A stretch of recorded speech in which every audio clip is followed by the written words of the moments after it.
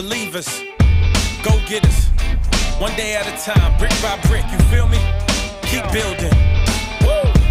I wake up in the morning, it's another day, another opportunity. I know it's up to me to make my dream come true. It's nothing that I wouldn't do to see my name in lights. I give my life to this mic, my blood, sweat, and tears. I did it for many years. My career's in my hands. I already hear the fans screaming my name, asking for pictures, asking for autographs. I want it all so bad, I'll let you do the math. I did my 1,000 hours, sometimes I didn't eat, go out or take a shower. Ain't allowing no distractions, we gon' see what happens. I'ma be laughing when them cameras are flashing. My name in lights, I know I gotta sacrifice. If I give it my all, I'ma reap the rewards. I know I'll be the star. I wanna see my name in lights, I know I gotta sacrifice. If I give it my all, I'ma reap the rewards. I know I'll be the star. Yo, I'ma take it day by day, build it brick by brick. I don't care how hard it gets, I swear I'll never quit. I gotta get it poppin', failure ain't even an option. I come from the bottom, I'm a rose that is blossom. Out the concrete, I'm in arm's reach. I'm making my dream turn into reality. But I tasted defeat, I'd rather have a piece of meat with shrimp on the side. I won't lie, sometimes I wanna give it all up, but I think about the people that's no longer with us, looking down on me. I know they proud of me, so I push on, keep focused and stay strong, cause I know it won't be long. Come on. I know I gotta sacrifice. If I give it my all, I'ma reap the rewards. I know I'll be the star. I wanna see my name in lights. I know I gotta sacrifice. If I give it my all, I'ma reap the rewards. I know I'll be the star. Hey, I know that my time's coming. They told me I wouldn't be nothing. I know that my time's coming. They told me I wouldn't be nothing. Everything that I sacrificed, so I know it's gon' be alright. Hey, I gotta sacrifice. If I give it my all, I'ma reap the rewards. I know I'll be the star. I wanna see my name in lights.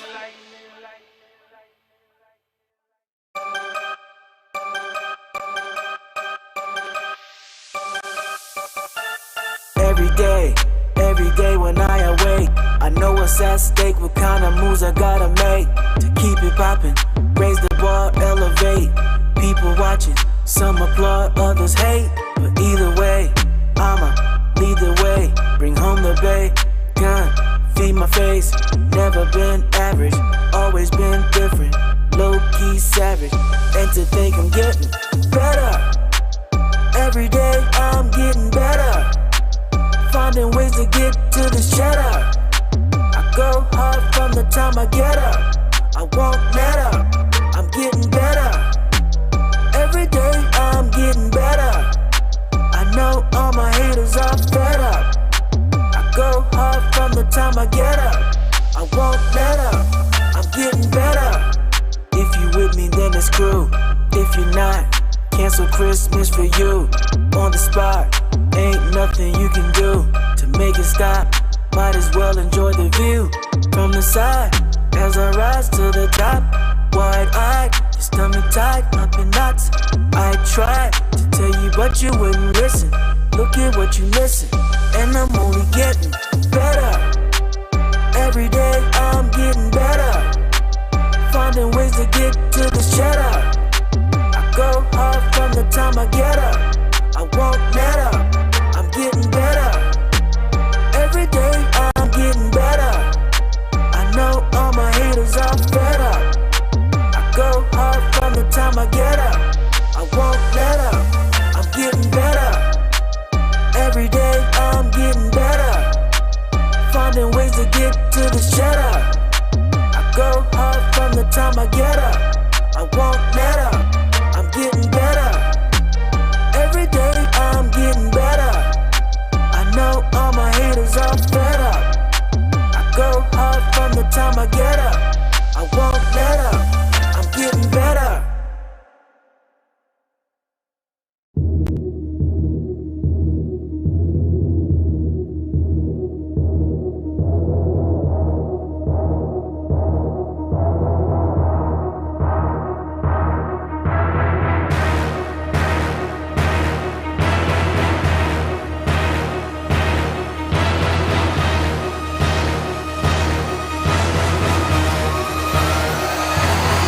for this.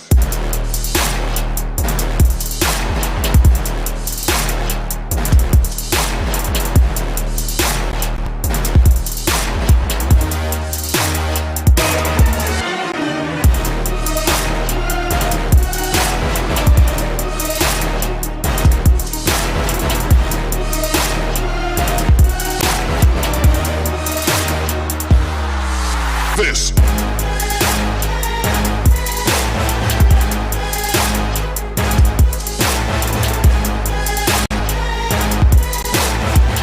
Get ready for this.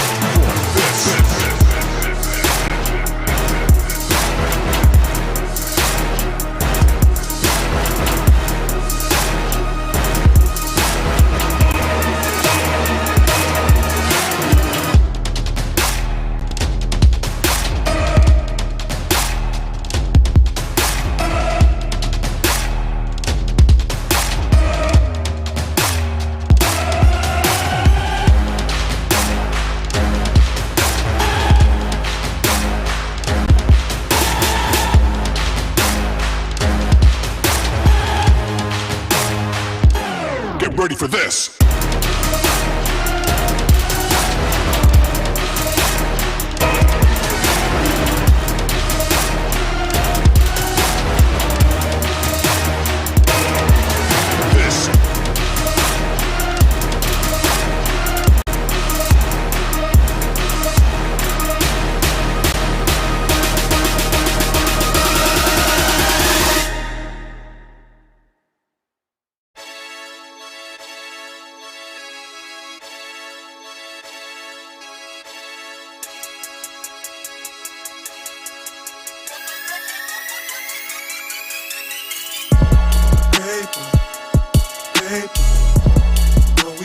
Trying to get this paper all day, every day, however long it takes us. We ain't got no conversation for you haters. Real game recognized, game from the beginning.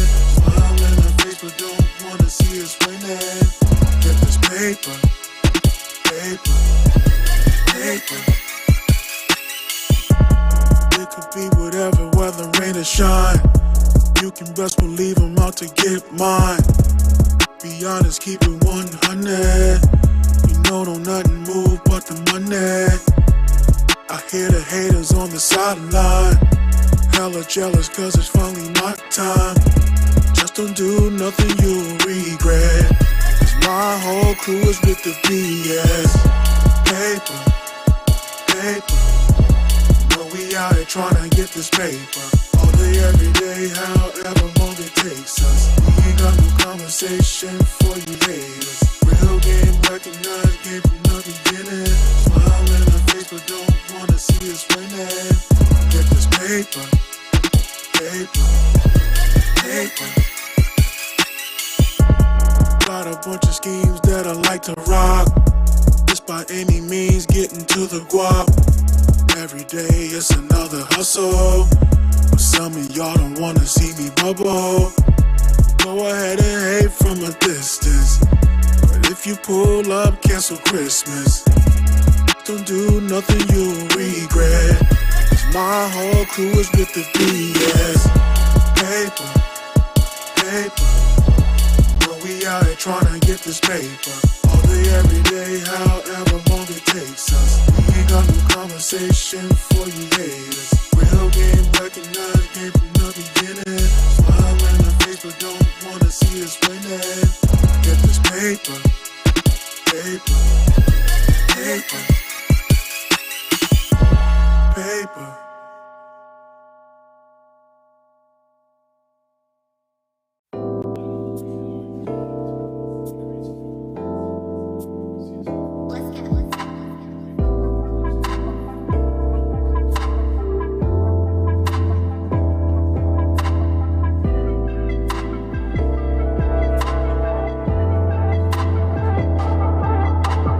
Saying you don't love me, put no one above me. When you sip that bubbly, you lose yourself, it's ugly. Tryna run me down and tell your friends that I ain't. Then 3 a.m. you text and have you all up on my. Ain't it funny though? Always spending money, buy you this, buy you that. And swear I'm down for us, but it's you holding back. And still you give me bad vibes. Change your attitude, cause it's you. Why you act like I know you don't love me like you say you do. I know you don't love me like you say you do. I know you don't love me like you say you do. I know you don't love me like you say you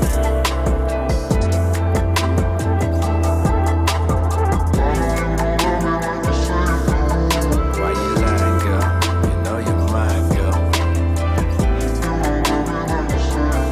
Only when it sees you control it like some weird. Which way do you think we should go?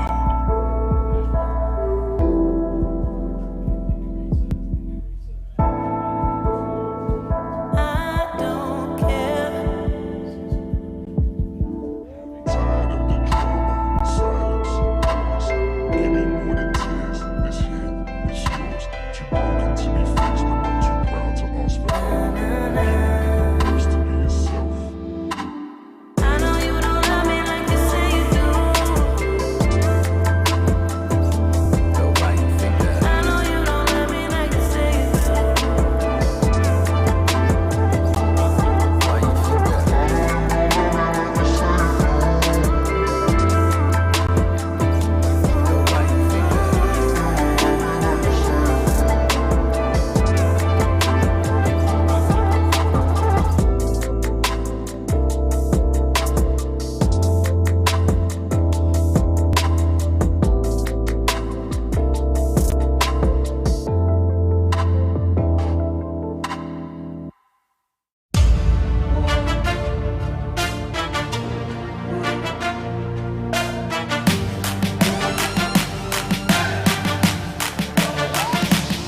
I got the heart of a champion, most definite, better beware. Down for the count, but I bounce back with a vengeance. I'm bad, no filler, break records like Thriller. Top biller, they call me the Thriller from Manila. I'm boss, ain't something you wanna cross. I'm getting lost in my fate now, a superhero cause. You can set me on fire, you can't hurt me, I'm on. I'll be back in my stride, that's how we design.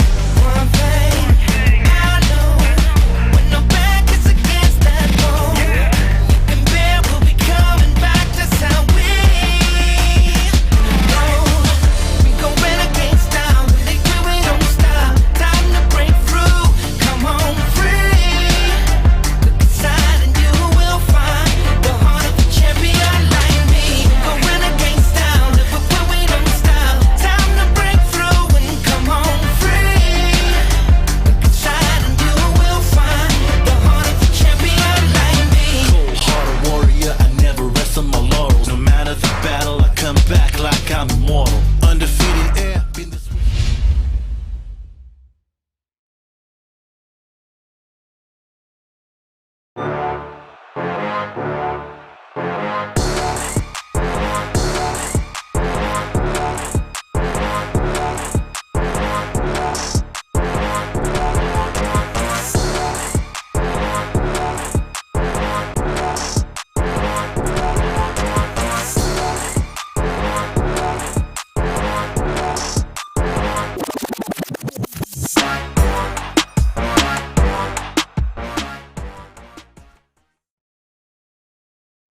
The FIFA Global Series South America pre-show is presented by Mercado Libre.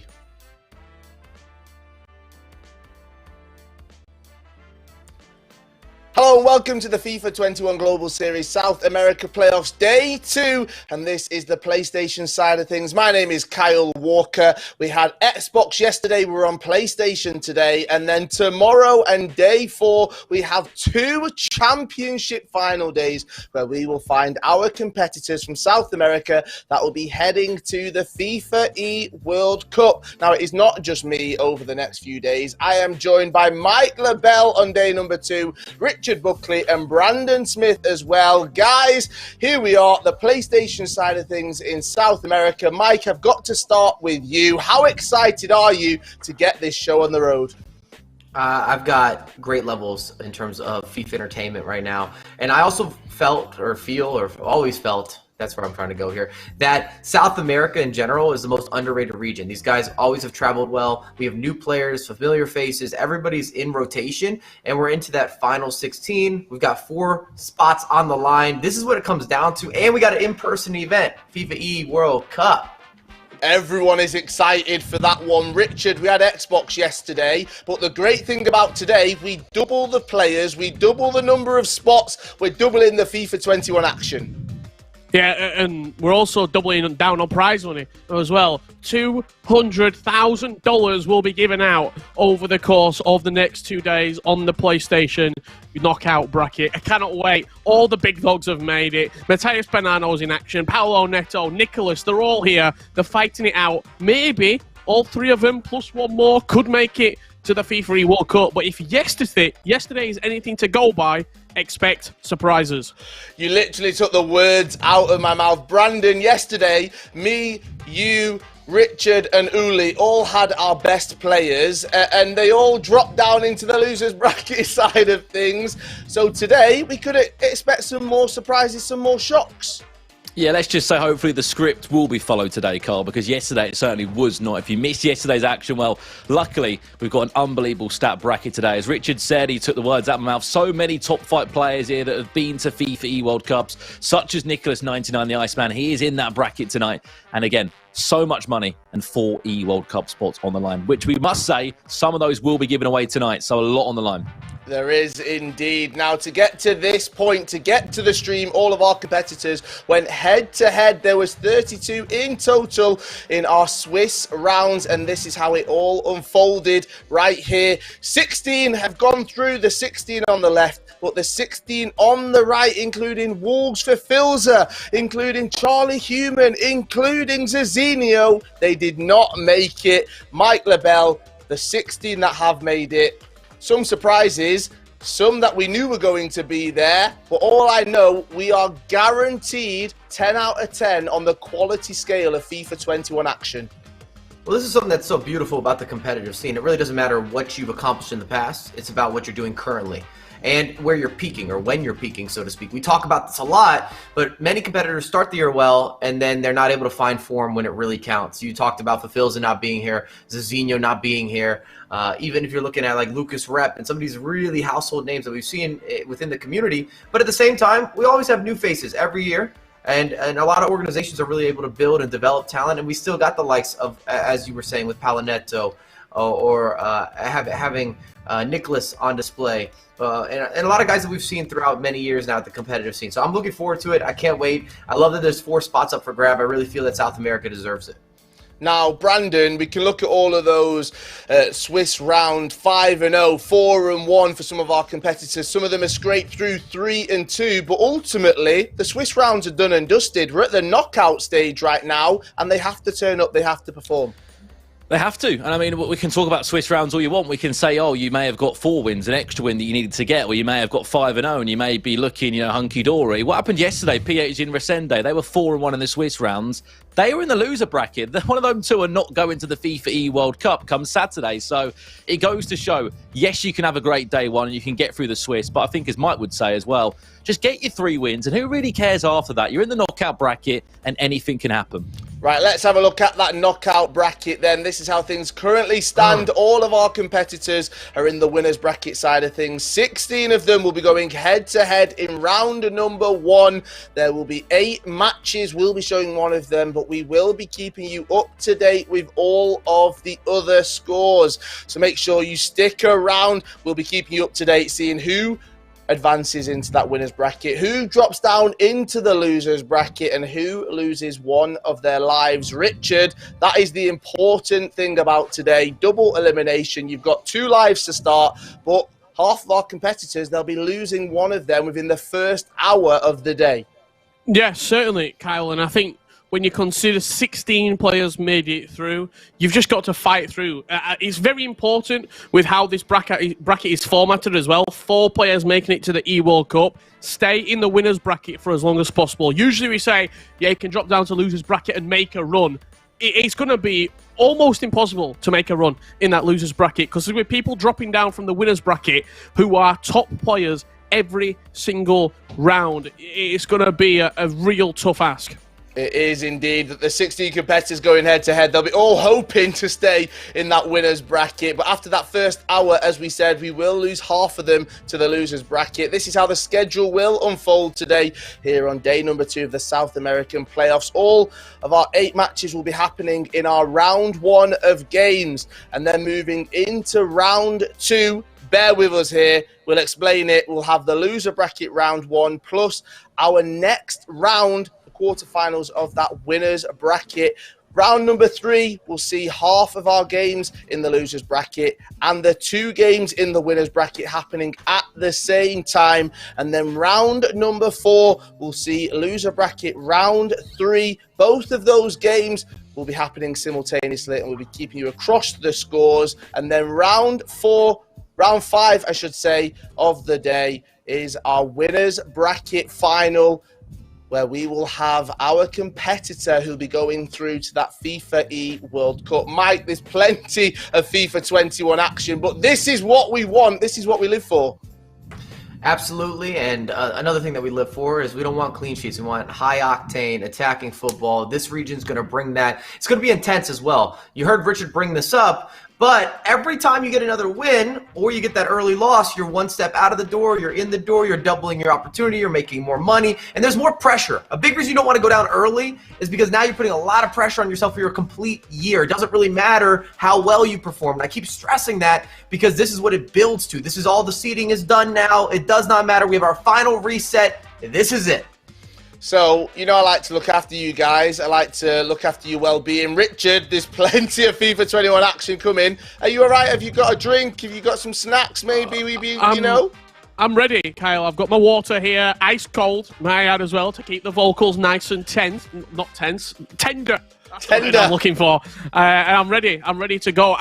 Also, I think it's important to say, I know we're going to talk a little bit more about the players in a little bit, but Nicholas is a back-to-back playoff champion as well. He's looking for the three-peat. He's looking for the hat-trick of playoff wins.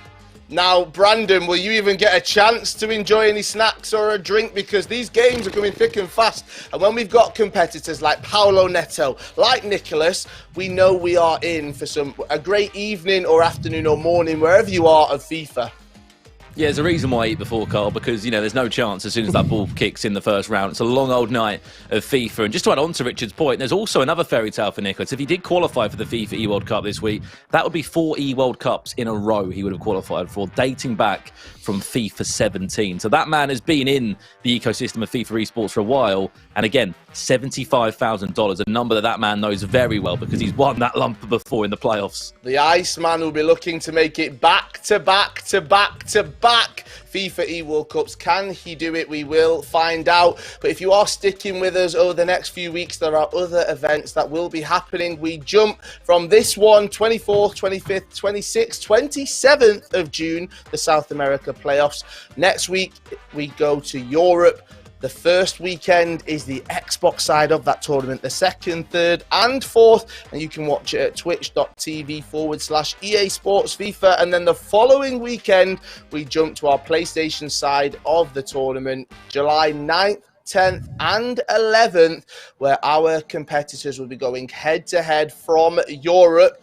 And then, guys, we're on to the FIFAe World Cup. Mike, remember when we started this season? Remember when we said we've got plenty of time? It's round the corner. London is calling. And we're out of time at this point. I mean, this is the weekend to kind of make or break your year, especially if your goal was the FIFAe World Cup. And I think anyone that gets into the competitive scene, typically it's a matter of making your first event. But once you've had a taste of making whatever that event was or is, whether it's online, it's in person, then you're saying, okay, I think I have a chance. I got some more self-belief. I've got some self-assurance. And everybody that's taking part today obviously has a top 16 players of all of South America. Yes, I cannot wait for it. Now, let's talk about some of our favourites, some of the players we expect to possibly, you know, not cause any surprises, not cause any shocks, but to do the job they've done throughout the entire season. It's time for us to pick our best. Right, I will start with this one. I'm jumping in. We've talked about him already. His nickname is the Iceman. Nicholas 99 FC. How many times have we seen this guy come to tournaments? His heart rate does not raise. He does not let the pressure go to him. And that is why I think he is going to go far. He's got a lot of pressure on him, being one of the GOATs, as we talked about over the last few years. On the PlayStation side of things, we know how different this side can be. And this is a man that comes into this tournament from the Swiss. He only conceded 9 goals in total. He's the best defensive record out of all 32 players. He comes into this competition not conceding any goals. Nicholas 99 FC. That is my choice right there. Richard, I know you're judgmental. What do you make of it? I don't want who your choice is. Just do you approve of my choice or not? No, I do. Nicholas, top player. And I think you would expect him to make it through, especially with 4 spots. I think if it was 2 spots, there could be a little bit more doubt. But with 4 spots, a quarter of the players out of the 16, that's some quick math for you. I'm on top form. We'll be going through, and I fancy Nicholas to make it. Right, Mike, I've given mine. Richard's given his feedback on mine. Who have you got? Did Richard just compliment himself on knowing what 4 out of 16 is? Welcome to the stream. My player to watch is Paulo Netto. I just feel that he's been getting better and better each year. We've seen him perform EMLS. This year, of course, he has a huge win in the South American qualifier number 5 against Nicholas.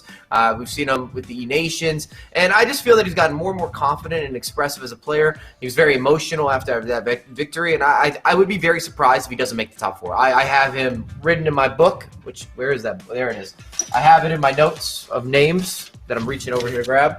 He's in my book of 4 players that I expect to have booked out and knocked this out. I'm going to send you guys a picture behind the scenes, and then we can see if this comes to fruition. This has been manifested. We're so professional. We've got notebooks. We've got everything just like that. We are a professional outfit right here. And before this tournament, we did catch up with Paulo Netto to see how he's feeling, how he's preparing coming into the South American playoffs.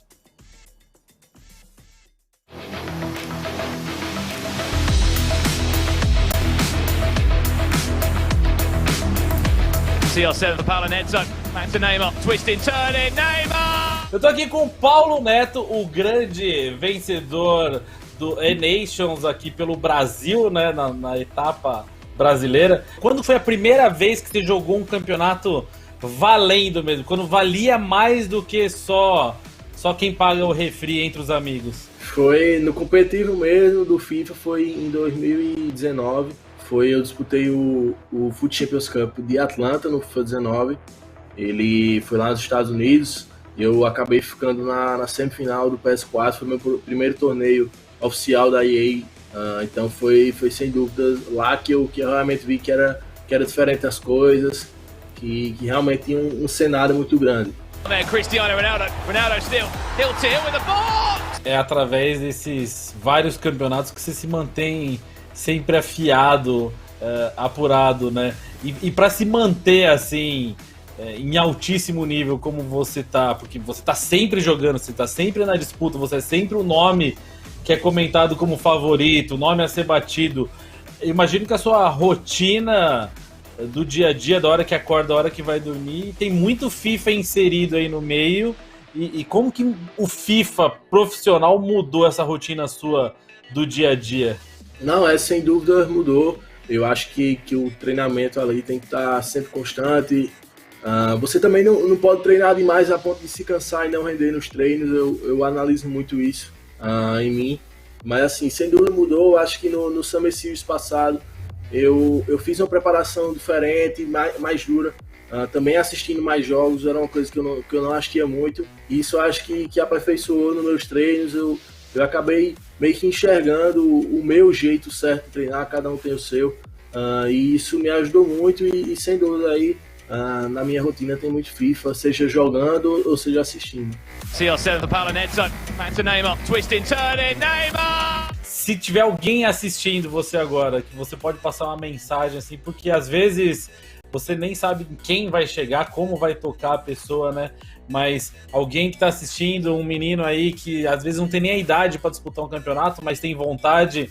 Tem uma coisa que você pode falar, algum incentivo que você pode dar pro cara lutar pelo sonho dele, alguma coisa desse tipo, que você passou, alguma experiência que você quer trocar e etc? Eu acho que a gente tem que sempre acreditar nos sonhos. Eu acho que às vezes vai acontecer de vir às vezes uma fase ruim, ou vai acontecer alguma coisa que pode lhe impedir de realizar seu sonho, ou de continuar naquele caminho, mas assim, se é aquilo que você quer, se é aquilo que você deseja, então você tem que trabalhar duro e sempre persistir para alcançar seu sonho. Não adianta vir uma coisinha ruim e você já se abalar, já desistir. Não, você tem que ser sempre persistente, porque pode ser que nessa vez não deu, mas na outra vai dar certo. Into Neymar, Neymar dancing and dancing, Paulo Netto.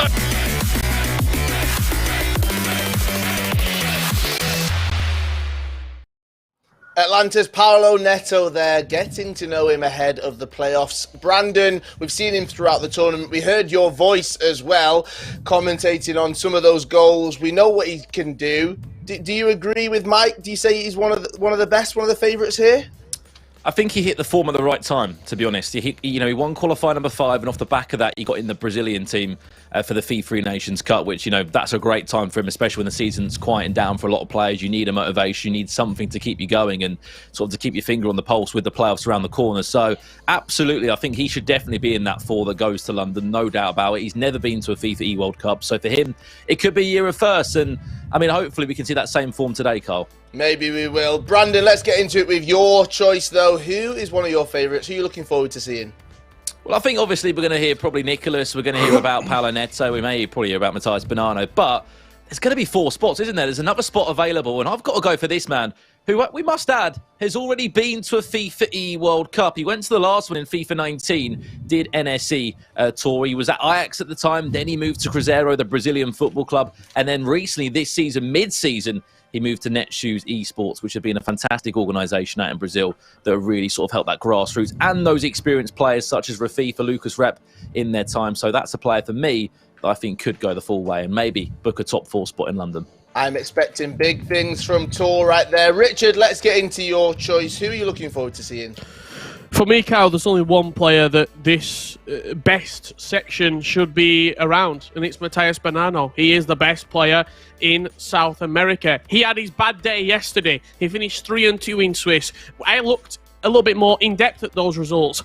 It was a 1-goal loss and a penalty shootout loss. He's had his bad day. He is not going to have another bad day. He's going to come strong. He's going to beat the competition. And earlier in the season, we were doing these shows, we were bantering back and forth.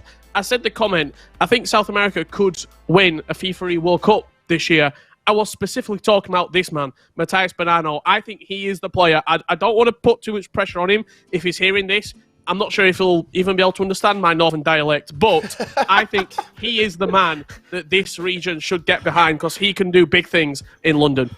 Is that what they call that? Northern dialect. Okay. Well, we've got plenty of FIFA 21 action coming up for you. We will be starting with the man that can't understand Richard, but he can definitely understand how to play FIFA 21. Matthias taking on Wilkins, so make sure you stick around. It is day number 2 in the South American playoffs from the PlayStation side of things. And before this tournament, we caught up with every single player to see who they were a little bit worried about facing.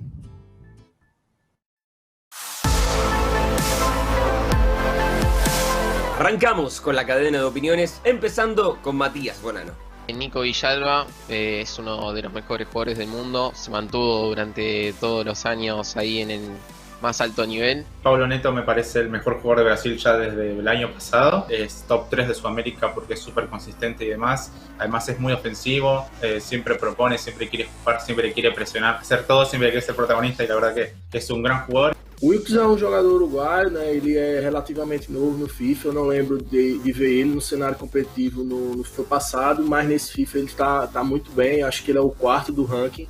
Ele tá logo atrás de mim. Ele sem dúvida é um dos jogadores mais consistentes, eu acho, na temporada. Sempre tá mantendo bem nos torneios. Ele tem uma gameplay mais ofensiva. Geralmente ele joga na 4-4-2 e é muito difícil parar às vezes o contra-ataque dele. Yo creo que Cecinho es un gran jugador, tanto en la actualidad como en FIFAs anteriores. Es un jugador que está manteniendo la regularidad, como podemos ver está en playoff incluso ahora. Tengo el honor de tener relación con él y siempre entrenamos y eso, y es un increíble jugador, no tengo dudas de que se llega a classificar ao Mundial não é nenhuma surpresa. Para mim, o Torre é um dos melhores jogadores da América do Sul. É um dos grandes amigos que eu pude fazer graças ao FIFA também. A gente conversa bastante, às vezes joga outros jogos para se divertir. Vai ser um dos jogadores a ser batido para conquistar essa vaga para Londres. Eu torço muito por ele e acho que, para mim, é um dos top 5 da América do Sul. Charlie Hillman, pra mim, ele é um jogador especial.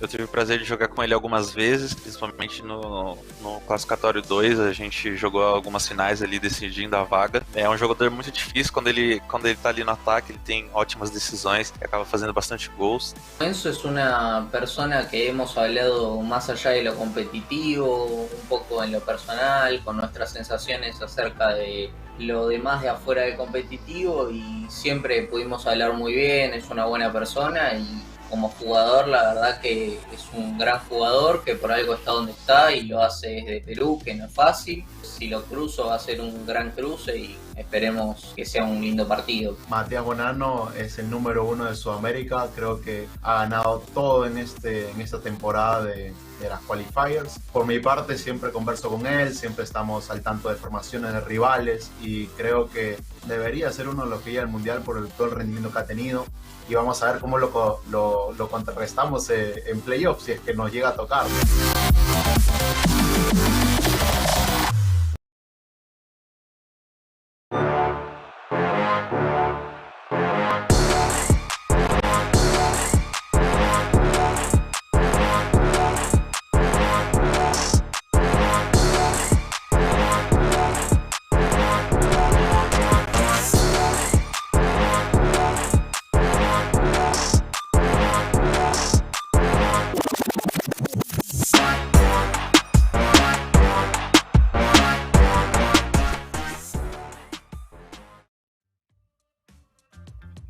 The FIFA 21 Global Series South America is presented by Mercado Libre. Hello, welcome back to the FIFA 21 Global Series South America playoffs. My name's Kyle Walker. I'm joined by Mike LaBelle, and Mike here. We are the PlayStation side of the tournament. We've got so many competitors that we've seen throughout this season really shine, but you have to almost forget about all of that when it comes to the playoffs. We could see anybody taking these 4 spots. That's true. As much as we built up some of these names that are maybe more recognized or have more success in this region, anything can happen. It doesn't matter what we have to say in terms of the regards to how you're going to perform on the virtual pitch or lack thereof. We've seen this happen both ways thus far. You and I have been a part of multiple playoffs now where a lot of our predictions look good and a lot of other ones not so much. And that's kind of what the game's all about. That is very true. Anything can happen. We are in the knockout stage of the tournament. Double elimination. The first round sees all of our competitors start in the winners bracket side of things, and then the losers will move into that losers bracket. But if you are watching here and you fancy a bit of a change, you can jump to our other channels as well. Yes, we have different languages available for you. So if you're wanting to go into the Spanish stream, well, you can do. All you have to do is go to twitch.tv/EA Sports FIFA Latam, and you can do that on Facebook as well. If you're wanting to listen in Portuguese, maybe you're in Portugal or you're in Brazil, you can go to EA Sports FIFA Brazil with an S as well, on YouTube and Twitch. So make sure you head over there. We also want to hear from you on social media, so make sure you get involved on facebook.com/EA Sports FIFA. Also FIFA Ultimate Team, and on Instagram just type in EA Sports FIFA. And if you're on Twitter, we want to hear your thoughts. Use that hashtag FGS21. And if you're on Twitch, which you probably are right now, jump in the Twitch chat. I like to stick across all of it as well. Let us know your predictions for some of our matches that we will be seeing first. Now, Mike, let's talk about the bracket. Let's talk about our competitors. Matthias Bonanno, what a season it's been. He comes up against Wilkins in that first matchup. It's not going to be easy for Matthias, is it? I don't think there's any matchups here that are easy, and I'm not saying that just to build a narrative. That's just how this works. We're not dealing with random players whatsoever. I mean, you look at these round one matchups, a lot of household names, a lot of guys that have had a fantastic year. In fact, everybody's had a pretty good year to be at this point because these are the top 16 players in South America. Just want to reiterate that. I'm going to hammer it home. We're not dealing with one qualifier over the course of the year. I mean, that is so true. It is the playoffs now. 4 spots up for grabs at the FIFAe World Cup. We're ramping up the pressure, but with that pressure comes excitement, comes opportunity for all 16 players, Mike, that are here. The chance to go to a FIFAe World Cup, the chance to travel to London after a year and a half of remote events. What an opportunity this is. It's going to be an emotional weekend. There's no way around it. We're going to talk about these glorious results and legacies being built or added to and created and the storytelling amongst them. And at the same time, every time there's a positive story, there's got to be a negative one that just keeps the balance. So there's going to be guys going home early, underperforming. We saw that a lot in North America. We did the North America events. A lot of struggle between a lot of the household names that have been very consistent throughout the year. Didn't make the playoffs, didn't make the final bracket, or went home early. And that is what we'll be seeing over the course of the next few days. We had Xbox Day 1 yesterday. Today is PlayStation. We cap the Xbox side of things off tomorrow. And then on Championship Sunday, we'll find our other competitors that will be heading through to the FIFAe World Cup from the PlayStation side of things. Now, ahead of this tournament, ahead of round number 1, Matthias Bonanno taking on Wilkins. We caught up with Wilkins to see how he's preparing, how his season's been, and how he's feeling ahead of the playoffs.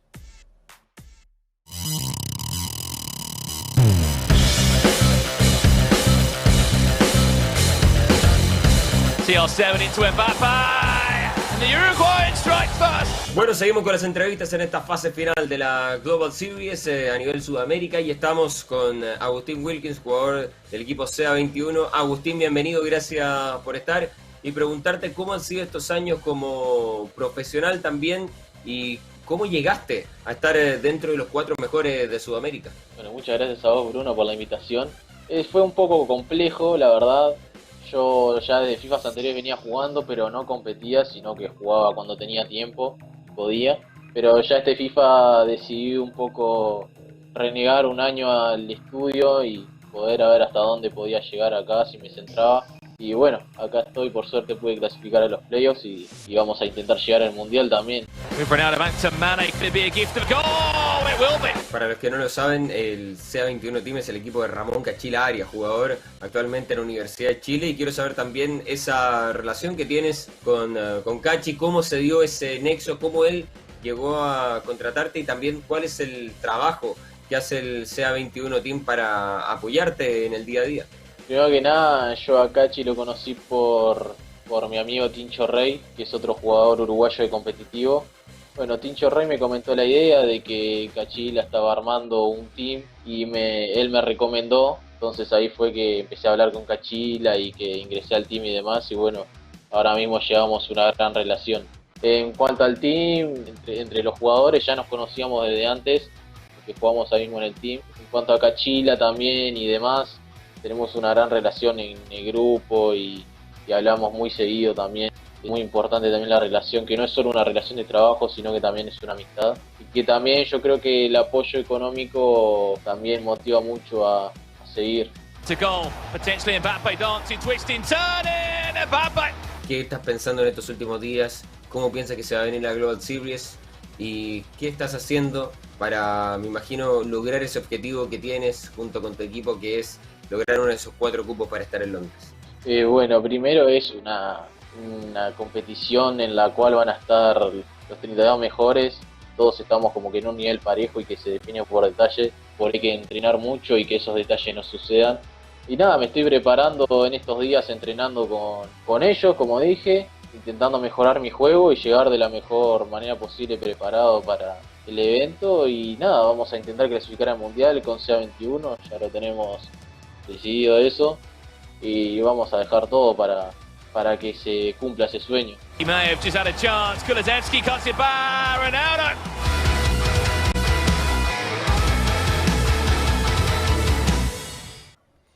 He dreams of making it to the FIFAe World Cup. That dream becomes a reality if he can continue here on day number 1 of the South American playoffs. Mike, he's given up his studies. He's decided to become a pro FIFA player. Here he is. It's time to impress. It's time to get that job done.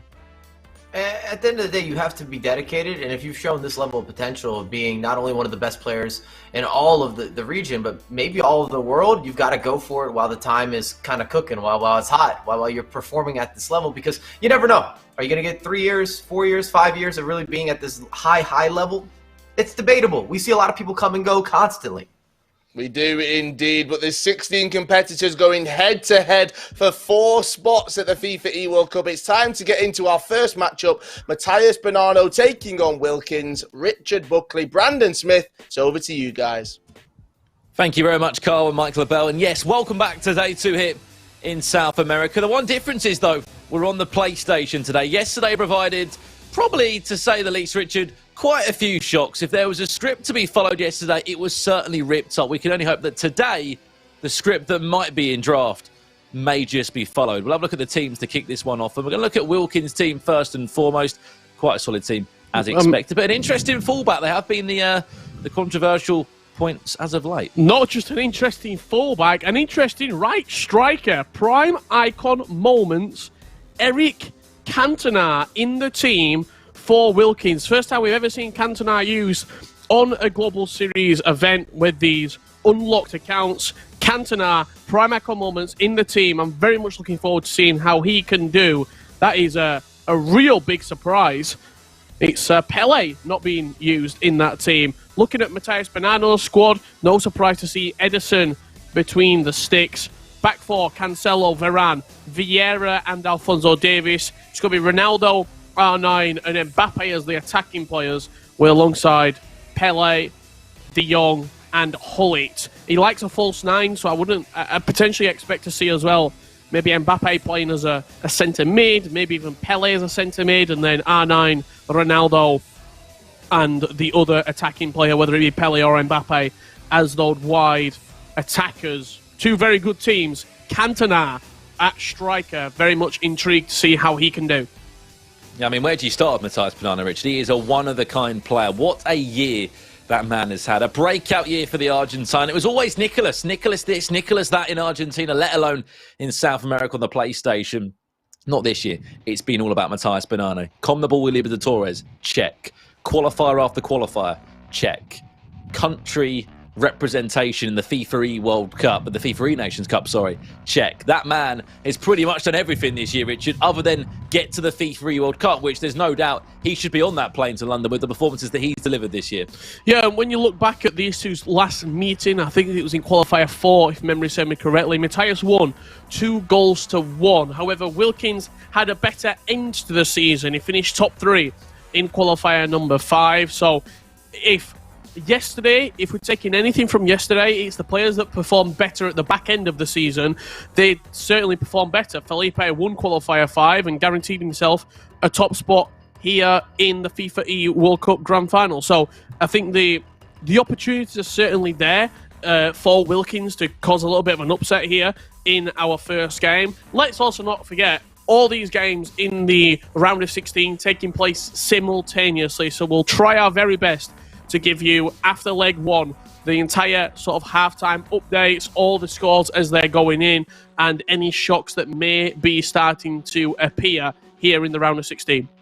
Well, he didn't have the easiest of day ones, did Matthias Bonanno yesterday? We were keeping a close eye on the Swiss rounds across the Xbox and the PlayStation. You expect Matthias Bonanno, Nicolas, Tor, Paulo Netto. You expect 4-0s and 4-1s and 5-0s. You expect so much from them. However, it wasn't to be the case. And he was 1-2 at one point, Matthias Bonanno. We were asking questions like, surely not, this would be a huge, shot up there with the likes of Joxan not qualifying for the North America playoffs, of a player that's been that dominant all year not to make it to the final stage. Luckily, he turned it around and came through 3-2 in the end.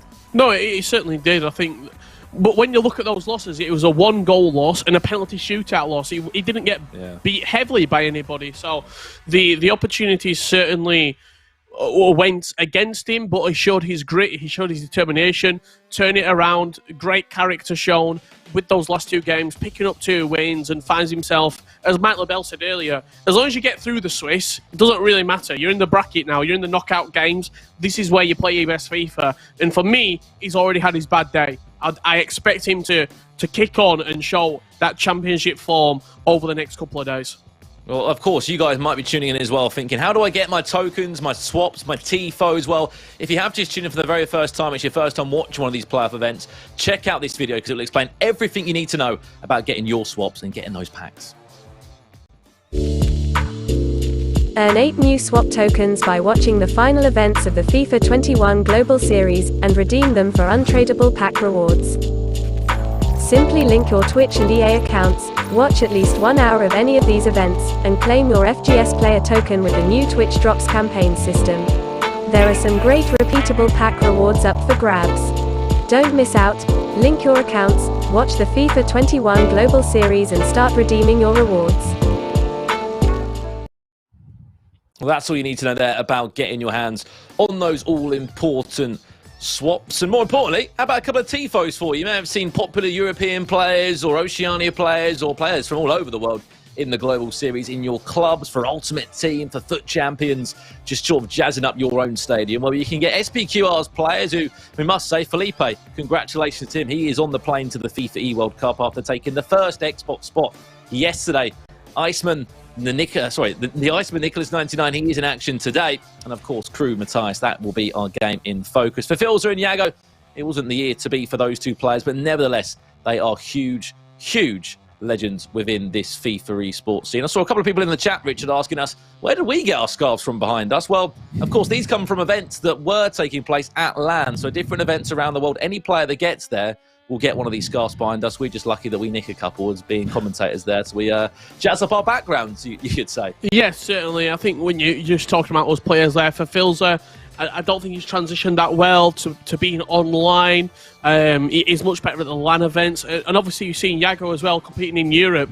Finished, I think, 36th on the Global Series rankings in Europe. So a great achievement for him. But it's all about South America today. It's all about South America over the next couple of days.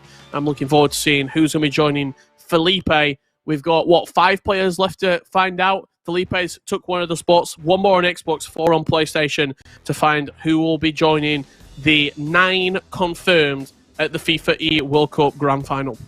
Yeah, if you want to have a look at the game that we are focused on today, it's Wilkins against Matthias Bonanno. Let's have a look at the head-to-head stats for this game. How did both players get on in the Swiss rounds? We must recall this. This is the Swiss rounds, not from yesterday, the day before yesterday. So more importantly, this would have been Wednesday evening where all these games would have sort of enfolded and concluded. 25 goals were scored by Wilkins, conceded 19. Of course, he came in at a higher ranked seed because he had a better Swiss record. He went 4-1 compared to Matthias Bonanno, as we know, Richard, that went 3-2. He won 3 games, he lost 2. 3 is the magic number in the Swiss rounds. 3 wins get you through. And looking at the board, Rich, as well, he scored 19, conceded 18. It wasn't the most Matthias Bonanno result, but for him, as you've said a couple of times, he is through, and that's all that matters right now for him. Yeah, and I was just looking at his in particular results there as well. The win, he beat Tyke, penalty shootout in round 4 to keep his tournament alive. In round 3, it was by his standards, disappointing result, losing to Crepaldi 4-3, but he came strong in the final round, and really, I think it just goes to show his grit and determination. You can go through 5-0 in Swiss. It doesn't mean anything if you get knocked out in the first hour of the broadcast in the knockout bracket. Well, this is the big day. 16 of the best players here in South America. Of course, let us know in the chat, who are you backing today? Matthias or Wilkins? You guys type in the chat. Your vote will be counted. That little slider you can see on your screen will go from left to right depending on the votes that come in. Of course, you might be here for a token or a swap, but also here to maybe witness a bit of history today. Best players all around. The PlayStation of South America. Here comes Matthias Bonanno with R9. Gets us cooking. And it's only taken the man that was #1 in the Global Series rankings in this region. Just 10 in-game minutes to get off his mark today with R9. You saw how that move actually started. It was the beautiful, just calm play, just keeping the ball, ticking it from left to right, and he popped off the 1-2 pass. R9 fired it into CR7, double tap straight back into R9 Ronaldo. Simple finish past the goalkeeper. Matheus Bonanno. Business resumed as usual. 1-0 up here. Different setup as well for Matheus Bonanno for the playoffs.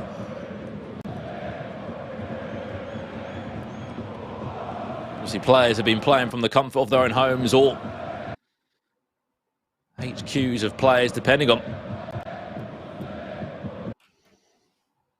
what they have got. It's been an impressive season, this. Tournaments all over the world, taking place across 6 different regions in total.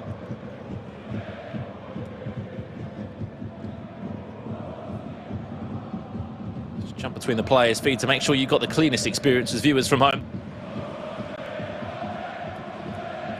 De Jong, back to Pele. Here's R9. Matheus Bonanno already looking to get cooking, as he already did with the first chance of the game. You're absolutely right. There's a lot to be proud of for Wilkins. He's the first ever Uruguayan to qualify for a Global Series playoff event. That just goes to show, I think, in general, what this year has done. Yes, we haven't had LAN events, but there has been more opportunities for players to come through. I mean, you look at the 16 players here in the playoffs. You've got players from Ecuador, Argentina, Peru, Uruguay, Colombia. We've not seen that variety of nations ever before in the Global Series, especially from South America. Here comes Wilkins with Cristiano Ronaldo, all making 1-1 after just 21 minutes on the clock. It's an instant reply. But nevertheless, I mean, it's just been such a refreshing year, I'd say, Rich, that so many more players have had the opportunity to compete. Now, that is a really good goal as well from Wilkins. The work inside the box from CR7. He baited the Elastico, he expected it after the dead stop, hit the heel to heel, and then just rattled it into the bottom left corner. Good goal from Wilkins. Level this game up at 1 apiece. If you're not aware of the formats here in FIFA Esports, it's 2-legged games.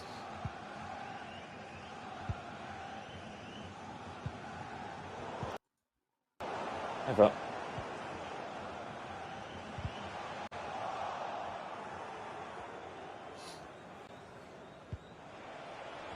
It's an early start from these two.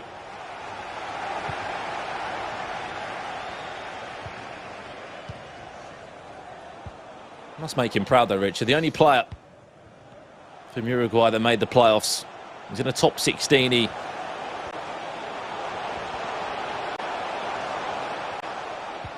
also made even more history, Richard. Uruguay have qualified for the FIFA Nations Cup for the first ever time.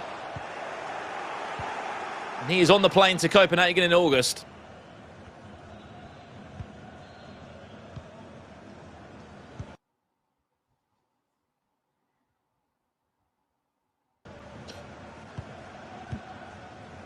Apologies for a couple of technical difficulties. Just trying to find the best potential feed to watch here. This is a complete remote broadcast. These two playing from Uruguay and Argentina respectively, and being sent all around the world. The live feed.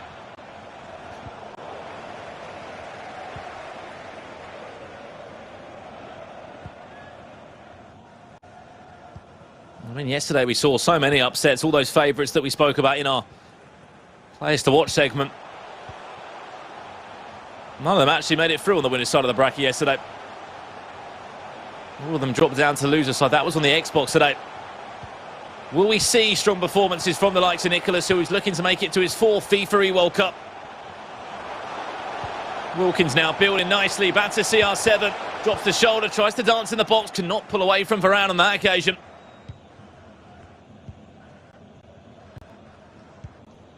Seen a lot of love in the chat as well. We may as well talk about it as it is just gone. Not long, 6 o'clock. The end of an era, Sergio Ramos, that is getting everyone excited. Which looks absolutely outstanding. 2 different variants as well of the Sergio Ramos, the right back or the centre back.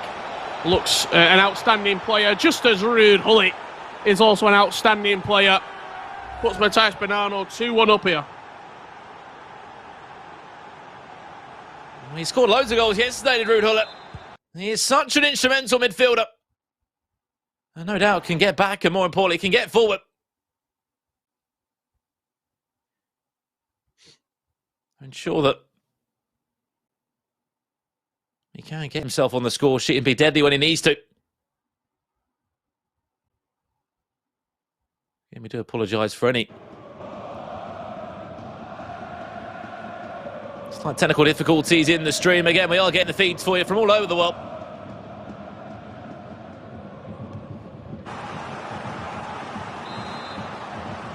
Stroke of half time, we'll get that stamped out for you.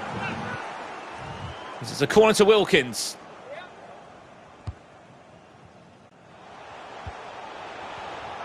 Dion can't find a way around the corner, and that will do us for half time here. Which has been an interesting opening to this one, Richard. It's going to be a long old game. There is still 3 halves of FIFA to come. The Matthias Bonanno, after taking a quick lead, it was restored not long after that from Wilkins, but he leaves the break up by 2 goals to 1 Gullit just 2 minutes before the half-time interval. I think that finish from Ruud Gullit as well just shows exactly what Matthias is all about. He can score with numerous different players on the pitch, different avenues of success. A nice little finish at the near post from Ruud Gullit.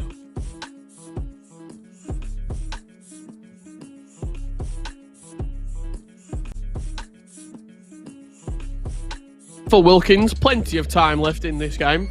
No real need to rush or panic as of yet. Scores only 2 goals to 1. If one thing you would say Matthias hasn't done in the past, Brandon, it's blow people away in games. A lot of his results, a lot of his wins, they are quite narrow margins. Just looking back, qualifier number 4, the most recent win that he had in a tournament. Winners bracket quarterfinal, 2-1 win against Wilkins. He then beat Tincho Ray 6-5 in the winners bracket semi-final. He then won 4-3 against Morgan Drabo. He then won 4-3 again in the grand final. You go back before that, qualifier number 3, he was successful. Let's look at his results. 6-3 win, 7-6 win, 6-4, 3-2. He doesn't win games by 6, 7, 8 goals as other players have. He just makes sure he gets over the line. And I think the big point for me always this year about some of these players, Richard, that have been so dominant is, you know, could they keep it up for so long? It's a long old season, the FIFA 21 Global Series. The game comes out, you know, beginning of October, late September. You're grinding the game from the offset. You know, we had qualifiers here from December, January, February, March and April. 5 months back-to-back. Mix them with the Comnabuy Libertadores and other incentives such as national pride with the FIFA Nations Cup. There's been a lot of FIFA to play. And I think the only question I always had at Matthias Bonanno was, would it ever be too much for him? Would the grind ever be too much? However, he's yet to prove me wrong. He just keeps on coming back firing with performance after performance and with a hunger that you don't often see in a FIFA player that's had the year that he has.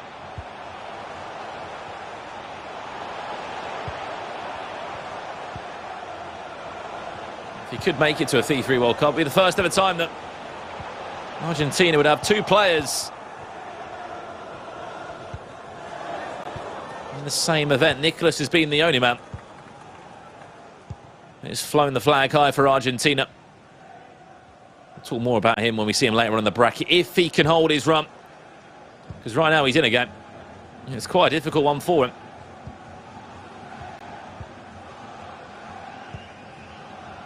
Just looking at the bracket, Richard, depending on who wins their games, we could maybe see Paulo Netto take on Nicolas in the winners bracket. Yeah, that winners bracket, it's tough, isn't it, for a number of players? I mean, there's no easy way through it at all.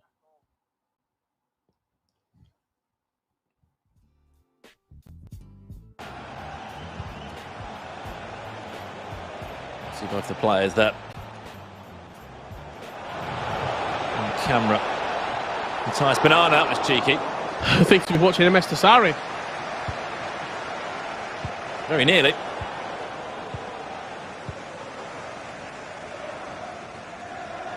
An unbelievable finish.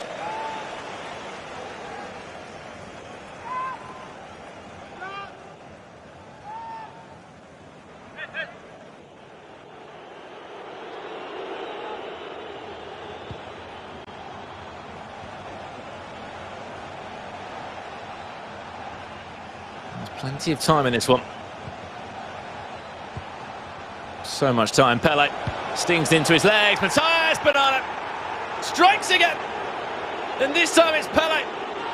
Open up his account.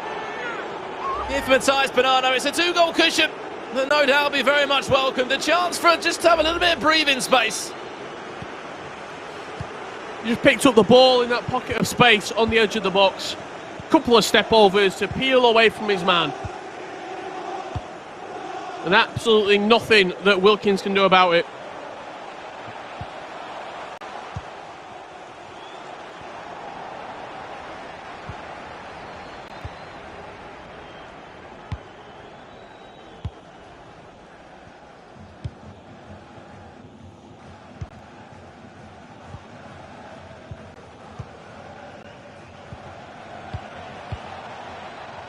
You rightly said that these two did match up back in. Must have been March now, long time ago in a winner's bracket scenario. It was on the broadcast as well, as you mentioned rightly. Matthias won that 2-1. It's nearly 4-1 in this game. Van der Sar had to dive low. Came off the post, I think, in the end.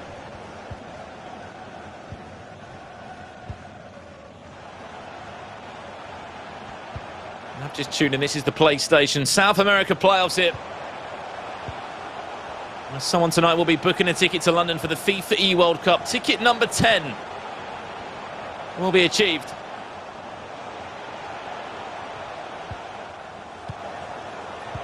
$75,000 on the line as well.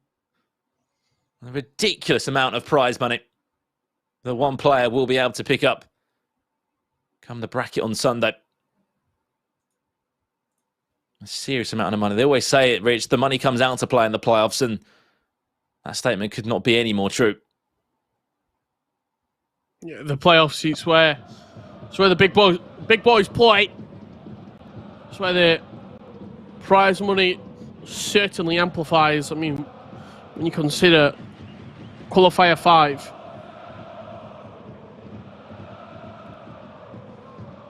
the prize money $10,000. The playoffs, $75,000 for winning it.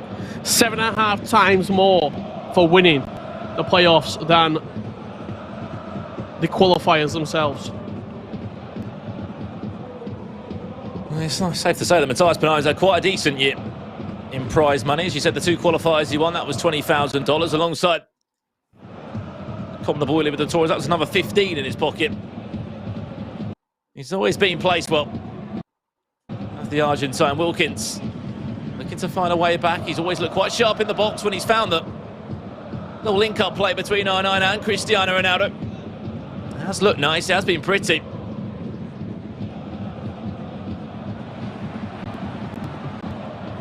The positive, Richard, is that Matthias had a couple of days to look back on that Swiss round that he had. It was a nerve-wracking first 3 rounds of Swiss. As you said, he was 1 and 2. He was on the verge of elimination FIFA, and sometimes a player needs to go into that scenario for them to come out firing.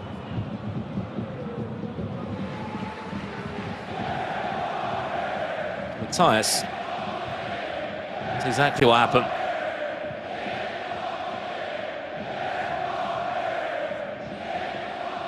Well, it back to R9 for 4. Ball roll, easy as you like. Well, Vieira. That's why he's in the team. What a block from Patrick Vieira on the line. Absolute heroic defending to keep Wilkins in this tie.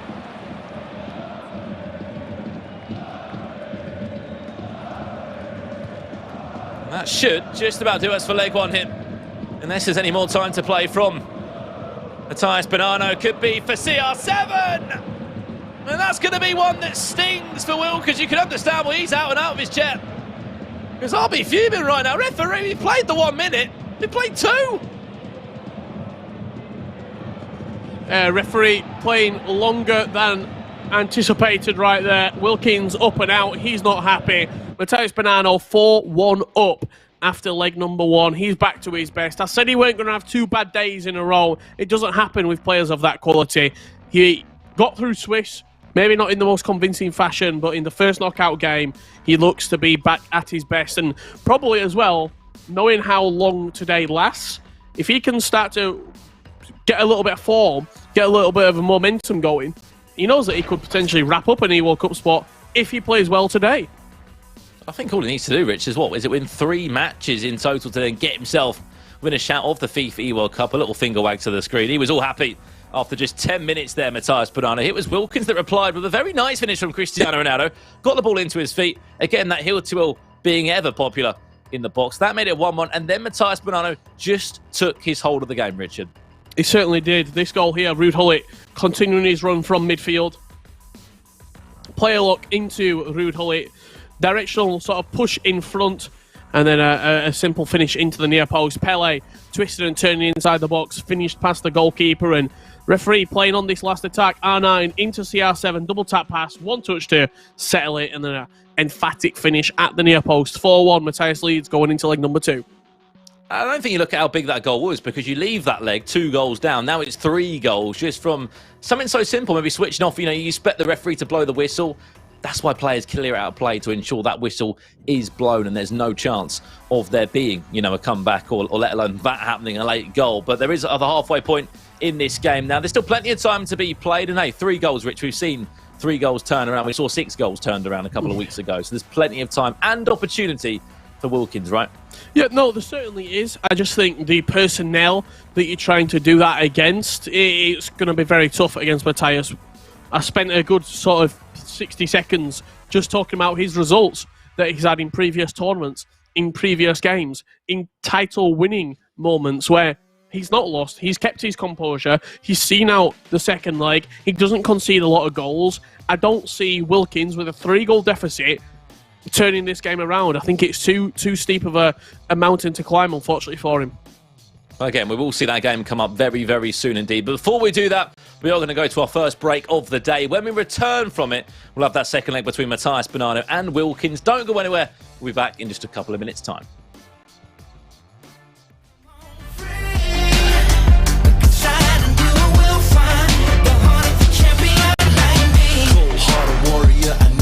On my laurels. No matter the battle, I come back like I'm immortal. Undefeated air, been this way since I was born. Exhibiting the true mark of the champion. One thing I know, when no back is against that wall, and man will be coming back. That's how we roll. Go renegade style, if we don't stop, time to break through. Come on, free.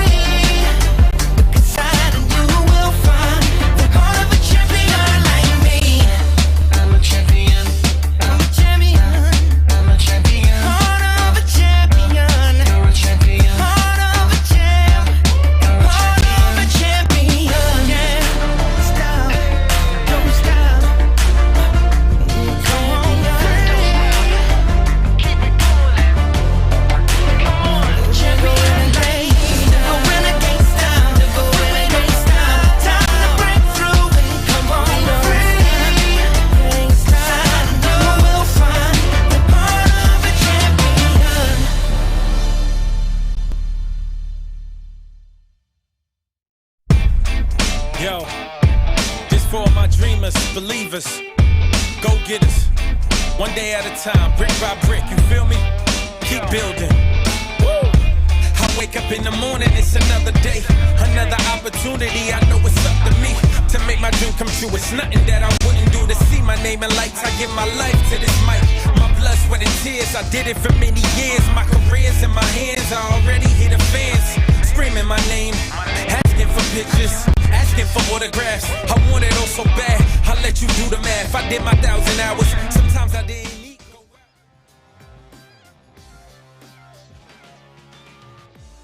America playoffs here on the PlayStation with yourself, Brandon Smith and Richard Buckley. Rich, halfway point here in leg one, but this isn't the only game taking place right now. Matthias Bonanno leads 4 goals to 1, of course, against Wilkins. That second leg will be coming up for you in a couple of minutes' time. But as this game is taking place, Nicholas is playing right, Paulo Netto is playing too. There are lots of games taking place, and I believe you might have a couple of scores for us. Yes, certainly. I can tell you some scores as they stand, and then some scores that are sort of towards the back end of the games.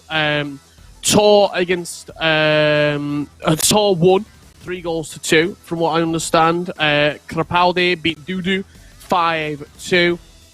Nicholas win comfortably 7-2.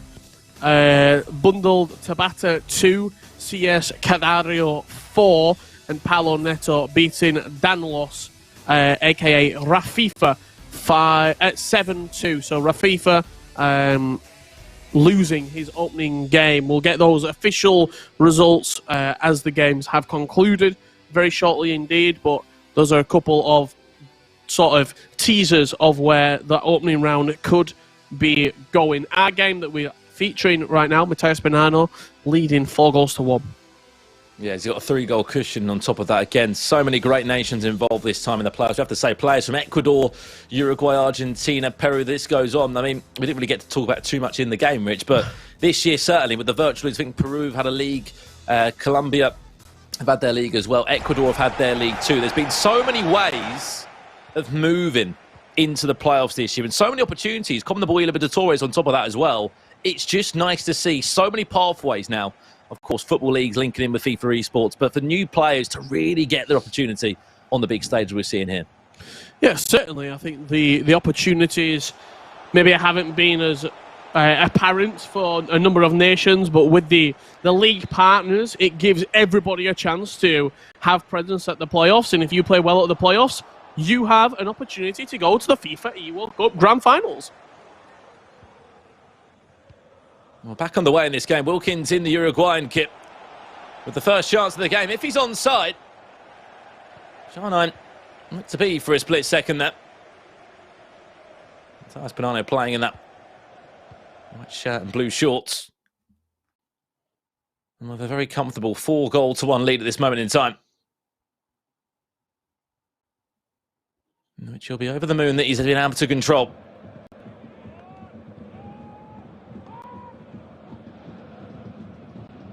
I feel like if he scores again, it'll become all so difficult.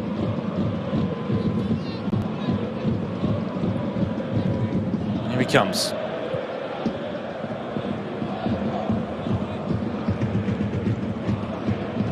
And everyone fears in South America. As you rightly said, doesn't care about switch rounds now. All he cared about is he got through 3 goals.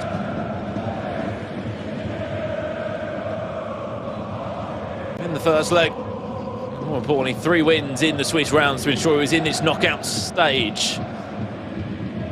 Pull it, this is nice. Cristiano Ronaldo not so nice on his touch. Varane literally right behind him. To snatch the ball back.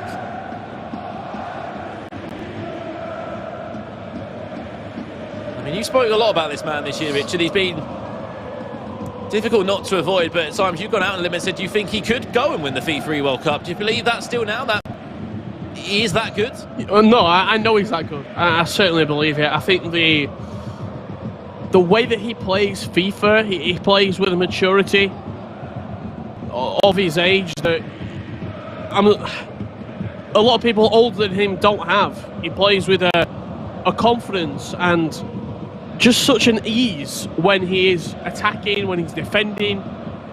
He's sort of the entire package, and just because he might not have the most LAN experience, just because he might not have the most sort of LAN trophies under his belt, I really don't think you can look at that and say it's a negative to him at all. I mean, I think many people would probably look and think that surely Nicholas is not been a huge fan of the rise of the Argentine, but it's been completely the opposite. They're very good friends, him and, as he calls him, Matti. Matthias Bonanno, that being trained together, they played together. They might not have had a LAN event with each other, but they're keen for it to be the FIFAe World Cup. Certainly will be the FIFAe Nations Cup. Whatever happens, that is going to be a deadly duo for Argentina, we must add. I also think because of how the tournaments have been regionalised this year, and maybe European players haven't watched a lot of South American FIFA, maybe he could go, if it's a big if he does go to the FIFAe World Cup Grand Final, I think even though we know so much about him, I think the general public and a lot of the European FIFA fans aren't going to know too much about Matheus Bonanno, and he'll have that surprise element to himself. I think we've just seen that as well this year, is that maybe they have been slept on at times in South America. They've always been so passionate about FIFA esports and their football. It was only yesterday we were speaking about the dominance that they have. Back at the last couple of FUT Champions Cups before the coronavirus pandemic hit, they were here, there and everywhere. Players such as Spider Kong and Vinny. Of course, that being on the Xbox side, over on the PlayStation. There was a South American man that won back-to-back playoffs, and that was Nicholas 99. However, their FIFAe World Cup journey has been a little bit quiet. Their first win came in 2004. It was the Brazilian that won it back then. Thiago, since then, they've not ever been in a grand final in the top two. Well, had any trophies to celebrate, and you'd probably say it's due at some point, Rich. They've been so dominant, but this year they will have 6 players in London. Their chances will be bigger than they've probably ever had before.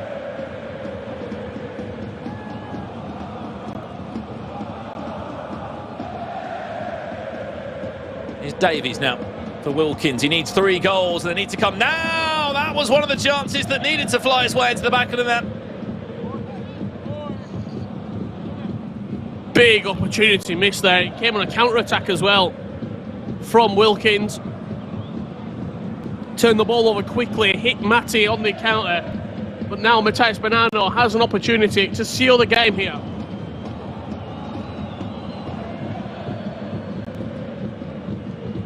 He does score.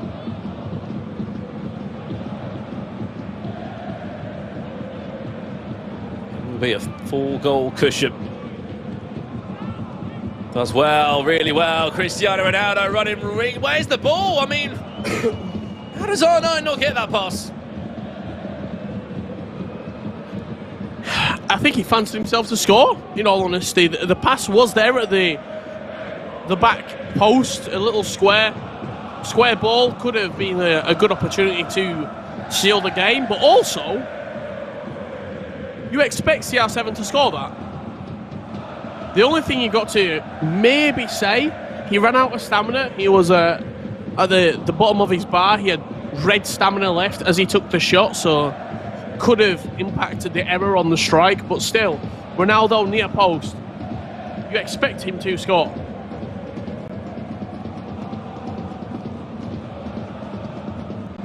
Happy with something, Matheus Bonanno.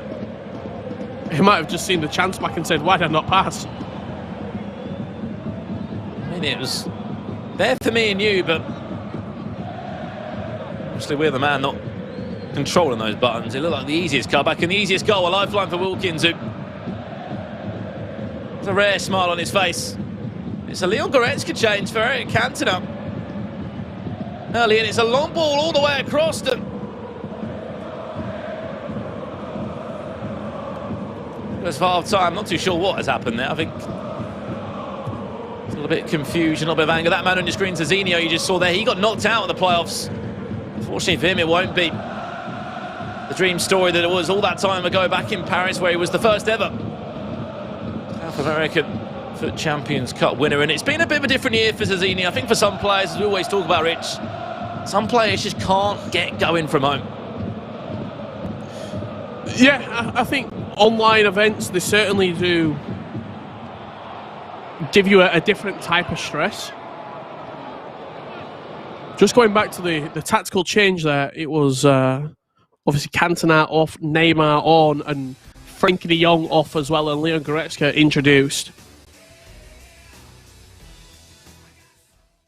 We are underway here. Some shots of the players. It's a that very in itself, Rich, is Eric intense Cantona pressers. starting a game. Yeah.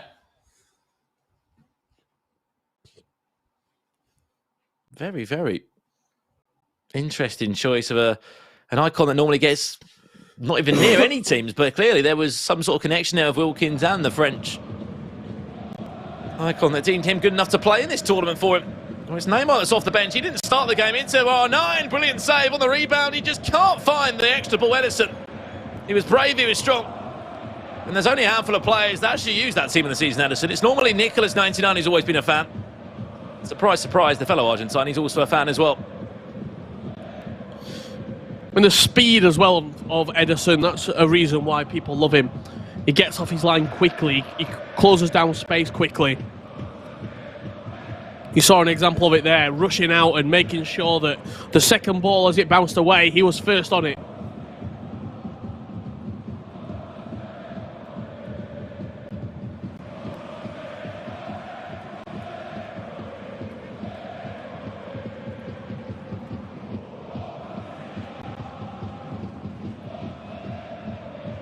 At the moment, Matthias Bonanno just looks like he's in cruise control right now. Survived 55 minutes without conceding a goal. Maybe that will change now. Something has to give. Mendy. Look how far forward he is. For Wilkins, bodies will be piled on forward. Leon Goretzka looking to add a bit more energy into the midfield. Have a look how compact it is from Matthias Bonanno. All the white shirts back. It's just a long line of white players.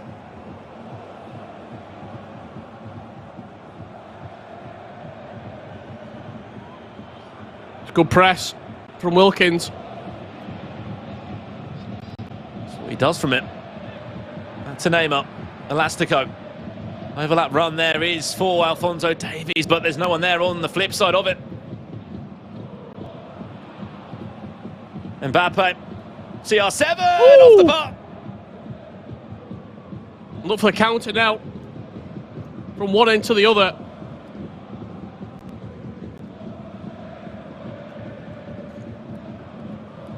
It's very good play from Wilkins to fashion that chance with CR7. Bullet brings R9 down and he'll take the free kick. Plenty of time left. Paul's menu will go again. 25 minutes left this time. See our tactical pause screen, and I mean, I think you just saw when that shot ricocheted off the bar, you just saw Wilkins hold up two fingers to the camera, not in an inappropriate way, but just saying, those are two chances that I should be scoring.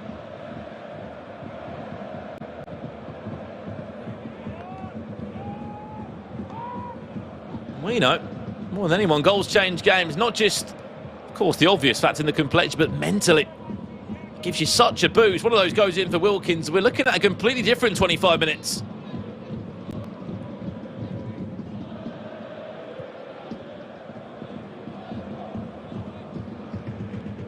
However,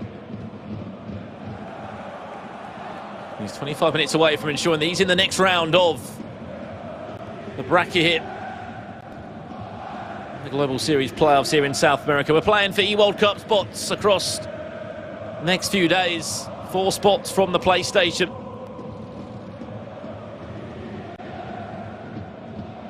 Of course, get you there. And a quick look at the bracket tonight. You've been saying scores that are coming in. Well, there are some full-time results coming in. Yep, certainly are. Just having a quick look at a number of those results as they stand, Brandon. Tor 3-2 against Edson. Crepaldi 5-2 against Dudu.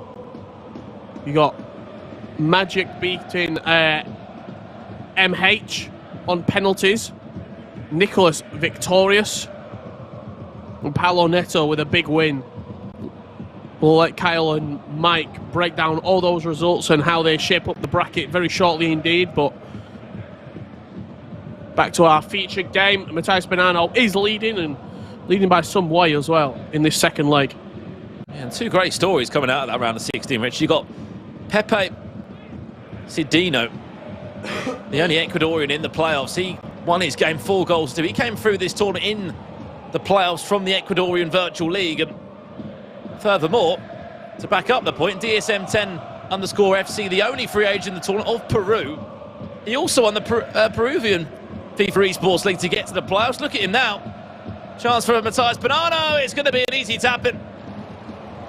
I think Wilkins can all just say that I need to sort of buck up my ideas now, because I'm on way to a loser bracket where if I lose again, that is the end of my playoffs, and I will not be in with a chance of the FIFAe World Cup. We said the next goal was going to be huge. We didn't expect it to come in the 70th minute, which it has come. Matthias Bonanno, no doubt, will be through to the next round, where he will take on that man I've just been talking about, DSM10, the winner of the E-Liga 1 in Peru. As much as that'll be a consolation, I just don't see another 3 goals coming in 18 minutes in this one. This is why we really shouldn't read too much into the Swiss rounds, in my opinion. As soon as you get out of the Swiss, whether it's 8 or 16 players, you're in a good spot. You're in the knockout bracket. You can refocus, you can come with a new mindset, a new game plan, and really assert yourself on the tournament. As long as you're out of the knockout, as long as you're out of the Swiss, that's all that matters.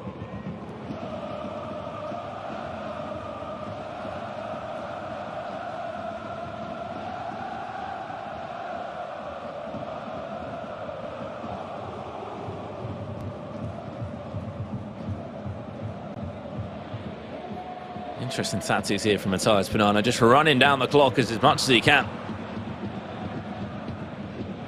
He's an experienced player. He's looking for more. Very nearly Neymar was on his way.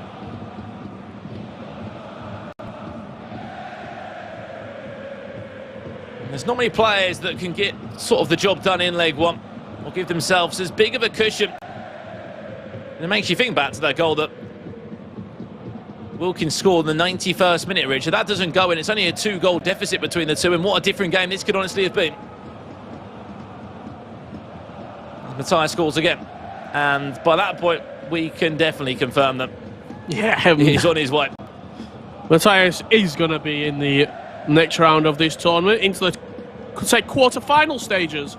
Made it through the top 16 and continuing his tournament in a successful manner.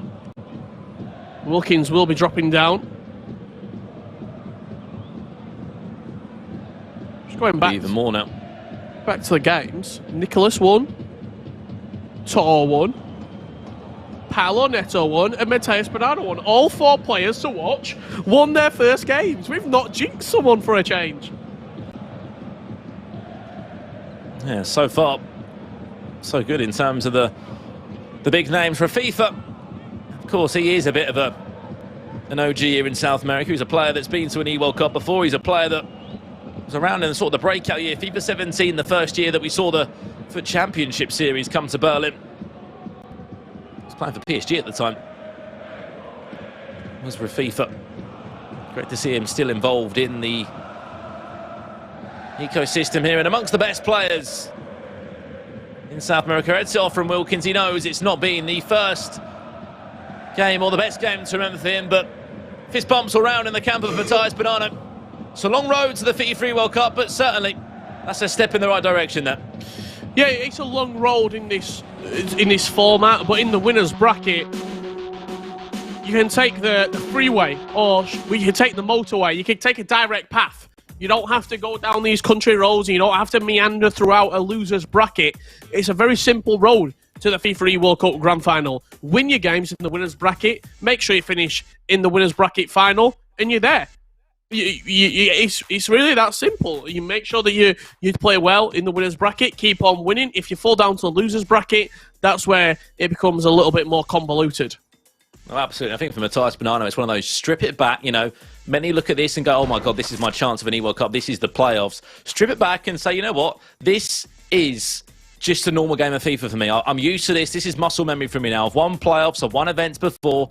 You know, it's not a big deal for me to do. Let's have a look at some of those highlights from that game. That was 4-1 before this moment in time. There were chances. This was one of the big ones from Wilkins, and he was very frustrated, as you can imagine, as the ball ricocheted off the bar there. Cristiano Ronaldo not able to find the back in there. And then, to make matters worse, this happened, Richard. Matthias scored, making it a 4-goal deficit. Yeah, 5-1 open. It was just chances for Wilkins didn't seem to drop. This one finds its way into the back of the net. 5-2 with about 13, 14 minutes left to play. It wasn't enough. Goalkeeper movement, a little bit shaky there from Wilkins, but the game had already concluded, and Neymar absolutely tearing Varane and Vieira apart. He squares it to Ronaldo, who slots it into the back of the net. You see the match stats and facts there from the game as well. Matheus Bonanno in the second leg dominated the ball. He had much more possession, didn't really allow Wilkins to play, and that's how you see out a win.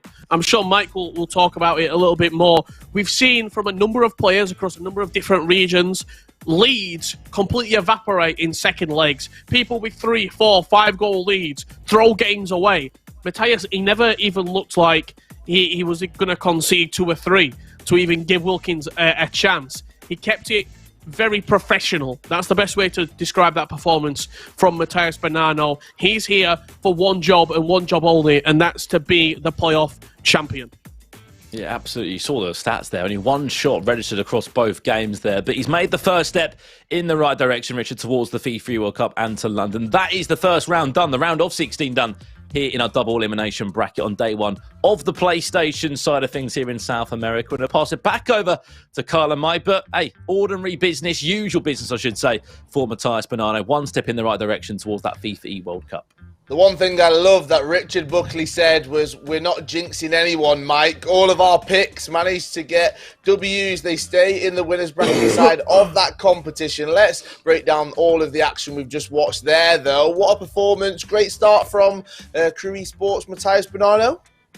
Pretty professional performance as well. It really set the tone and the tempo in that first leg, and it allowed him to play differently in the second leg. And that's what you would expect, an adjustment where you have more of the possession play. You also have a little more room for mistakes. Maybe we could argue that Wilkins had some unlucky moments too, hitting the post, not being able to convert, but that's part of the game, that's part of FIFA, and Matheus moves forward. Anything that you think he could improve on? Because looking there, he was quite controlled, quite dominant throughout, but he did concede 2 goals. Now, 2 goals compared to scoring 6. Nothing to worry about? Maybe a little more consistency. There's a couple finishes that I was surprised maybe he didn't make the extra pass, or when he did shoot, it was too early or too late. But at the same time, when you have that extra ball roll, the goalkeeper moves and you convert, maybe I wouldn't have converted that or you wouldn't have converted that. So there's been a mix and match. But when you're playing at this high of a level, and with the reputation that Matheus has, we expect him to almost be perfect. So I think he's still got a little more room to perfect everything, but he still looked very good. He looked dominant in the first leg. He looked like himself. He was still expressive, and he's moving in the correct trajectory. Now, there were 7 other games happening at the same time. Let's have a look at the results from those. We've alluded to some of them and some of the winners. NSE's Tor gets the win 3-2. So does Crepaldi, both against those CM players, Edson and Dudu. And then it is DMS 10 who gets the win 5-4. Wilkins loses 7-2 to Crew Matheus. Amaru Magic wins on penalties. It did go 3-3, but it was then 3-2 on penalties. Nicholas 99 FC, my pick, gets the win 7-2 against SPQR's Guve. And then Bundle Tobata loses 4-2 against CS Cedeno. And Atlanta's Paulo Netto gets the win 7-2 against the other NSE player, Rafifa. Mike, looking at those results, the players that go through on that winners bracket side of things, some of the strongest players that are here, they've all had a good start. Well, 3 out of the 4 that we talked about also put 7 goals past their opposition. So not only getting off to a good start, but also setting a tempo and maybe sending a message to the rest of the competition. Defensively, they were sound, and then offensively, they were gifted. Now, there's 16 players. 8 of them progress in our winners bracket, and 8 of them go into that losers bracket right there. We can have a look at the winners bracket. Round number 2 matches. All of these that will be going head-to-head. 4 matches, 8 competitors, all hoping to stay in that winners bracket. We have our first competitors going into the losers bracket. It is a CM derby right there as Edson and Dudu go head-to-head And then our other matches are made up of the losers from round number 1 in the winners bracket side of things. All of those games will be happening at the same time. The losers bracket and the winners bracket. There's plenty of FIFA 21 action, so we will be keeping across it all. We'll be keeping you up to date with all the scores to see who goes through and who exits the competition from that losers bracket side of things. Mike, this is where, once again, it gets exciting. They really have to show up or go home now. That's it. They're at home. Turn the console off. And you kind of want to build that heroic story. We love a good underdog. And we have seen it happen for the loser bracket. It's more challenging in playoffs, not only because of the pressure and this being potentially the end of your season, but especially with 16 competitors versus the majority of broadcasts. We're talking about the top 8. So you would have already put yourself in that position, which means if you're battling back from the losers bracket, it's less games. Where if you lost early right now, you're going to sit tight. You better get your focus right and go game to game and stay locked in. And you know that every matchup, it's kind of your back's against the wall and you've got to take care of business. There's so much action here, so make sure that you stick around. It is the FIFA 21 Global Series South America Playoffs. It's the PlayStation side of the tournament. 16 competitors are still here. 8 in the winners bracket, 8 in the losers bracket. And we caught up with one of those who's made his way through to the winners bracket. We watched him on stream. His name is Matthias Bonanno, and he's giving us his pro tips.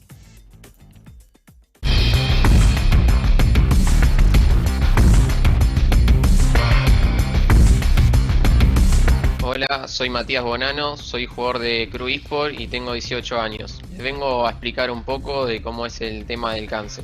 This tour, one of our lowest ranked players, chance for Matthias Bonanno. That's well done, so well done. La función del cancel yo creo que es la cancelación de acciones. Existen diferentes tipos. Está el cancel de tiro, el cancel de regate y el cancel de pase. En mi caso yo el que más utilizo es el cancel de regate, porque siento que, bueno, suelen ser mejores los regates cancelados que los normales. En su momento también era muy bueno el cancel de tiro, aunque ahora es usado también, no es tan efectivo como antes. Lo que hace básicamente es cancelar una animación. Uno está muy acostumbrado a ver el comienzo del skill y saber a dónde terminaría ese skill. Al cancelar el skill lo que hace es cambiar tanto la dirección como cancelar la animación. Entonces siempre se genera ese factor sorpresa de qué pasa si lo cancela, o a veces al no cancelar el skill también se vuelve un factor sorpresa. En la actualidad estoy seguro que el tema del cancel de skill es mucho más efectivo que el cancel de tiro, pero como ya mucha gente no se espera el cancel de tiro como en versiones anteriores de este mismo FIFA, sigue siendo sorpresivo cancelar tiros cada tanto.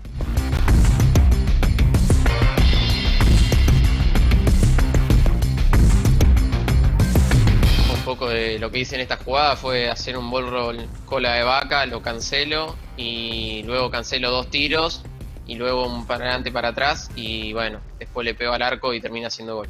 Lo que hace Mati al cancelar el tiro básicamente en esta jugada lo usa para cambiar de dirección bruscamente, y al cancelar 2 seguidos el rival no se lo esperaba, fue un tema de reflejos, y con el heel to heel que es al adelante atrás que tira, lo que hace es buscar el hueco para poder pegar al arco con 5 jugadores adelante. La verdad que el cancel no lo tengo planeado, sino que lo cancelo en el momento cuando veo que el rival se va a comer un amague determinado, termino cancelándolo, o si veo que el tiro no va a entrar, lo termino cancelando también.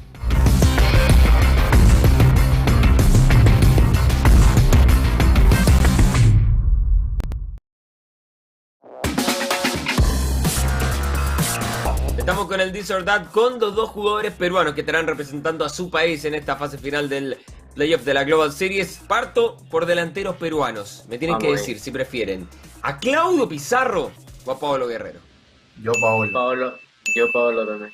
Acá en el Perú más nos quedamos por el tema de la selección, de lo que hizo cada uno en selección, más no de los clubes. Entonces Paolo es, digamos, el más representativo a nivel de selección, ¿no? ¿Ustedes le dicen a esta maniobra chilena o chalaca? Chalaca. ¿Por qué? Si todos le decimos chilena, ¿por qué ustedes dicen chalaca? La historia, mira, yo que estudio periodismo deportivo, la historia va por el tema de que esa jugada lo hizo uno de Callao, y acá de Callao lo dicen los chalacos. Entonces, usualmente todo acá en Perú, la chalaca. ¿Leo Messi o Cristiano Ronaldo? Cristiano Ronaldo para mí. El bicho, dámelo siempre, en el equipo, en todos lados.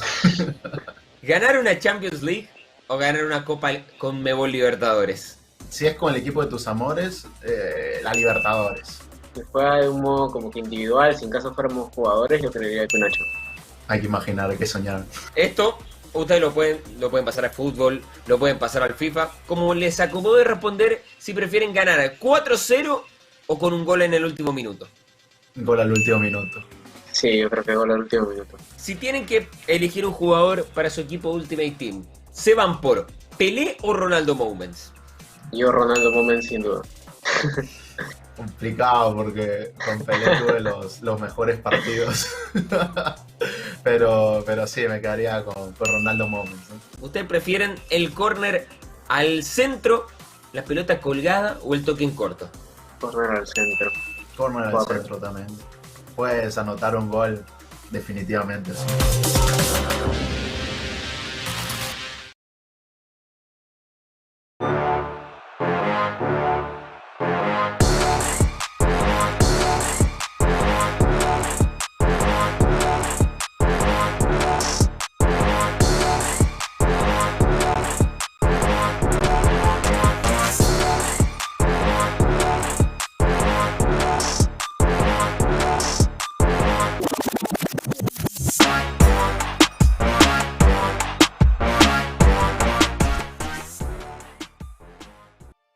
Welcome back to the FIFA 21 Global Series South America playoffs. We're on the PlayStation side of things here on day number 2. My name's Kyle Walker. I'm joined by Mike LaBelle. Mike, we've had our round 1 of matches, all 16 competitors in the winners bracket side of things. Any of those results that you've seen, any standouts, any surprises, any shocks? I don't think we got into the shake or the bake yet. We haven't got into the nitty-gritty. We now have those elimination matches because half the competition went down. And then all the favorites, so to speak, at least the mainstays, the mainstream, the guys with all the accolades, they got pretty convincing wins outside of Tour, who had the 3-2 victory. But the other 3 guys that we were talking about all put 7 goals past their opposition. They weren't really challenged. I think that's going to shift in round 2 because all these players are going to be in form if you're coming off a victory. All of those progress through to that winners bracket side of things. We will be watching some of those winners bracket games and the losers bracket games because they'll all be happening at the same time, and we want to hear from you as well. So make sure you join the conversation. Use the hashtag FGS21. Jump on social media, jump on Twitter right now. Let us know who you're looking forward to hopefully seeing over the next few days here in South America. Also, the Twitch chat is right there. Get involved. I can read all of your comments right now, so please do get involved. Now, as I said, we're going into round number 2 of our matches. We can have a look at our bracket right now. This is how things currently stand.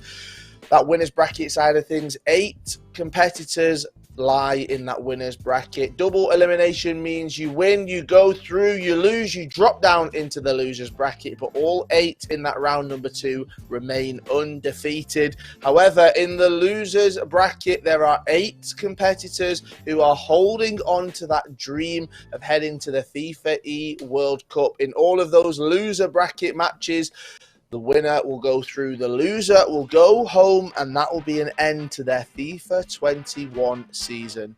Mike, the losers bracket is where it gets super interesting. We've got a derby match. We've got some competitors we might not have seen throughout this season, but this is a great opportunity for someone to create a narrative, to create a story for themselves. Start a little bit of forward progress as opposed to some of the regression or off to a kind of a nasty start. And I would love to see one of these guys really push on and maybe see them in round 4 or even pushing to round 5, which would be a FIFAe World Cup position or a qualification.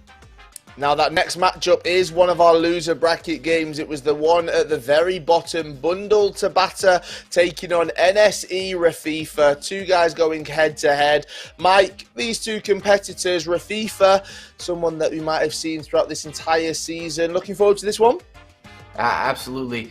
This is kind of my favorite part, and I always kind of build up that maybe I'm a little bit of a pessimist. I don't know. There's always additional tension when somebody's going home. Maybe it's just a competitive spirit.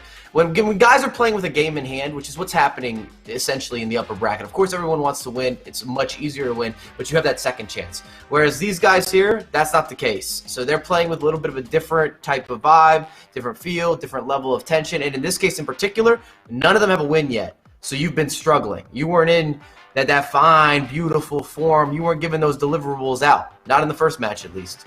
No, but it is their chance to hopefully salvage the competition in this losers bracket round number 1 matchup. But none of these games would not be possible without our sponsors. So it's time to give a massive shout out to Mercado Libre. Yes, everyone in Argentina and Brazil. If you visit Mercado Libre, you'll find exclusive sales in gaming products, and you can also enjoy fast shipping and update your setups today, because Mercado Libre has everything you need. Right, we are moments away from getting into the loser bracket side of the competition. We have 2 competitors going head-to-head. As I said, hoping to salvage their competition, dreaming of getting to the FIFAe World Cup. It's bundled Tobata taking on NSE Rafifa. Let's throw it straight over to Richard Buckley and Brandon Smith. Thank you very much, Jensen. Yes, we're back for our second game of the day here in South America on the PlayStation. It's good to see this man again, Rafifa. We haven't seen him for so long, it feels like, on a broadcast. You know, bringing back the days of FIFA 17, FIFA 18, where this man was such a big name in South America. However, he's up against someone else that's come onto the scene, who's sprung onto the scene this year, and it is Bundle's Lucas Tobata. We're going to have a look at his team first and foremost, Rich. It's the first time we've seen his team on the stream today. Yep, certainly is, Brandon. I think if you look at that starting 11, it's the typical team that you expect to see. That's the best way of describing it. Vieira, Varane, Wan-Bissaka, Alphonso Davies, Hullet, Mbappe, Bruno, Ronaldo, Pele and R9. I'm more intrigued by Rafifa's squad because there are a couple more interesting picks in there. In particular, the goalkeeper, Thibaut Courtois, being used, Marcus Llorente at right back, the Festival of Football Path to Glory upgrade, and also Leon Goretzka getting a start.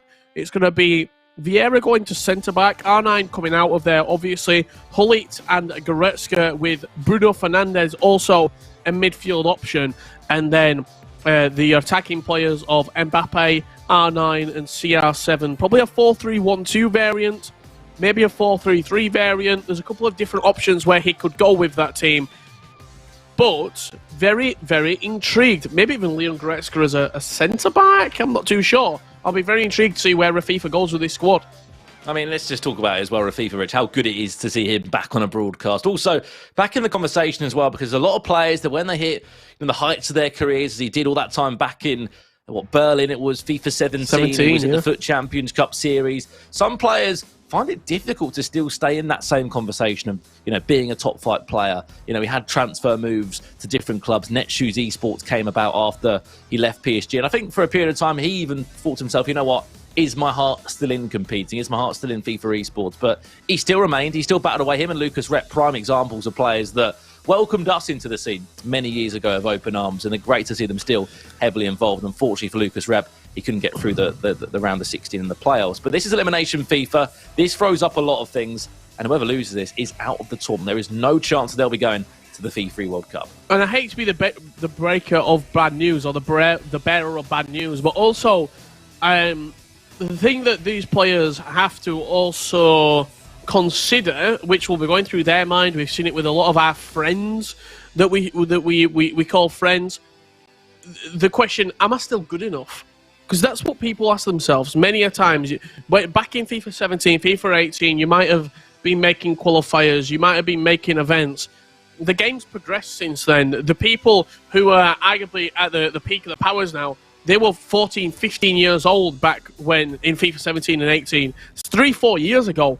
That question of am I still good enough will be a question that these players ask daily. So for Rafifa to make the playoffs is a huge statement of intent and a big, big statement for the players who can come back from it, who are good enough. If you have the natural talent, you will show it. And fair play to Rafifa for continuing to strive to be the best.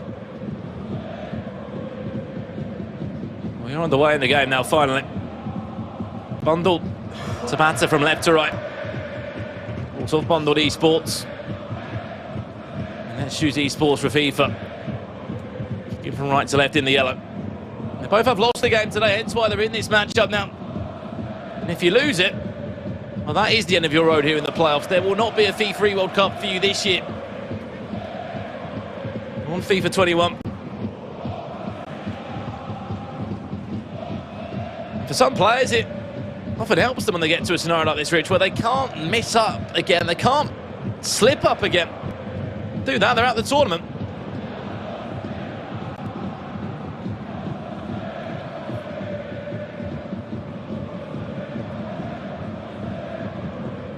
Here comes Rafifa now, CR7, ball roll. Ooh. Nearly, very, very nearly.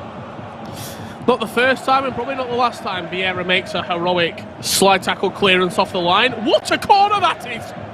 What a corner from Rafifa. Clip it, make sure you learn it, get it in your weekend league. What a corner. It's one off the training ground. It was taken short, then whipped into the box where there's always one man you've got to be fearful of. I'll see it again. Take note of this one for your weekend league. First man misses it. Fell to the edge of the box, chipped towards the back post. And Rafifa, welcome back to the big screen, my friend. Welcome back to the big stage. MS Tassari's even in the building. He called that one. He knows that man very well.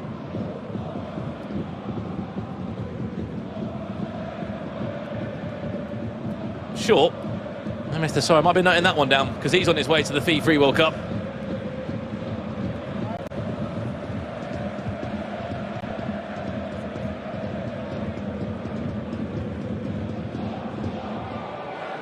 Dream start.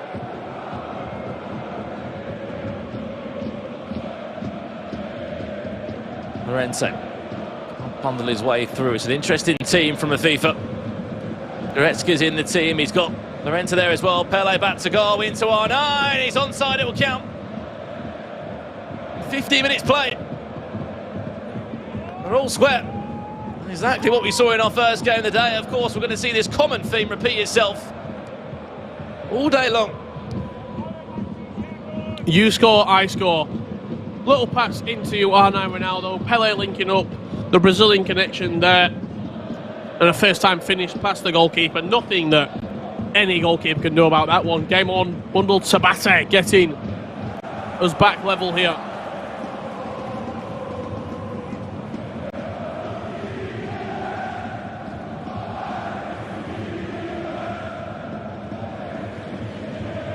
We didn't see Rafifa this year on a broadcast, in fact. He actually made his road to the World Cup from finishing in the top 16. He finished top 16 in qualifier 1. That was in December. Following that, he had another top 16 in qualifier number 3. He never made it. Sort of past the top 6. We do apologise if there is any small technical difficulties here. We are operating fully remotely. The players in the comforts of their own home. Of course, we're broadcasting it here from the United Kingdom. Rafifa, there's your player lock, looking to tease it in. Still can't get over that corner. What a corner. He knew exactly what he was doing. Short onto the edge of the box. First time across the back post. Ronaldo glancing header. I'll be honest, it just surprised me how it missed the first man.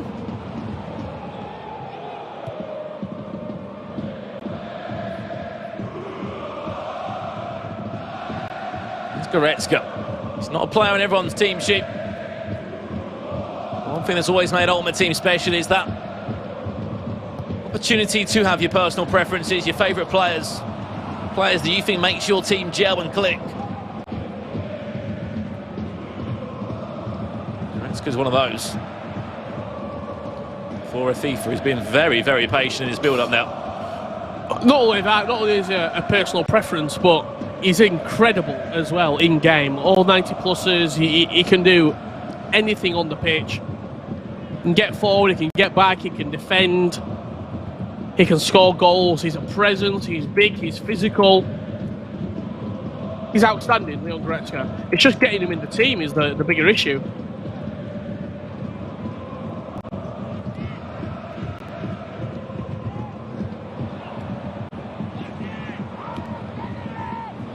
This little player lock does Rafifa. It's not giving him all the opportunity in the world, but just the fact that he's using it will make his opponent think that he's wanting to try and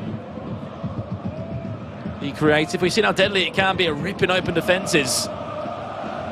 Those really long through balls that we see players sort of tease.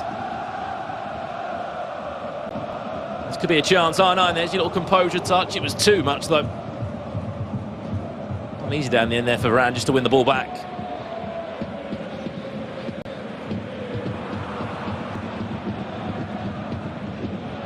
If a player wanted to make a mistake, and you can understand why. This is elimination FIFA. There is no coming back after a loss here across the two legs. It will be the end of your FIFA 21 season.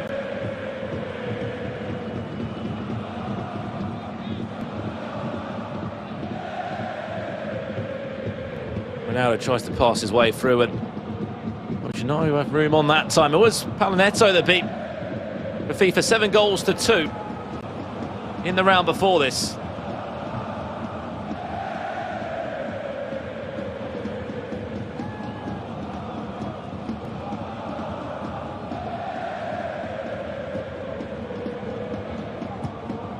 As you can see here, Rafifa trying to keep possession. That clearly wasn't something that Paulo Netto allowed Rafifa to do in that last game. He netted 7 goals against him.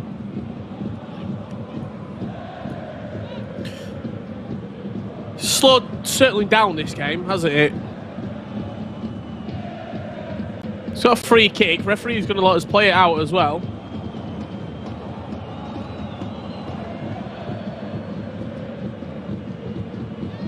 It's played short, and I'm not sure what happened there. But Lucas Tobata will take this lead by 2 goals to 1. It was a 3 kick. There was clearly some sort of deflection or opportunity that allowed the ball to move round and around the wall. An annoyed Rafifa there, coming into half-time. Still plenty of FIFA left to be played, but the short free kick looks like it eluded the player on the edge of the wall, and it's been a half of set pieces so far.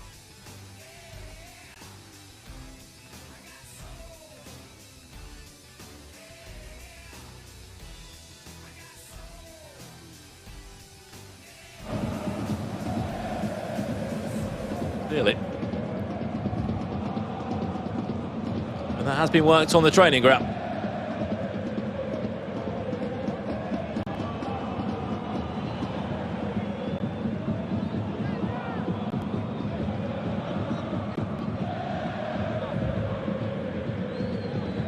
Lots of other games taking place at the same time, Brandon. I believe we've got the 4 winners bracket games as well as the 4 losers bracket games at the moment. We'll try and bring you any updates, full-time results, etc. from those matches.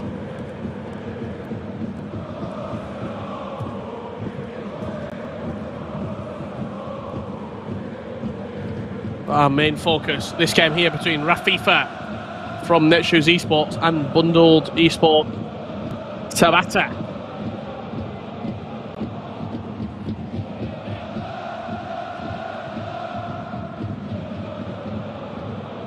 We didn't see the player this year on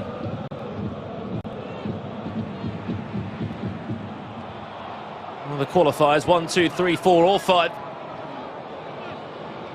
Don't forget that Rafifa has been to a FIFAe World Cup, though. He's been to one that was many moons ago.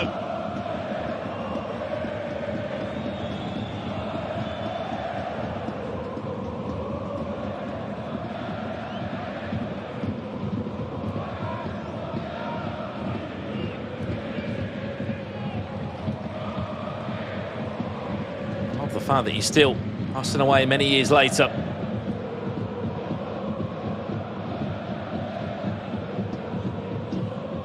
Actually, the one 2017, the first one that was held in London, where the prize money took a huge lump. 10 from times. $20,000 tournaments to $268,000.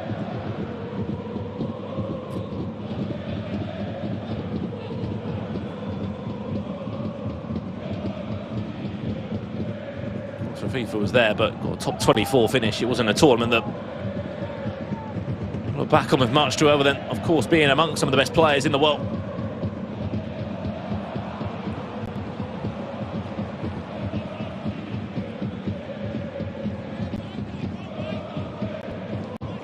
Just reminiscing back at that tournament. What a tournament it was as well. In the halls of Westminster, if I remember correctly. The first real our event, Brandon, where it felt a big, didn't it? It felt like a big time moment when Gorilla lifted that FIFAe World Cup trophy. It was a magnificent one as well. Well, it was October 2019 where he put pen to paper with Netshoes Esports, and I think for him, it was an opportunity for him to sort of get his career back on track. I'm not saying that in a way to be rude, but when you've hit the highs that Rafifa did at such a young age, there was a reason why PSG put pen to paper with him and actually kept him over for 2 years. However, as we know, the game changes year after year. Sometimes to stay at the top level when there's so many people that want to wear that shirt that you're wearing and want to knock you out of tournaments. Next thing you know, we saw the likes of Zezinho come out of the woodwork, Resendo. Senator Bowl. And then more players on top of that, and then more players, and suddenly it's not becomes so much more difficult to keep yourself in the centre stage and the spotlight.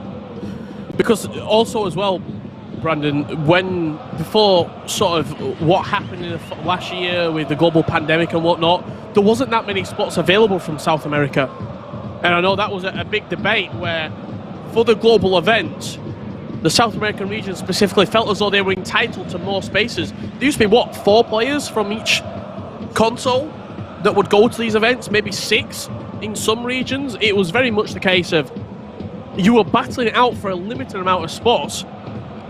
With what's happened in the last 18 months, there's been more spotlight for South America, more people able to express themselves. Matthias Bonanno might have never even qualified for an event if the global pandemic had taken place and EA had to modify the season in such a way for it to be regionalised.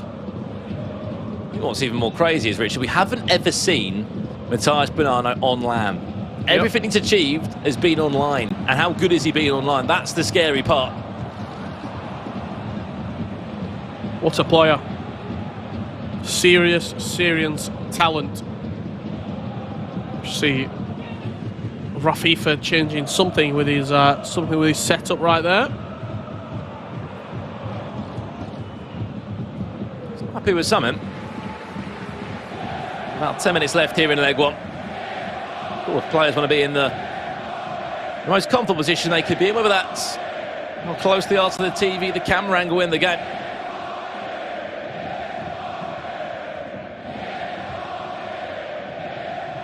It's a double change. 9 minutes left to play. Cruyff on for Mbappe. That's Tobata. Not too sure what's happening. I don't know if you know if... Is Rafifa playing? I think Lucas Tobata has just realised that Rafifa... That's great sportsmanship. Isn't currently playing. Yeah, I like that a lot. That's very good sportsmanship. Some players would score there. You can see he's having technical issues. Lucas Tobata running the ball out of play. He realised that he wasn't playing, and he's let him have the ball back. I have to applaud that.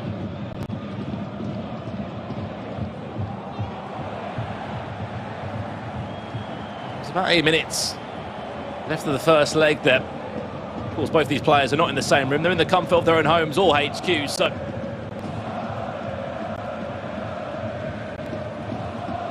understand that Eva doesn't understand the scenario they're both in right now, but there's 8 minutes left of this first leg. Lucas Tobata will be in the lead still by 2 goals, even if we have to play the final 8 minutes before jumping back into the second leg. That will happen.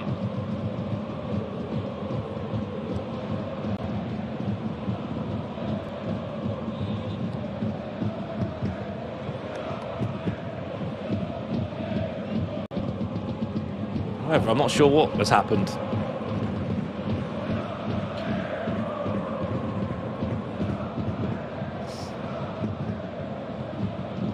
Just to give you guys a bit of context for at home, these players are then speaking to admins online, and the admins are then transferring the information to us on the production team. So hence why there is a lot of channels of communication taking place right now. It's not as easy as being at a LAN event where, you know, you can move from room to room or console to console. Yeah, I'm not sure if we have the capability to jump to another game potentially, but we'll try and figure out what is the route moving forward. Clearly, Rafifa's having some sort of issue there with a monitor or something in the background. Not too sure of the implications for that, but when they're ready to play, we'll get that game back underway. Numerous other matches taking place currently. However, let's have a quick look at the losers bracket games that are currently underway. We've got Edson versus Dudu, Santi Navas versus Wilkins. Wilkins is a little bit of a surprise, but he did play Matthias Bonanno, so he can be excused for going down to losers bracket. MH, he's been a regular feature, Brandon, in this South American season. Down in the losers bracket in round 1. That was going to be a tough ask for him to make it all the way through. How this is going to work as well with how the bracket is. I'm not sure. Can we throw the bracket up potentially, so I can try and explain how it is with the losers round 5. That's what you want to look for. That's sort of the golden area in which you want to be hitting. Losers round 5, and you guarantee the FIFAe World Cup spot. If you're in the winners bracket, well, all you have to do is get to a winners bracket final. Top 2 in the winners bracket, and also the top 2 in the losers bracket. So basically, the top 4, you get to the top 4 of the tournament, you are guaranteed a FIFAe World Cup grand final spot. Yeah, and it's a lot more open as well. You know, normally players are playing for one spot across, 16 to 8 players, and this time there's 4 spots there. We will be giving some of those spots today away, and of course we'll be giving some more of those away on Sunday, where we jump back to the PlayStation again. We'll try our best to get you guys another game or feed. If not, we will keep you guys up to date. I think we are jumping to another game. It's going to be, is it Tor against Crepaldi? Potentially so could be the game in focus. In the winners bracket, yeah. So that's a winners bracket game. Tor finished 5-0. He's taking on Crepaldi, another Netshoes esports player.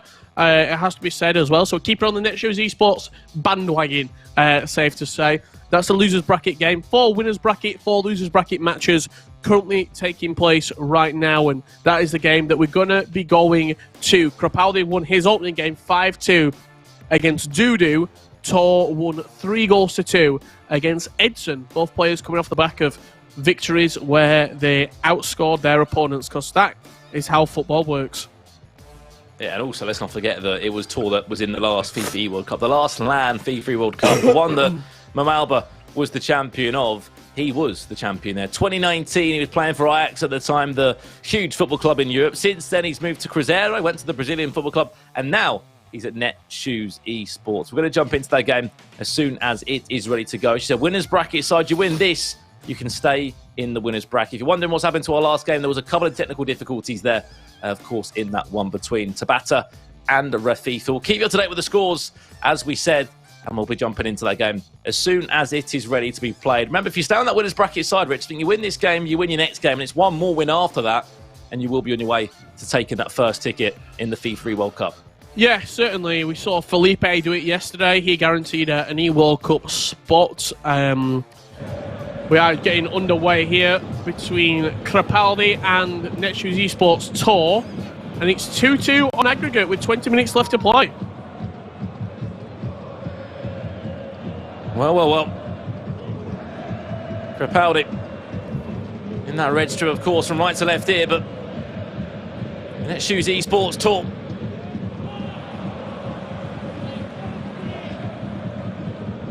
He is underway.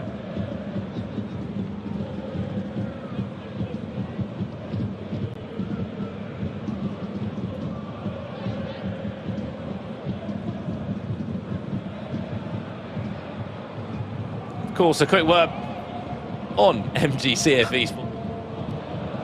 There's technical difficulties, not from just the players, on, of course, different platforms as well here, that we will try and stamp out for you guys. There could be a chance now for NSE Tor. He's going to go out to ground. He's just offside. It's not going to matter.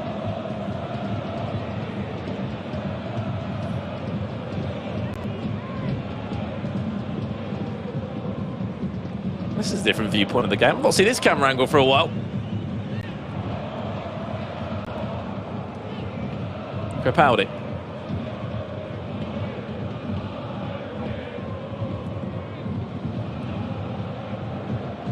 Trying to do what he can.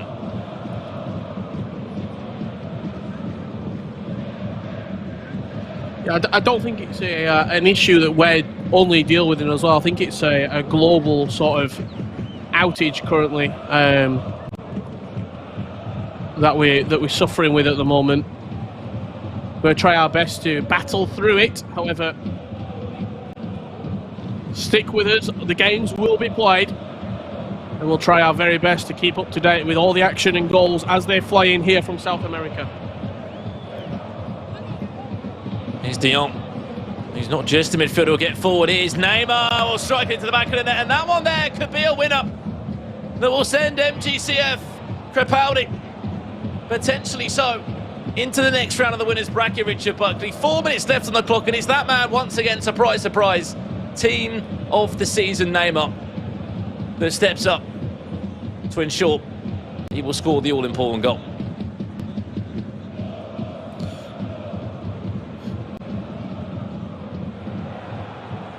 Van Dijk getting a start here for Crepaldi in centre-back alongside Rafael Varane, Cancelo right-back and Davies at left-back, Mbappe and CR7, the two central strikers. Don't know if you saw today, Brandon, as well. Not only did we get Sergio Ramos, we also got a Prime Icon Moments pack repeatable. Is that going to be tempted at all with your club, or do we not have the fodder? It's going to be a very anticlimax from me. I'm not a massive fan of icon packs. Shocking from you, that. Just not. I feel like it costs the price of a house to set one of these SBCs up, and by the time I put the whole club in there, there's nothing left. I think it's more the fact that you're not very good at doing SBCs. I'm going to expose you to everybody online. No, I've improved.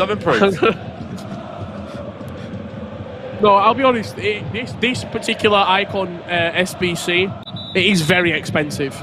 And also with the price of the icon moments players at the moment as well, there's not a lot of icon moments there where you could potentially pack them and actually get the return of the value back, if that makes sense. Early in the year, I think they're very good. However, when you look at Sergio Ramos, you've got to take the guaranteed Sergio Ramos, surely. Oh, absolutely. And I've not really had a chance to look at this Ramos side. Is it good enough to feature at a pro level, or is that completely out of the... Well, I saw Gorilla tweet, obviously the former world champion, earlier today, as soon as he got released, and said, man, that Ramos has to come to my playoff team. Wow. 90 pace, 98 defending, 98 physical. And that says a lot. That's a 2017 world champion then.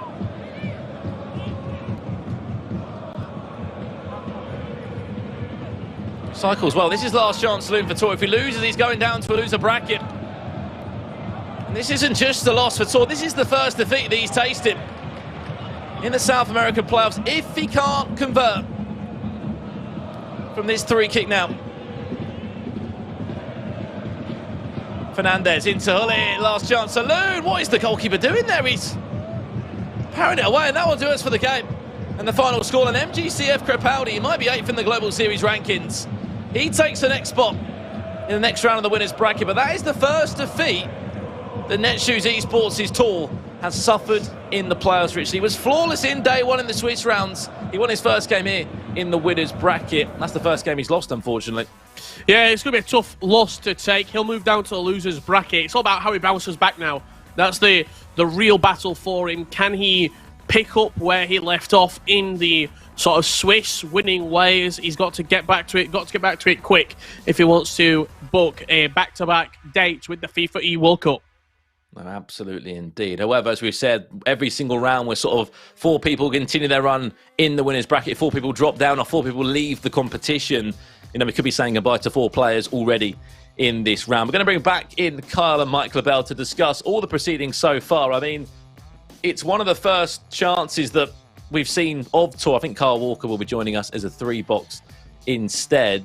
But Tor is a player that we've spoken about quite a lot, Rich, already. He was one of the players that I backed in this bracket, and I said he was going to do well. We said about us cursing them. I mean, it's the first time that I've spoke about Tor, and next thing you know, he does lose the game. Here's Mr. Kyle Walker. He joins us in the 3-box now. Kyle, I wouldn't say the curse is back, but Tor's lost his first game, unfortunately. He's into a loser bracket. Hopefully, the other 3 that you've all backed will at least stay on that winner's side, at least. Yeah, until Championship Sunday, when there's a bracket reset and then I'm blamed for it. Richard Buckley says, oh, Kyle's on the stream. We've got our bracket reset. That's all his fault. I'm not having that slander anymore, Richard. My guy, Nicholas, he breezed through that round, okay? So... well, the first round, I should say. We've not got the results of the second round. I'm interested to see them come through. But, you know, so you can't brame me anymore. It is this man right here. I'm pointing the right way. Brandon Smith. Yeah, that way. I mean, but Brandon, he is a bit of a jinx at the moment. He jinxed Tor. I have a question for you, Kyle. I mean, you win 5-0 in Swiss. You probably feel a bit unbeatable, if anything, and then... you lose. How it's got to be mentally tough to sort of bounce back after you've felt unbeatable. Do you know, it actually happened to me when I went 29-0 on Weekend League, and that last game, honestly, I lost. So I went 29-1, and it's just unfortunate that my mental capacity wasn't enough to make it 30-0. I would have loved to have done that. Brandon, how about you? Have you ever felt unbeatable on the game?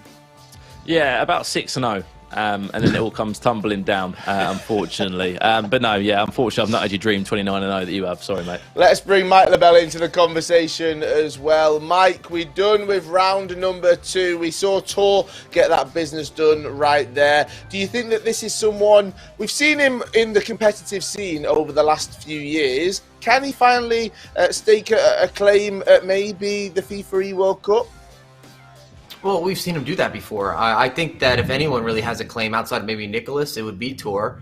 He's kind of gone overshadowed to a certain degree. I feel like he's not always brought up. A big deal for him was when he first signed for Ajax, if you go back a couple years, and that brought a lot of attention, of course, to his personal brand. But he's been top tier since his introduction really into the competitive scene. So I just don't want to downplay him at all. I've always been very impressed by what he's been able to generate. Also, really good at controlling games, seeing out games. He's been able to showcase that over the years. You're going to see that it's necessary to have this if you want to be at the highest level in FIFA, is being able to not only adjust and bring in these different tactical approaches, but when you get a lead, hold on to the lead. Richard, is this someone that you think we could possibly see in London in August, but not just go to London, actually showcase his talents? He's come up against people from all the different regions before. We've seen what he's capable of. Yeah, I would say that, but not from the losers bracket. After losing that game right there, you go down to the losers bracket now. I don't see him doing that. I think it's too strenuous of a task to go through the losers bracket, and I don't see that progressing. While we're waiting for a number of these games to come through, I actually want to ask Mike a question. We were talking about Rafifa in that previous game. We were talking about, you have that question in your mind where you say, am I good enough to compete anymore? Not to throw you under the bus, but you have had that question asked in your own head. What is it like as a pro player when you feel as though it's time to maybe move on? You moved on to analyst, and best analyst in the game. What is it for the pro player when they can't compete anymore? I think the big key is going to come down to what are your priorities. Your first priority has to be competing for you to be competitive. And that might sound kind of obvious, but there's just too many people that are hungry for their opportunity, their chance, and the margins are very slim in FIFA in particular. So if you're not grinding the game, and we talked about this over a couple of the previous broadcasts, but if you're not willing to grind the game sometimes 6 to 8 to even 10 hours a day, especially in preparation for a certain event, or if there's a new patch or an update, you just won't be able to compete. It's gonna be on display that there's gonna be these small differences that put you secondary. In the games that you were squeaking out those results and you were able to take your experience, you no longer are doing the same. And we've also seen this progression, and I'm sure all of us here can kind of co-sign this. How many players have we said, I don't know if he's ready? He's like 16, 17, 18 years old, and all of a sudden they start winning events. So there is no longer this age barrier, age gap that we thought there always, well, not even thought, there used to be. And there was a lot of results that made that a little more clear, where we were saying, okay, you need to be in like maybe your low 20s to be prime. Now guys come in at 16 and they're ready to win everything. We've seen this with the likes of Tex, of course, who was a recent guy, or Dolan Mike, or MS Desari. A lot of people forget he's 21 years old. Yeah. It's absolutely crazy that the age, well, it has no age, there's no age limit. We've seen youngsters do it, and we talk about the upper age limit, Richard, but to be fair, we are seeing all these FIFA players with a range of ages. I mean, Kyle, the best player on the planet back in November and December were a 14-year-old from Denmark. Do you know what I mean? Like, the age debate is out the window. I'd love to see, and we're going to see what Anders can do when he is able to compete, because he could just blow everybody out of the water. That very well could happen. But I think the age debate, it's not a debate anymore. Levy de Weed, 16 years old, coming in back-to-back European titles. It very much is the case of, if you are technically and mechanically good enough, especially online, there's no pressure of LAN events this year. I think that is another reason. The LAN event pressure is where that age and experience does play a factor. When you're at home, you're sitting in your pajamas, you're chilling, you're just playing on your own FIFA, there's very little pressure really put on you. I cannot wait for this. FIFA 23, when Jack Grealish is on the cover with a Manchester City shirt, and then we've got Anders in the FIFA 23 Global Series. I cannot wait to be here. No, I'll be too old. I won't be here. I won't be allowed to be here. Anyway, I'll be looking forward to watching them on the Twitch. We will have plenty more action coming, though, on the FIFA 21 Global Series South American playoffs. Do not go anywhere. We're going to jump to a break, and when we come back, we'll have a look at all the results from round number 2, plus look ahead to our next matches.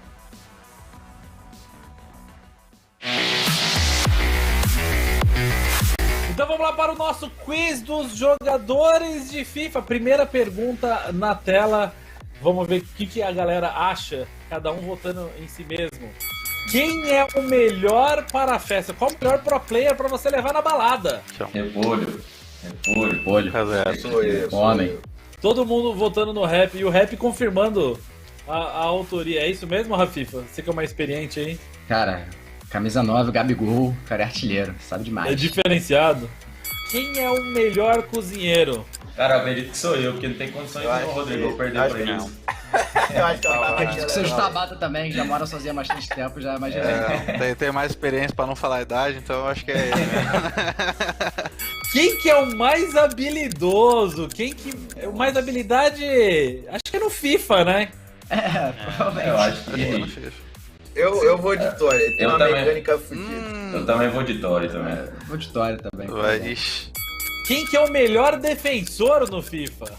Agora eu vou botar em mim. Eu acho que eu defendo bem. Eu acho que eu vou de Rafifa também. Rafifa. Essa Rafifa 2 tá chata demais. Aqui é o Carilli. Aqui é o Chelsea do Tuchel. Todo mundo atrás. Zero goleada. E quem dorme mais entre todo mundo? A briga é boa, e Rap e Tori pra mim. Eu acho que o Rap ganha. Eu levo o Rap, das vezes que eu tive esse prazer de dormir com ele, um prazer ali a 2, ele gostava de dormir até tarde. Quem que é o mais louco dos 4? Cara, essa... Eu acho que sou eu de novo, pô. Eu acho que vai ficar bem dividido entre o Tabata e o... Eu acho que depende também, eu acho que depende. Em situações aí, o Rap é uma briga boa. Depende, por que, Tabata? Onde que o Rap ganha é onde que você sai na frente? Eu acho que quando a gente tá na balada ali, quando vai batendo mais gorozinho na mente, eu acredito que eu fico muito louco. Isso é verdade.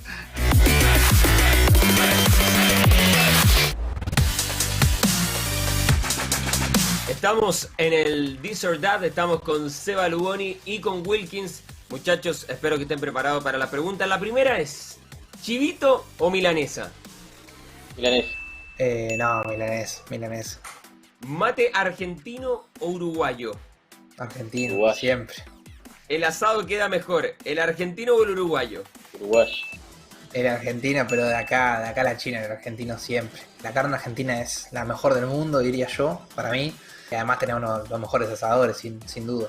No, yo creo que sin duda la calidad del asado acá no se compara, la calidad de la carne y también de quienes las hacen, ¿no? Quienes las hacen acá son mejores. ¿Forlán o Batistuta? Forlán. El Bati.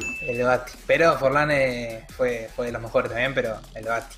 es de los jugadores que pone huevo, digamos, como se hizo acá en Argentina, y que eso es lo más importante de todo, y que dejaba la vida en todos los partidos. Yo creo que Forlán para mí, bueno, es uno de los 2 mejores jugadores de la historia de la selección, que nos llevó casi que él solos a obtener el 4º puesto, ¿no? Creo que eso fue muy importante, y también la obtención de la Copa América 2011, también que tuvo un papel muy importante, y por eso para mí es mejor Forlán.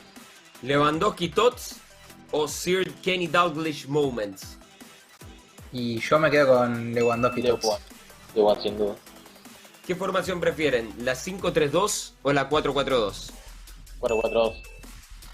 4-4-2. Siento que se puede jugar al fútbol, se puede jugar al FIFA bien, y se puede hacer de todo, atacar por bandas, atacar por medio. En cambio la 5-3-2 quizá te limite un poco a tener que jugar solo al meta, entonces por eso es que prefiero la 4-4-2. Yo básicamente me baso en un estilo de atacar rápido, entonces la 4-4-2 es lo más ideal para eso. Y además de que también la 4-4-2 tiene una variante Mercedes, que es la que uso yo, que también te deja bien parado atrás por más que hayas salido de contra o la pierdas en ataque.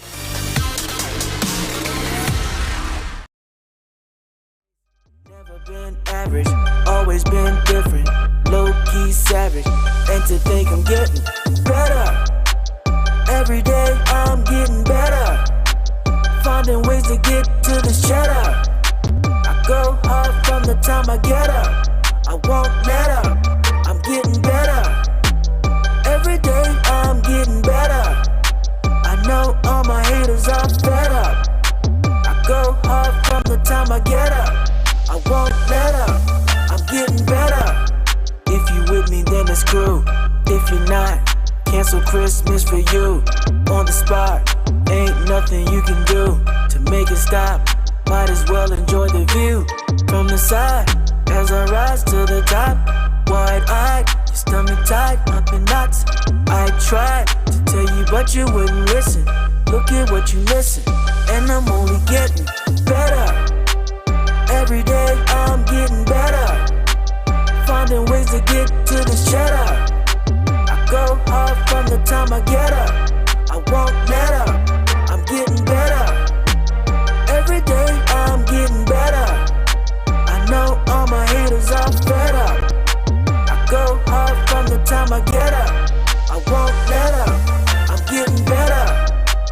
Every day I'm getting better, finding ways to get to this cheddar. I go hard from the time I get up, I won't let up, I'm getting better. Every day I'm getting better, I know all my haters are fed up. I go hard from the time I get up, I won't let up, I'm getting better.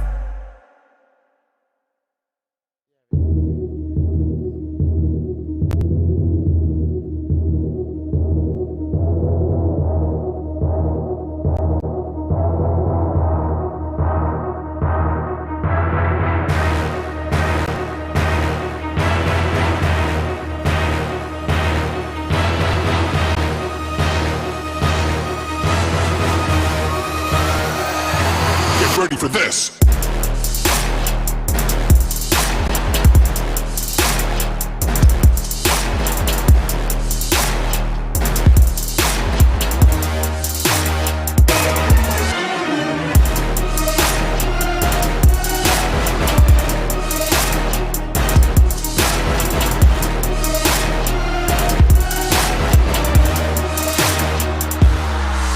This.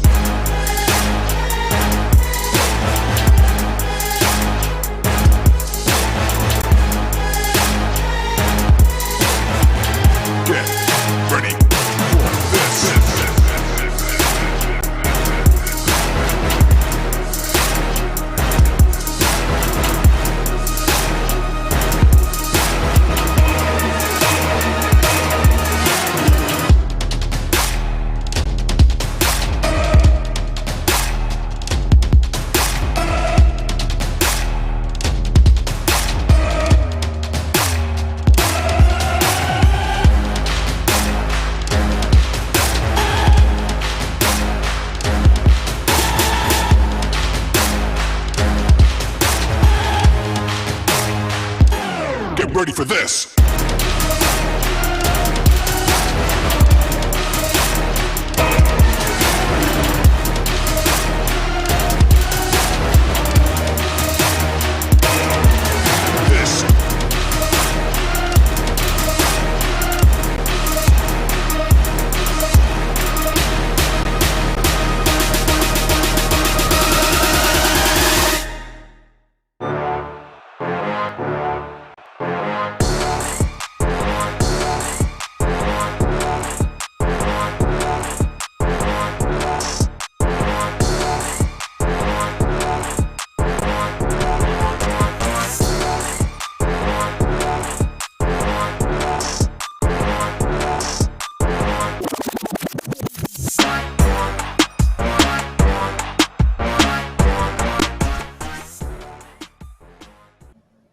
Hello and welcome back to the FIFA 21 Global Series South America Playoffs. My name is Kyle Walker. I'm joined by Mike LaBelle, and we are heading into our third round of matches here on the PlayStation side of the tournament. Mike, we've seen some of our household names go through, and they're so close to that FIFAe World Cup spot. There's 4 up for grabs, and the people that make it to the winner's bracket final, they can clinch 2 of them. Oh, absolutely. And then we're starting to see that mix and match, that interchangeability, the guys that are really flourishing and the other ones that are struggling a tad bit. We brought up Tor, who I gave a lot of compliments to, but obviously he's got a lot of battling to do if he wants to get himself into a position to claim that Final Four. If you're just tuning in, welcome. This is South America Playoffs, Day 1. Already eliminated half the competition that was happening off stream, and now we're into the final 16, and those eliminations are starting to come through as well. The top 4 competitors are going to be able to grab onto.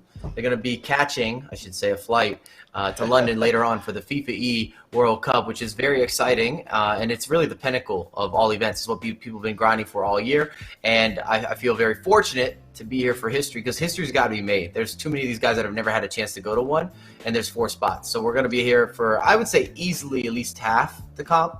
Got to be somebody new that's going to be making that trip, making that flight, representing all of the region. And this is one of those regions that every time these guys get to a LAN event, at least throughout history, you don't always know every detail about every single player in the way that you would like, but they come up or they come out and they show up. And they're lively, they're ready, they're prepared, they bring a different way of expressing their gameplay, sometimes a little more expressive, you're looking at the flair, and sometimes a little more defensive. It's funny how that works. We've talked about a lot of regions, Kyle, where the gameplay is not the same. We did East Asia together, and I feel as if they have a friendly agreement where nobody plays defensive. We're seeing 8-7s, 10-8s, 10. What is going on right now? They never went to park the bus or set up shop, and some different formations and so forth and so on jump around and can shift dramatically depending on region to region. So I love when they all come together, because then we get to see that conflicting style and which one's actually superior. That is what I'm so looking forward to, because you've got Scars J from East Asia, you've got MS Dasari, we'll have 4 from South America. These are obviously on different consoles, and there'll be plenty from Xbox, plenty from PlayStation as well. But what I'm so looking forward to, which I've missed, Mike, we've had it in small doses with different competitions, but actually seeing these competitors going head to head from the different regions. Like you said, East Asia, plenty of goals. You might have a more defensive style. It does change from region to region, but in London, we're going to get to see it all. That is so exciting, but this is what we want, isn't it? It's been great. We've had all our remote broadcasts. We love them, but what we want is the atmosphere, the tension. When there's $250,000 on the line, you can feel it in the air. I don't even think it's the money. I think it's the legacy. It's the fact that you've invested so much of your time, so much of your life to becoming the best at something. And now you're there, you're here, you're in that moment. And this is another reason that we have to give so much credit to the likes of an MS Dasari. Someone who's not only been consistent, but always consistent in LAN environments. And that's going to be a new debatable this year, because everybody qualified online. So of course we're going to have players that don't have nearly the same amount of LAN experience. And is it going to matter? And we're just building. We're just talking. We just have an open line for discussion. I'm not saying that they're not going to perform well. We just don't have prereqs to really know what's going to happen when they're in person. You're sitting across from somebody versus being in your bedroom or your office, your team space, whatever it might be, your dedicated grind area. You know what? I've not even thought about that. There will be some competitors that this year they've flourished, they've shined, they've finally made it through to the FIFA Global Series, but they've only done it from their bedrooms. They've not travelled to some of the incredible locations that we do get to go, and that makes it so exciting, doesn't it? But also, it's a lot of pressure. It's worrying. These are young kids, some of them, that might never have travelled, and they might get the opportunity to do that in London. Well, a good example is the likes of Matthias, who he's had obviously a very clear breakout year. One of the favorites to get one of those top 4 placements. He's only a game away anyways from already knocking that down and claiming it. But he doesn't have a bunch of LAN experience. I haven't seen him compete over the last 3 or 4 years. We're not seeing him travel internationally. And it's not to say that he won't be amazing, but that's not something that we have a measurable.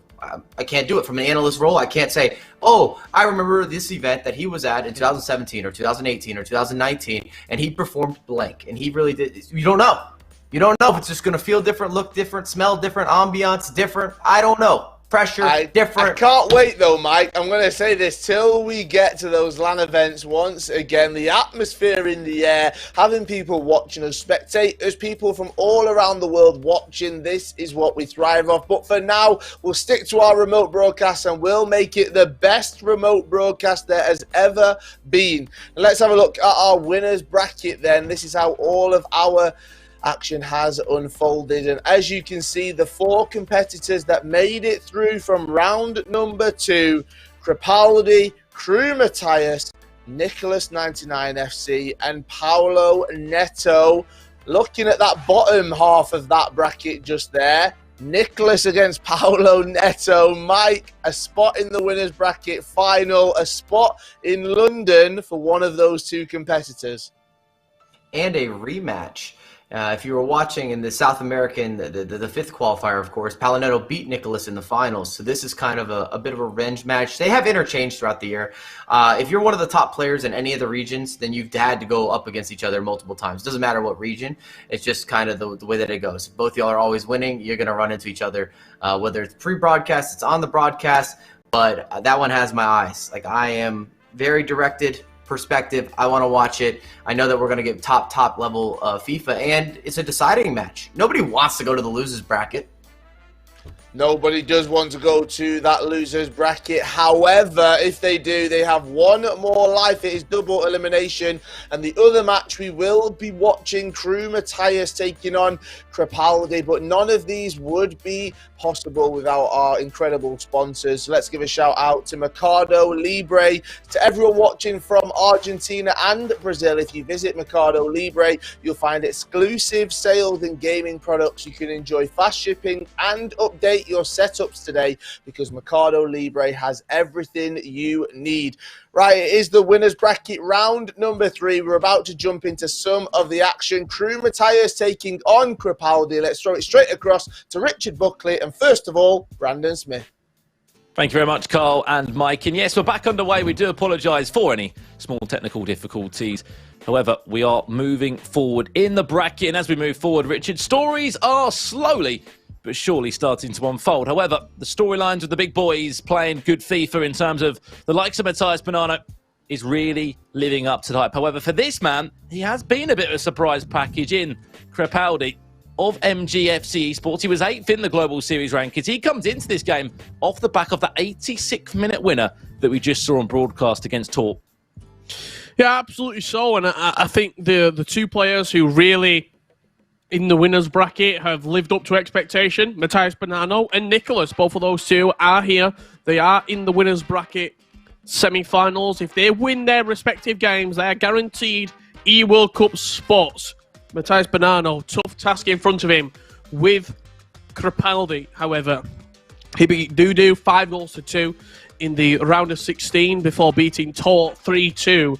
You just said right there, that particular result went the Brazilians' way, representing MGCF Esports. It's a good game. I'm really looking forward to seeing this one. Neither of these 2 concede a lot of goals. They're both quite free-flowing if the game goes that way, but as we saw from Matthias Bonanno's first game, he's more than happy if he gets a good lead to see out the game, control possession, and just make sure that he has the professional approach and sees out the win. Absolutely, and I think this is a bigger game as well because isn't there the potential chance of a FIFAe World Cup spot on the line if you win this game? You guarantee one of the top 4 spots, I believe. Yeah, you certainly are. You win this, you guarantee top 3, in fact. So it's a winners bracket final waiting for you if you win this game. I mean, if you lose that winners bracket final, what happens? You drop down to the losers bracket final. Guaranteed top 3, guaranteed E-World Cup status if you win this game.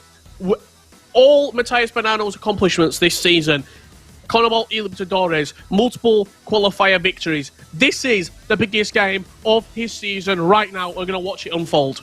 Yeah, we can't wait for it. You can see the timer on the screen. 1 minute until the game does unfold here. And I mean, what an opportunity. You win both these legs. FIFAe World Cup is on the cards for you. And I mean, Matthias Bonanno is one of the top players this year in South America that no doubt should be at the World Cup from what we've seen from him. I know we don't talk about Swiss a lot, and we don't typically like to reflect back on Swiss results, but these 2 matched in Swiss. Round 3 fixture. Matthias Bonanno 3, Crepaldi 4. Crepaldi has beaten the Argentine in this exact tournament, in the Swiss rounds. Bracket play is a different animal. Will Matthias Bonanno live up to expectation and guarantee a grand final spot? The tension has risen. The excitement levels are palpitating. They're going through the roof. I cannot wait. This game is going to be very, very exciting. No, very exciting indeed. I mean, will it be repeat or will it be revenge? That's the bigger question here. So I think we're jumping into the game right now. You can see both players on the screen. In a room of darkness is Crepaldi. He's in the zone, nevertheless, with the friends, coaches, teammates all around Matthias Bonanno in his camp. He's always had sort of someone there with him all season long. He always used to play most of his games in his bedroom. I remember it perfectly back in the days of December in qualifying number 1, where he announced himself onto the scene and won the first qualifier of the year. But to be honest, other than that, it says a lot when you look at the winners bracket, Rich. You've got Nicholas, who's won a qualified. He's no introduction. He is the Iceman. He's been the most successful South American player on the PlayStation that has come out of South America in recent times. He's down below in the losers side, but you were saying right about their Swiss rounds. This is the stats from those Swiss games that they did play. And you're absolutely right to mention the fact that these two did match up in round 3, where it was Crepaldi that won that game. But as you said, you can't always look too deep into Swiss rounds. Crepaldi continued his run and ensured that he came out of the Swiss rounds with 3-2, including some other big results. He had beat M. Henrique from Team R10. He lost to Paulo Netto in round 2. Of course, you mentioned that one. Beat Fils 8-7 and then dropped down to that second defeat after losing to DS10 FC of Peru, the only free agent in the playoffs here. So both have had mixed results. On the flip side, though, for Matthias Bonanno, as we have spoken about quite a lot in detail, he didn't have the best Swiss round, but it was all about just getting those 3 wins and getting yourself out of the bracket, and that's exactly what he was able to do. Yeah, absolutely. So the other game, from what we can see in the winners bracket, Nicholas 99 FC taking on Pepe Cadino. I believe Pepe won 6-5 in a penalty shootout. So Paulo Netto down in that losers bracket. He's got a few games to win if he wants to take an E-World Cup spot. We are waiting for the players just to invite each other and get into the game now. We're ready for it. You're ready for it at home. If you win this game, as you said, FIFAe World Cup is in the book. And London awaits for spot number 10, in fact. It'll be 10 and 11 that will soonly be locked in. When the 32 best players from all around the world will meet up to battle out over 3 days of action. 6th, 7th and 8th. $250,000 on the line. The biggest event wherever wants to be that. However, you're absolutely right, Richard. You can have the best season. You can win qualifiers. You can win CONMEBOL Libertadores. If it means nothing, though, by not getting to the FIFAe World Cup, then what is it all about? I mean, it's been more the case on the Xbox. Yesterday, we saw PSG and Gabriel and Resende all drop down to loser bracket. Only one of those 3 will make it to a FIFAe World Cup. Potentially none of them, depending on who comes out on top in that bracket. So it goes to show, have a great season, but it's how you finish your season. And you need to finish it in the strongest way possible. We want to hear from you guys right now in the Twitch chat. Who do you think wins this game? I've seen a lot of love for Matti, as many call him in Argentina or in this region, or Matthias Bonanno, as we know him very well. It was a great pickup from Sergio Aguero in his esports organisation in Crew Esports. And safe to say they've had quite a good first year, Richard, Crew Esports, especially in FIFA esports. Yeah, absolutely. They've picked up some top talent. They've got players, probably, I would say, going to be at the FIFAe World Cup Grand Finals. You can vote in the Twitch chat. Either put Crepaldi or Matthias to cast your vote and let us know who you think is going to be victorious here. But the man in pink, if I was to type in the Twitch chat, he'll be getting my vote, my player to watch, my picking the best selection in the pre-show. He's done it all season long. There's a reason I've got Matthias Bonanno in my Ultimate Team Stadium as a Tifo. I admire the way he plays, and I cannot wait to see if he You've got Matthias Bonanno as a Tifo in your club. I do, yes. No wonder you've been saying he's going to win the FIFAe World Cup. You've been that big of a fan. Since back in December, Brandon, when we were watching him and playing a false 9, a different formation, just played with such confidence. I admire the way he plays. I don't support him. I admire him. I take inspiration.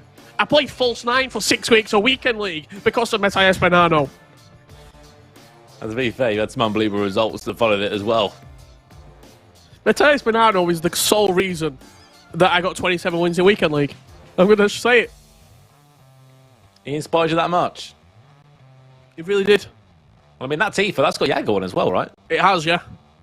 There you go. You get the crew teammates there. As you said, Yago will be in action in the European playoffs. Them taking place in just 2 weeks' time on the PlayStation. Of course, it's this weekend, then it's next weekend, and it's the final weekend where all will conclude before the FIFAe World Cup. I mean, we've seen so many great playoffs here.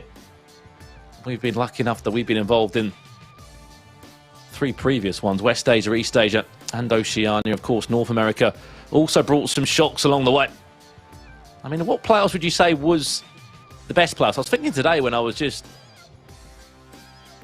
sort of prepping for today's event, I was thinking to myself, if I had to pick the best 5 goals or the best 5 events of the year, I don't even know where I'd start. And that's, you know, we haven't even had FIFAe World Cup here or FIFAe Nations Cup of what potentially can follow. There's a couple of goals that I'd say have been my goals of the year, but other than that, I think I've got to dig deep into the archives, because I think there's been so many that maybe we haven't spoken about. You know, we've had Eredivisie games in the past, but that Beast Bianchi 6-6 game, I don't think I'll ever see anything like that again. Yeah, there's been some great games this year. I remember the Club World Cup, the first sort of time we saw each other in, 12 months? That was back in February. That was a fantastic time. And all the games that took place there, they all delivered. I remember the reverse sweeps started to become a regular feature in the Club World Cup. The multiple different events that have taken place with the domestic league partners, the E-Premier League, who can forget that? The penalty shootout between Stingray and #Tom. That was an outstanding game. There's been so many matches and so many moments this year in FIFA esports. We're still yet to find the number one, though. I think the number one moment will be, for me, it won't actually be the winning moment of the E-World Cup. It'll be that first game. That first game at the E-World Cup when we get strapped in, the headsets are on, you can see all the players behind us, seeing live esports in front of our eyes. That will be the moment where that will be the top of the mountain for me. Yeah, I mean, that is going to be remarkable when we get back into that LAN event in London. 3 days of action. I can't wait for it. Fingers crossed the world keep moving in the direction it is at the moment, and that event will be taking place. We had a couple of technical difficulties in that game. We do apologise. However, we're going to go and check out someone else, Rich, that's had a very decent season. Paulo Netto, I think, who's actually potentially in a loser bracket. Although the bracket did say that he won, I think he actually lost on penalties in that game. And now he's actually in a loser bracket scenario up against CM Edison. That is correct now. And we will join the game live. This is live right now in the first leg. And it's only just kicked off this match. Yeah, Edson went down to the losers bracket, losing against Tor in round 1. He then beat Dudu 4-3. So he's on the back of a win. And as we know, Paulo Netto just losing that last game against Pepe on a penalty shootout to set up this losers round 2 matchup.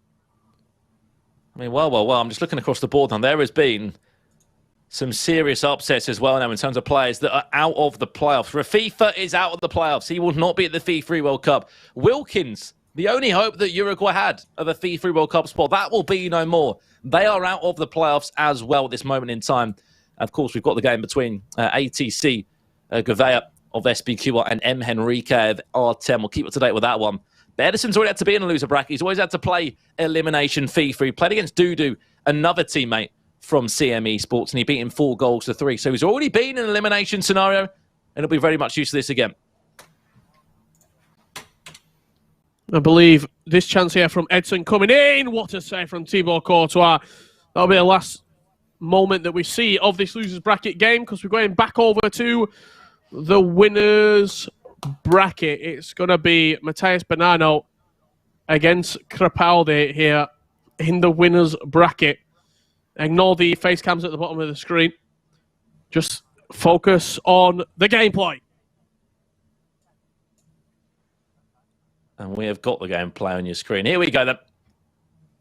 Crepaldi against Matthias Bonanno. Leg number 1 in front of your very eyes right now. And we can confirm we will be staying with this game for as long as we can. And remember, you win this, the FIFAe World Cup is not a dream anymore. It will be a reality. And you'll be travelling to be part of the best 32 in August for the FIFAe World Cup. Which is quite a stage, but I think I said this earlier in commentary, Richard, for Matthias Bonanno, he has to treat it like any other game. You can't worry about this being a big one and, the game that really sort of ramps up all that hard work that you've worked so hard for all year. You have to treat it like any other game. Yeah, I don't see him sort of having that attitude towards this game. I think he'll just see out the match. He'll take it as any other game, really. Take it as any other round of fixture. Pressure, I don't really see pain a factor here.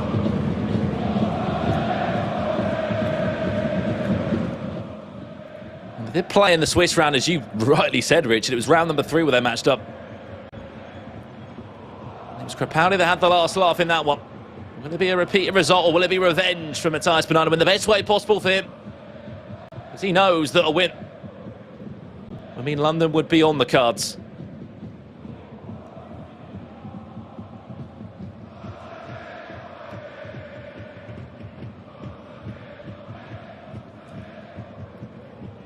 Across the results that he's had since he's come into the double elimination bracket today, and he hasn't looked phased as Matthias Bonanno.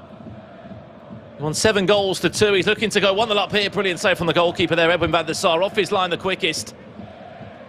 And following it was a 3-2 win against DMS10, the winner of the Peru E-League.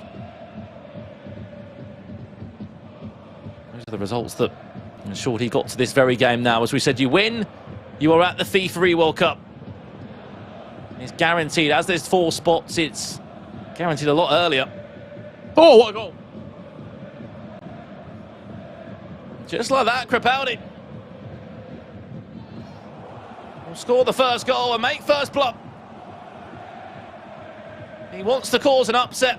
The player that finished 8th this year in the Global Series rankings will lead by a goal to the cup.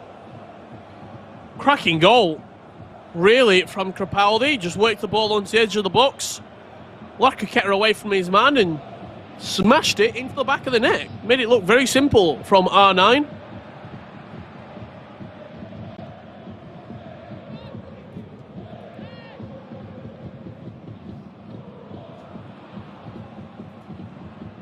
What do we know, Rich? It's a long way before we get anywhere near this final result, but that's the perfect start for him.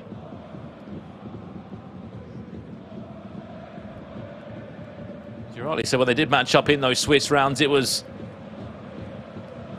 an interesting game across the 2 legs. Matthias Bonanno drew 2-2 in leg 1, then leg number 2, it was Crepaldi that won by 2 goals, so it's a very narrow game. However, there were 7 goals scored across the 2 legs, so expect the same sort of style.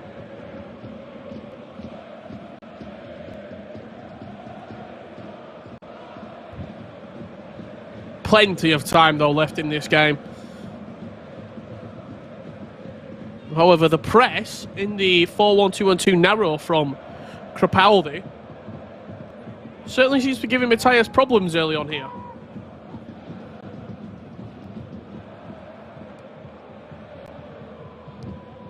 I mean, that's what you got to do, though. We always say about this, whether it's MS Desai, whether it's, those top players in the region, Richard. When you play against them, you have to make them uncomfortable. You have to put them in a position where they don't like to be. And what I mean by that is, obviously, 1 or 2 goals up against them. And that makes them come out and play. That makes them uncomfortable as well.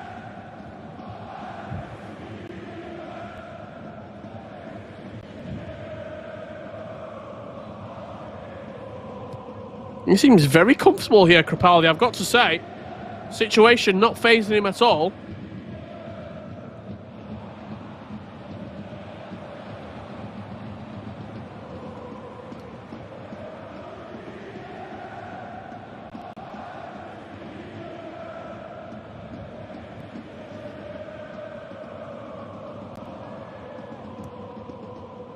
They say pressure makes diamonds. Well, there's not a bigger game than this one right now. Yesterday we saw none of the favourites, in all honesty, find a way to the FIFAe World Cup in the first ticket. Chance now for Pele around the corner. Matthias does well. That's the composure that has made him a diamond all year long. It's Pele that restores the lead at 30 minutes. Shining bright like a diamond, Matthias Bonanno. Good work after he won the ball back in the midfield. Crepaldi, he had a good opportunity to play forward. The ball turned over, and it was as soon as Matthias started attacking, he looked dangerous. He was direct. 3-4 passes in behind the attackers, and Pele always going to finish that.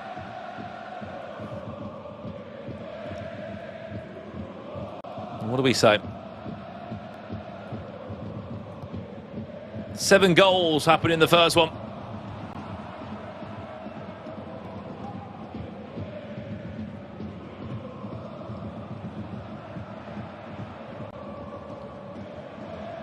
We're just 30 minutes played. We've already seen 2 goals. Remember, this is the big one.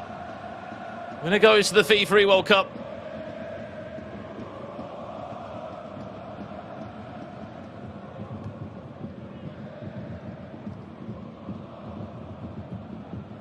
It's a moment that you'll never forget in your career. There'll be players that still talk about it now. Players even like Rafifa, who unfortunately did just get knocked out in the last round here in the playoffs. He's been to a FIFAe World Cup final on 2 occasions. I'm sure that's probably one of his proudest moments. His FIFA career, Crepaldi. Chance of R9, can't link it back into Cristiano Ronaldo. You saw the idea was there, but unfortunately the conviction wasn't. It's going to come back again, another wave of pressure.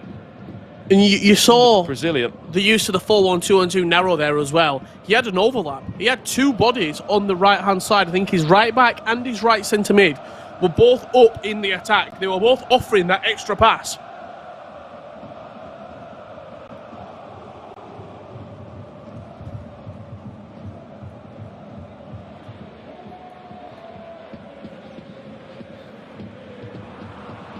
Big game right here. Winners bracket semi-final. You might be thinking, why is it a big game? If you win this match, you get a guaranteed FIFAe World Cup spot.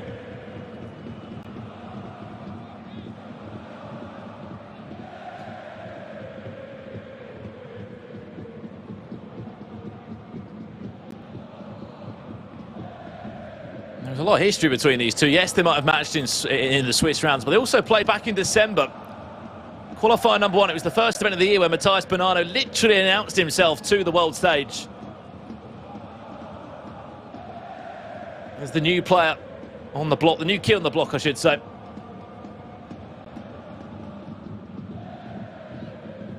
Years of age, a champion of the La Liga in Argentina, and that was where he first got his claim to fame. Months on from that,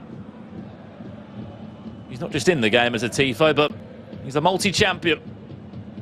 He's running the game in South America.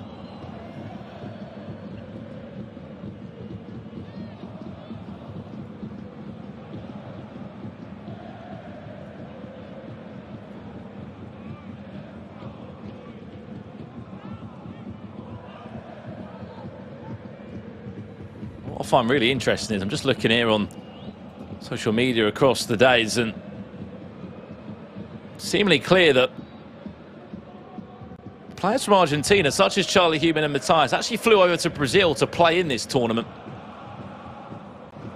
Whether there's any issues about connection or worries about latency, they didn't want to take any risks. If that's not commitment, I don't know what is. Although this year hasn't been on land, it's one of those where you want to have every single possibility in your favour.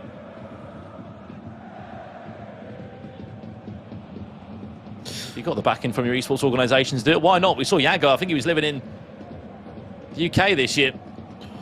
Yeah, you want to limit the sort of potential for excuses, really, don't you? If it is an issue, if the connection, you get a better, lower ping, a better latency in Brazil than Argentina, and you have the capabilities to do so, do it.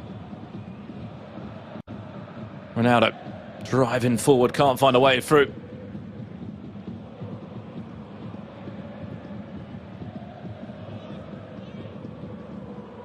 On the other side of the bracket, you'll be thinking, where's Nicholas? Well, if Nicholas wins his game and Matthias wins this one, it won't just be both of them at the FIFAe World Cup, it'll also be a matchup.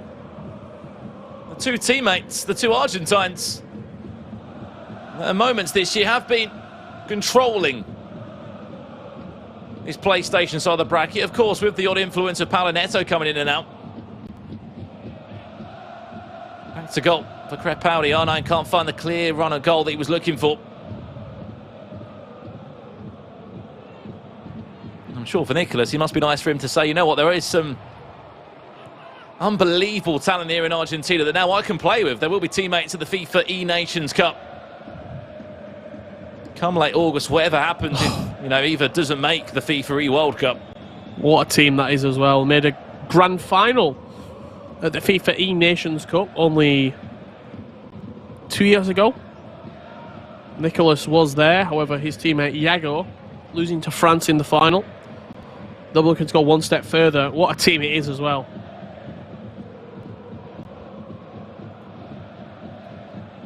No doubt they'll be in the hunt. Cheeky ball into Hulle. That's nice. Ooh. Oh, wow. Matthias Bonanno finding passes that we can't even see. Very, very nearly. Hulle finding that left bottom corner. And we said Edwin van der Sar would have literally been routed to the spot.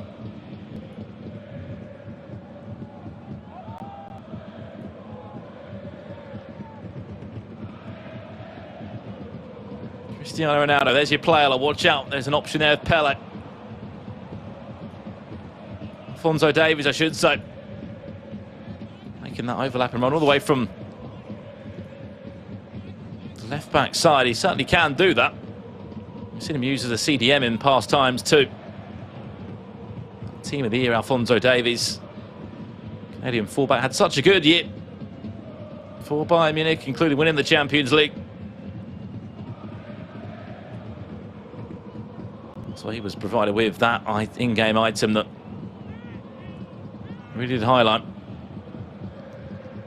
the season that he had. Final 10 minutes of this first leg now. Chance Hulle again. He looks to the skies, the pass. Speaking of Davies, he's there to save the day for Crepaldi.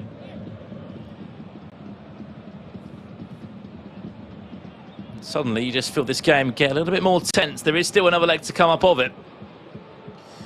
Yeah, I think the second leg, if one player does have a lead going into it, that will be a big factor. But if it's one apiece, it's a one-leg shootout. It's as simple as that. He's got a free kick in a pretty decent area, to be honest, here. We're about 25, 26 yards out. We've seen a free kick scored today already by somebody running over the top of the ball with Hulle and then sliding the pass into them.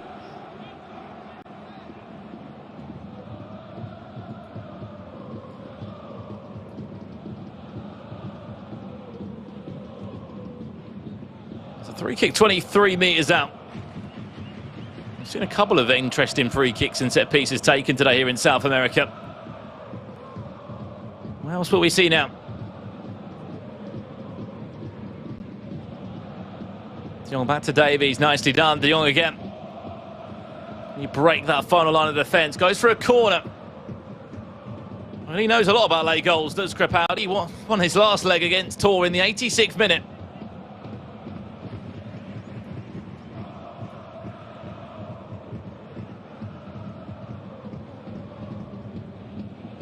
Neymar. La Croquetas, left, right. De Jong on his own. Don't get me wrong, he can score if you need him to. He won't be the first choice, though. Shoot from those sort of areas. Vieira this time. Sort of overloading with his defensive midfielders, which will cause you more nightmares. Wins it back again. This time falls back to Vieira. Final 4 minutes into R9. Goes down to ground. Risky there from Matthias. Time that risk paid off. Vieira wins it back. Chance to break. Final chance of the game. Might fall back to Matthias.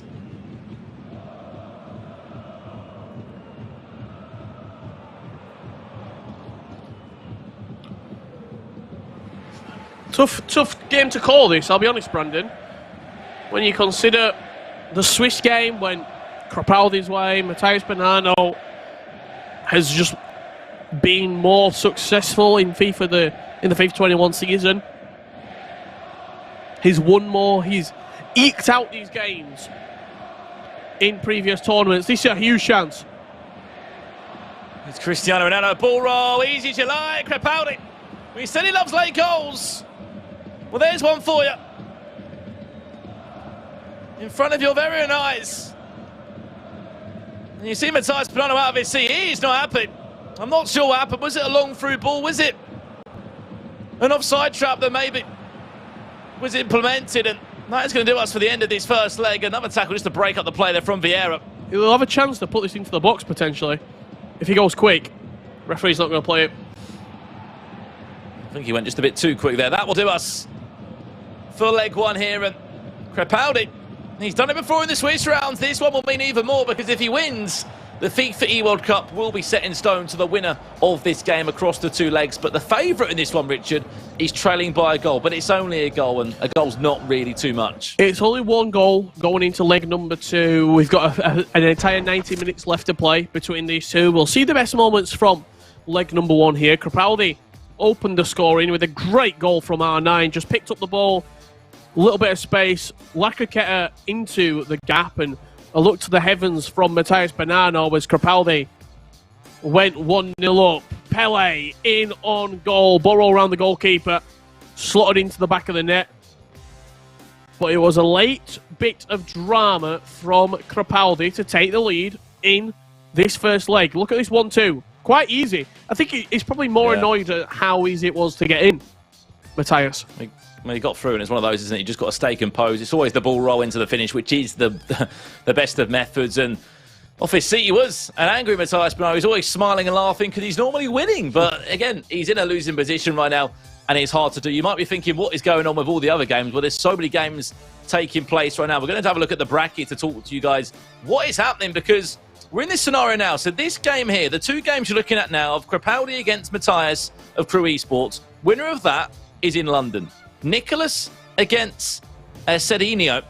Winner of that is in London. What a story that could be. The first ever Ecuadorian to qualify for London. Let's go down to the loser bracket now, because all of these players now, Rich, are in elimination games. Losers of all that round 2, including Paulo Netto, could be out of the playoffs. No more FIFAe World Cup hopes. They will be waived and wiped away. Yeah, absolutely. And to get into the FIFAe World Cup for the people in the losers bracket, they have to get to losers round 5. That is the magic round for them. If they get to losers round 5, they will then be in the top 4 and guarantee a spot at the FIFAe World Cup grand final. To put it simply, losers bracket, lots more games ahead of them. Winners bracket, the 2 matches that are in the winners bracket, 2 winners guarantee spots. Absolutely, as we said. Win this game that we're looking at right now. London is on the cards. You can relax. Yes, you still want to be playing for the top spot because you get $75,000. Plus, you'll be the #1 ranked player on the PlayStation. A PlayStation playoff champion. Something that Nicholas has only been able to do in this scene. And he did it across the whole world, in fact, across all the different regions. Did it in Berlin. Did it in Amsterdam. He's a back-to-back playoff winner. And that man has already pocketed, I believe, $110,000 across those 2 playoff events. And it was $75,000 all that time ago back in Berlin. We're going to go to a quick break now.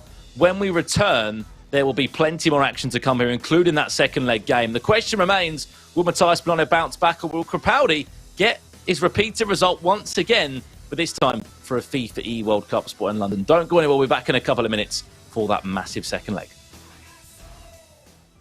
Stake, what kind of moves I gotta make to keep it poppin'? Raise the bar, elevate.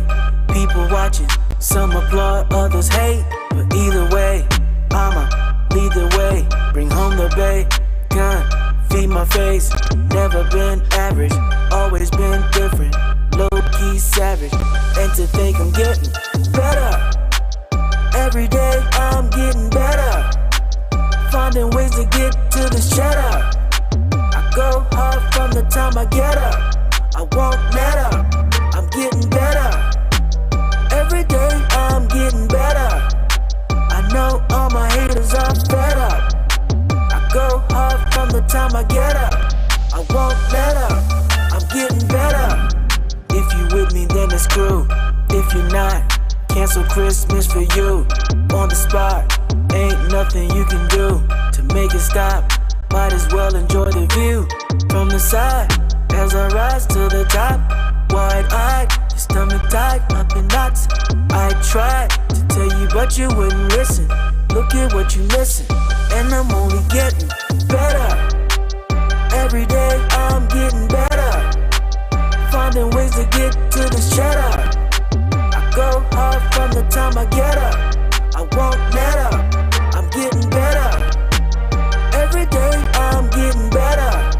I know all my haters are fed up. I go hard from the time I get up. I won't let up, I'm getting better.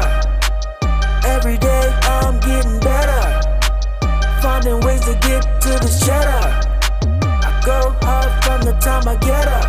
I won't let up, I'm getting better. Every day I'm getting better. I know all my haters are fed up. I go hard from the time I get up. I won't let up, I'm getting better. Rich. Yes.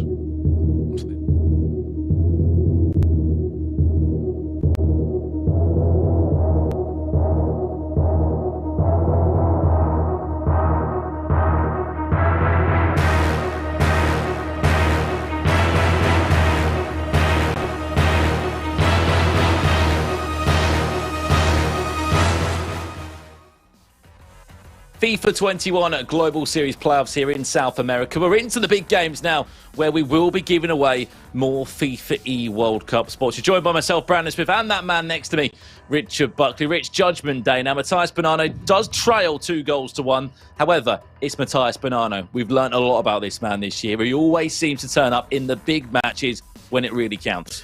Yeah, and both of these two players are in good positions. They're not doom and gloom. They're in the winners bracket. If they lose this game, they'll drop down to probably a losers bracket quarterfinal, and you can move on from there. You only need to win another game, then you get a grand final spot anyway. So there is opportunities. They've played very well so far. They're in a winners bracket semi-final.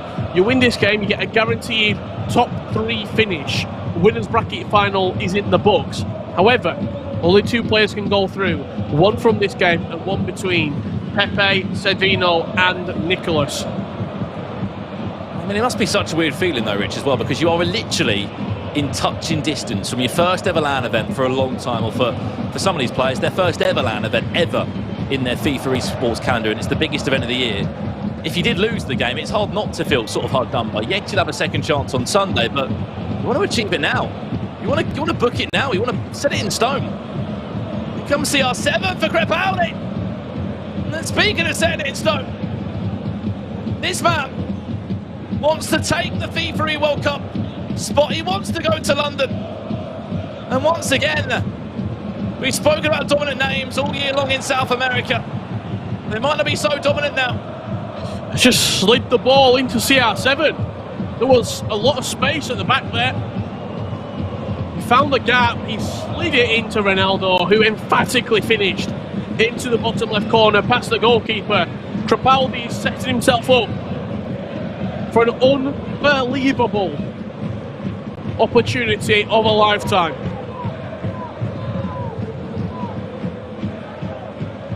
We said it before.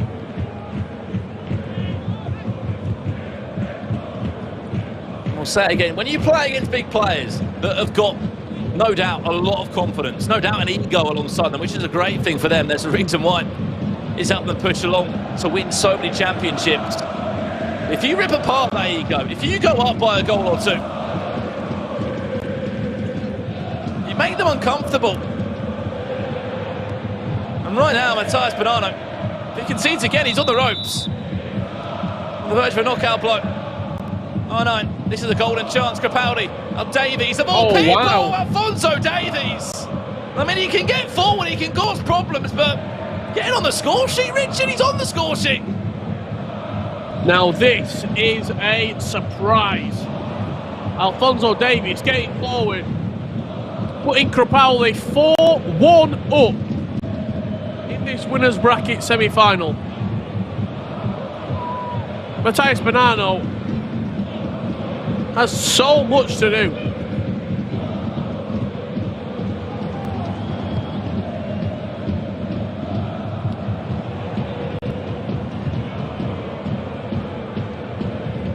Fair play to Crepaldi.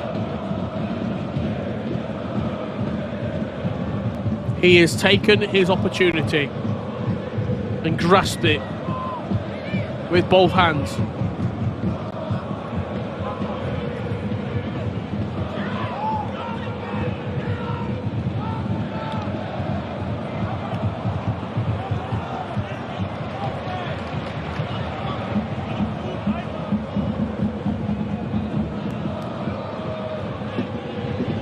Well.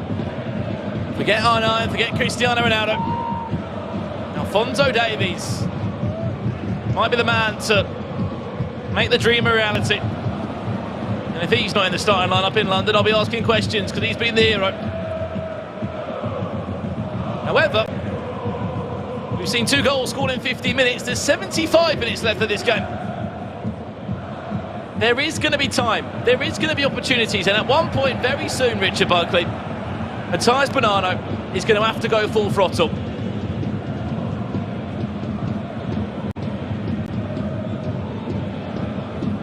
I don't know when, but when he does, you'll know about it.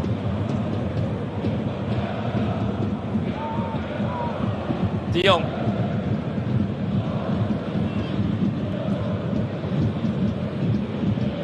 Away in this time.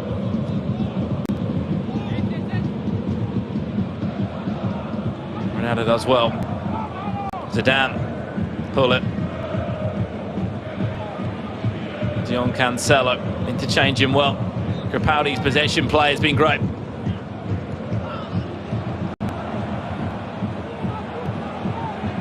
How patient he's been also.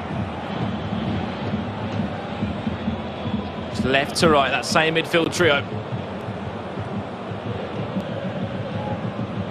R9, back to R9, ball roll, scoop, turn, oh, he nearly cut back inside, still the chances alive for Crepaldi. Still down the byline.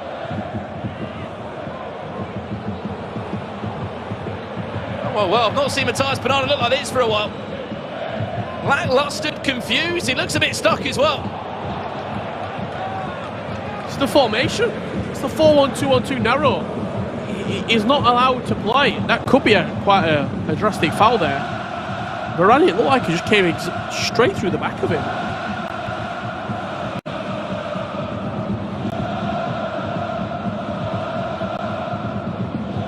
Chance. There's the finish. There's the wake-up call for Matthias Bonanno. What a goal. What a goal it was. Short free kick. Give the ball to CR7. Just let him run it in. We're going to see an instant replay of it here. Scoop turn, heel to heel, left-footed strike into the top corner. Matthias Bonanno right back in the game.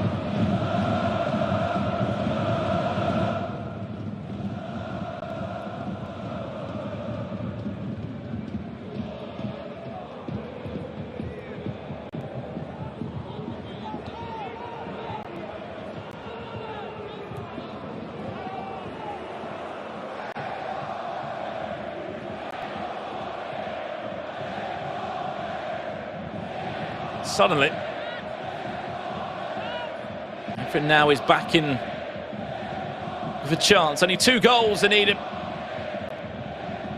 He's done bigger things in this career. This breakout year, I should say.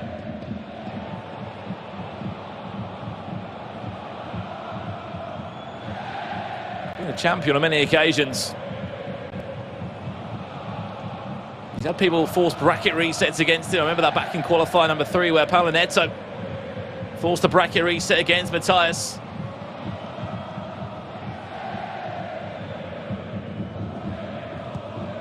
From the ball, Libertadores. What happened there, you ask? Well, again, it was another action-packed bracket for him. He had to take down Eduardo in the grand final there. Paulo Netto got knocked out earlier in the tournament, MH7. He was involved in the top 3. Doesn't lose big games, Matthias. There's always room for a first. De Jong looking to restore the lead. midfield play has been impressive, and I think that's the difference, Richie. He's sort of made a sacrifice that not all the players will always make. He's decided to play Hullet, Vieira, and De Jong. He's having 3 midfielders in there. Or what I should say, sorry, Zidane, De Jong and Hullet. Of course, Vieira is playing as one of those centre-backs, as he always often does. What that does mean is you do sacrifice an attacking player, that, on this occasion, being Pele. Well, the players that also you're playing in the midfield area, Hullet, Zidane, they can also get forward and act as attacking midfielders, the overlapping runs, giving you extra options going forward. Cancelo from right back, brilliant save on the rebound, punched away. This game's not over yet. That would do us for half-time. This game is not over. Don't count your chickens before they have hatched.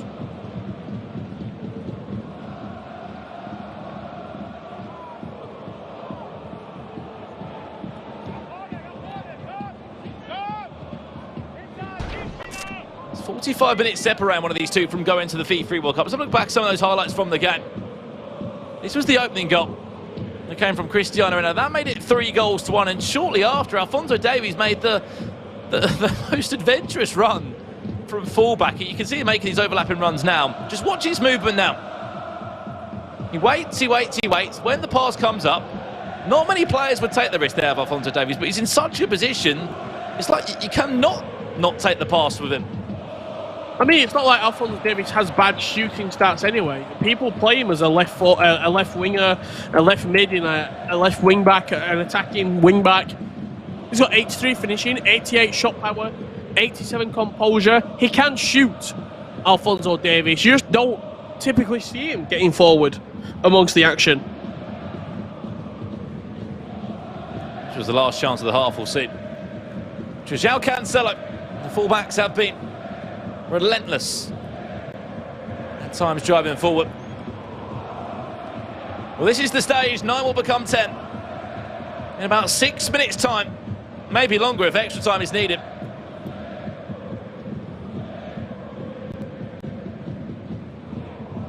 And I mean, you talk about pressure, Rich. If Crepaldi does take this spot,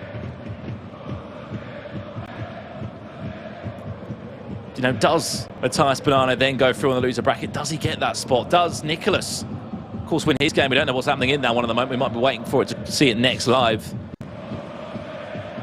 Paulo Netto, does he get there? There's so many ifs and buts.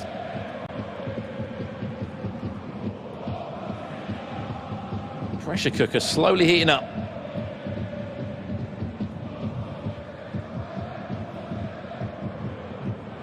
Matthias Bonanno trails by 4-2. The number 1 seed, the man that everyone's wanted to beat this year.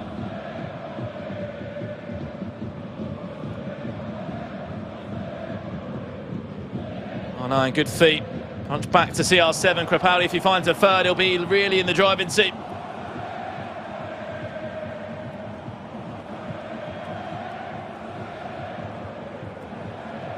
Oh no. Back to Hullet again. There's just no rush.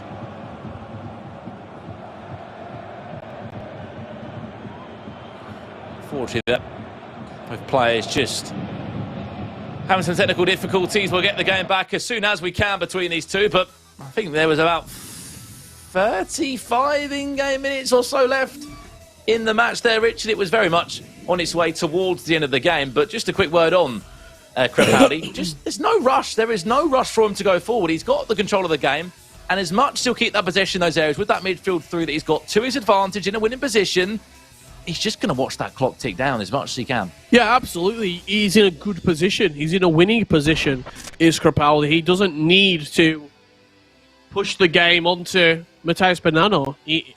Remember what Matthias Bonanno did in his opening game in the round of 16?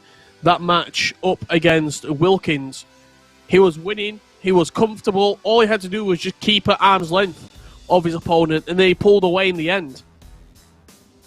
Question is, will the pressure potentially play a factor for Crepaldi? He's not been in this scenario a lot in his FIFA career. It's a very, very stressful situation to be in. It's a huge moment. It is. It's the biggest game because there's so much on the line here. As we said, you win this game, you go to the FIFAe World Cup. If you lose, you aren't out the tournament. You are not out of the playoffs. As I see MSSI popping up in the Twitch chat to the side of me now. If you lose this game, you're not out. It's just you're so close to the FIFAe World Cup that you are literally a win away. I mean, we've got Nicholas against Pepper in the game below us, but this game here, the winner goes to London, loser is in the tournament, but in the loser bracket. Yeah, absolutely. I think something that we've not really talked about is the money implications as well. If you win this game, you're in the winner's bracket final, meaning that you're guaranteed a top 3 finish, correct? Yeah. That's $25,000 guaranteed. Top 3. 25k guaranteed if you win this game. So, not only the E-World Cup in the future, but the immediate impact on this game, financially, a huge boost for one of these two players. Yeah, that's the same amount as winning the Conmebol y Libertadores on your console and a qualifier this year. Together in one, just for a top 3. If you go the full way on the Sunday, $75,000. It's not going to be too bad. If you're a little bit confused about how this bracket is working, how these playoffs are working, yesterday we had the Xbox initial first couple of games where we saw Felipe of SBQR take one of the FIFAe World Cup spots. Today, we'll give away 2 more tickets to the FIFAe World Cup on the PlayStation. Tomorrow, we return them back to the Xbox, where we'll give away 1 more FIFAe World Cup ticket. And then on Sunday, we'll crown a PlayStation champion, the $75,000 that we've been speaking about, and then 2 more FIFAe World Cup tickets. So sort of think of it as Xbox, PlayStation, but 4 days in total. And by the end of play on Sunday, we'll know the final 6 players from South America that will be going to London for the FIFAe World Cup. A lot to take in, I know, but we'll do our best to break it all down to you in the most simplest way possible across these days. Yeah, I'm just having a look to see if there's any updates. I can tell you, Nicholas has won. I've just gone on social media. Nicholas beat Pepe 4-3. Nicholas is, I believe, in the FIFAe World Cup. He won 4-3. Beat Pepe. 4 years. Wow. If that's the final result, Nicholas 99, the Iceman, 4 years in a row. You don't build FIFA players like that anymore, all right? 4 years in a row, all right? Even when you're playing for him. That man finds a way to win. FIFA 17, yes. 18, yes. 19, yes. 20, there wasn't an E-World Cup. 21, he's there again. He doesn't even need to be on the stream, Richard Buckley. He doesn't even need to be on the stream. He just goes about his business. What a player. He is a top player. I've just seen the immediate news on his social media. He's been live tweeting his results throughout the entire process, from Swiss to the knockout stages. We'll have the official bracket confirmation, but here you go. Still classify the worldwide. Let's go. That's the translation that Twitter's gave me for Nicholas's tweet. And he doesn't care. All that matters is that he is in the FIFAe World Cup. Well done, Nicholas. First player on the PlayStation, guaranteed. The Iceman. Yeah, a lot more news coming in as well. Paulo Netto survives in a penalty shootout. He is not in the World Cup. He's in a loser bracket next round there. He's just won on the penalty. He just got knocked down to a loser bracket from losing a penalty shootout against the man that Nicholas just beat in Pepe of Ecuador. Now he's just won again on a penalty shootout. It's nervy games here in South America right now. Very, very nervy games indeed. But hey, all we need to know is we have officially 10 players out of the 32 guaranteed to London right now. And Nicholas is number 10 on the plane. Incredible stuff. Congratulations to Nico. Yeah, we're starting to fill out this roster. MS Desari from West Asia. DW Dillon from Oceania. Nicholas from Argentina. All these countries, they're going to be congregating in London 6th to the 8th of August. I cannot wait. There's so many names. So much talent's going to be here on display. We've got 18 players from Europe to find as well. One of these two will be joining Nicholas. Let's find out who it is. Matthäus Bonanno with everything to do. Well, we've got more business to conclude just yet, Richard Buckley. We know number 10 on the way to London. Well, who's going to be?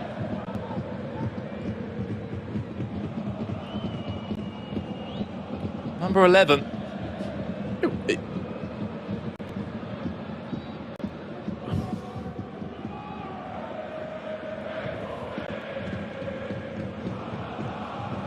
think this ball needs to go out of play and it's got to be reset because I believe there might be a technical difficulty in terms of the fact that you shouldn't be playing the remaining time of the game. Yeah, I think that's why pause. I'm not sure if Maybe keep it. Both players are playing. Yeah, I'm not sure if this has been communicated to the players as of yet. With this game, we are going to get it restarted. We're going to get that game back underway. Obviously, a little bit of an issue as well. Myself and Brandon were in the UK. Kyle's in the UK. Mike's in New York. The players over in South America. We got a production team as well. So there's a lot of moving parts. There's a lot of you can't just go up to the player and tap her on the shoulder and go, "Excuse me, mate, can you restart the game?" The admins, it's worldwide. So everyone's going to have to get knuckled down, find out how we're going to get this game back underway. I think we'll look at the footage, see where the game concluded, exactly what minute it is. And with the esports accounts, we can start from that specific minute in the game and play the culmination of it with the aggregate scoreline correct.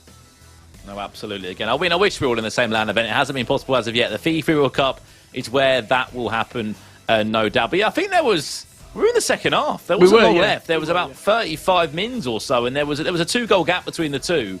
And if you have just tuned in, the biggest news that has just come out is that Nicholas99 has booked a date and a spot again in London for his 4th consecutive World Cup. Incredible stuff. And we just heard they're going to be playing till the 35th minute.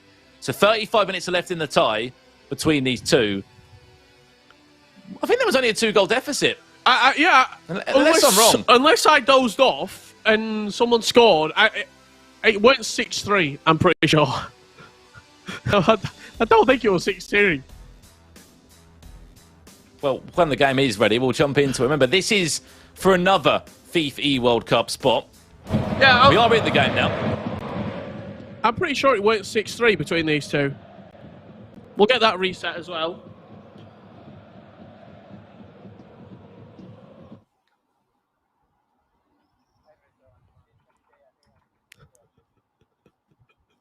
Well, again, we're getting there. All right? The game will start in a second. Again, we do apologise for this. A lot of moving parts behind the scenes here, but we're doing a brilliant job behind the scenes of ensuring that we can get all these stats coming on through from you. Again, if you are in the Twitch chat, you're on the YouTube channel right now, thank you very much for bearing with us today and watching.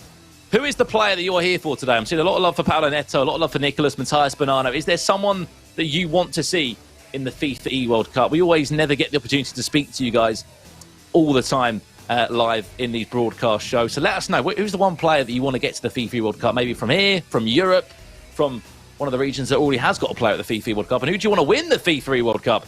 Let us know. I'm seeing people saying text in the chat. He'll be involved in the playoffs next weekend. Of course, we start again with Europe. There's a lot to do still. Yeah, he's got a big sort of task in front of him. A lot of people from Europe. I mean, when you consider how many top European players there are, for only 9 on Xbox, 9 on PlayStation, to be going to the World Cup, it's going to be an heroic effort for anybody who makes it from Europe. And fair play to those talented esports players and athletes who do make it into the FIFAe World Cup. Here in South America, equally as competitive. So many top players have already crashed out of the tournament, and potentially Matthias Bonanno will be going down to the losers bracket. That game will be coming up very shortly indeed. Yeah, seeing King CJ in the chat. Congratulations to him, my friend. What a journey it's been on. Only felt like yesterday we were commenting on that man in the PlayStation Open Series. Now he's on his way to London. We're going to go to a quick break now to resolve these small technical difficulties. When we return, we will have that game for you. 35 minutes left in it between Crepaldi and Matthias Bonanno. Winner goes to London for the FIFAe World Cup. Don't go anywhere. We'll be back in a couple of minutes' time.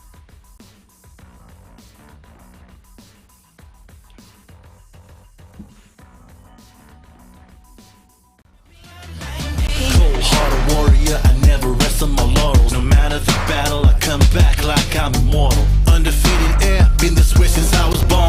Exhibiting the true mark of a champion. One thing I know, when no back is against that wall, you can bet we'll be coming back. That's how we roll. Go renegades down, if we're going on the style.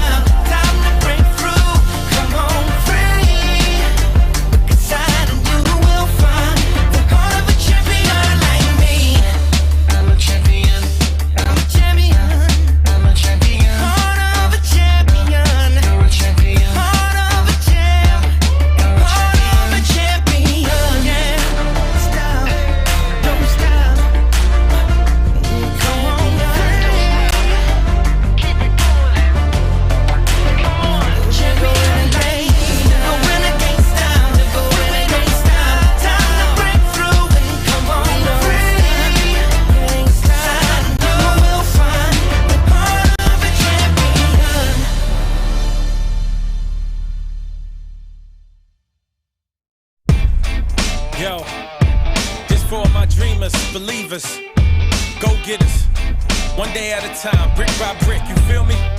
Keep building. Woo! I wake up in the morning, it's another day, another opportunity, I know it's up to me to make my dream come true. It's nothing that I wouldn't do to see my name in lights. I give my life to this mic, my blood, sweat and tears, I did it for many years. My career's in my hands, I already hear the fans screaming my name, asking for pictures, asking for autographs. I want it all so bad, I'll let you do the math. I did my 1,000 hours, sometimes I didn't eat, go out or take a shower. Ain't allowing no distractions, we gon' see what happens. I'ma be laughing when them cameras are flashing. My name in lights, I know I gotta sacrifice. If I give it my all, I'ma reap the rewards. I know I'll be the Here star. we go. It is judgment time now. The scoreline's correct, the time's correct in the game. But we've got one thing left to do, and that has to conclude this result. Crepaldi leads by 4 goals to 2, and no doubt about it, Richard Buckley, as you join us back live here in the playoffs in South America. This would be an upset.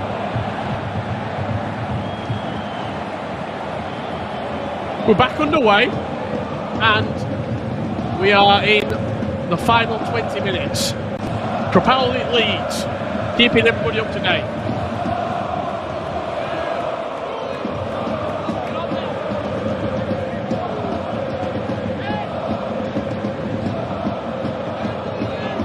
There's the both players on your screen there. I know what a big game this one is.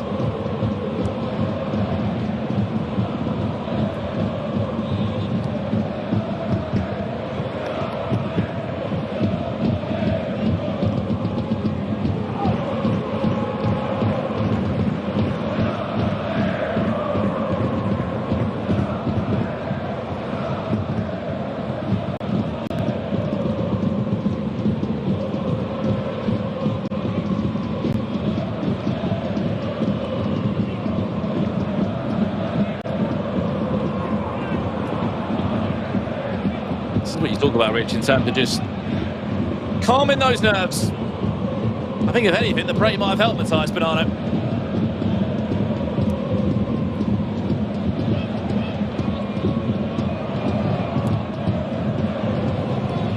Time to think, time to chance. Oh, what a save! That save is the difference between literally filling out your passport details for London. We'll give him Matthias Bonanno a chance to slither. Zidane, back to Ronaldo. R9 with a cheeky finish. A flary finish. How about that one?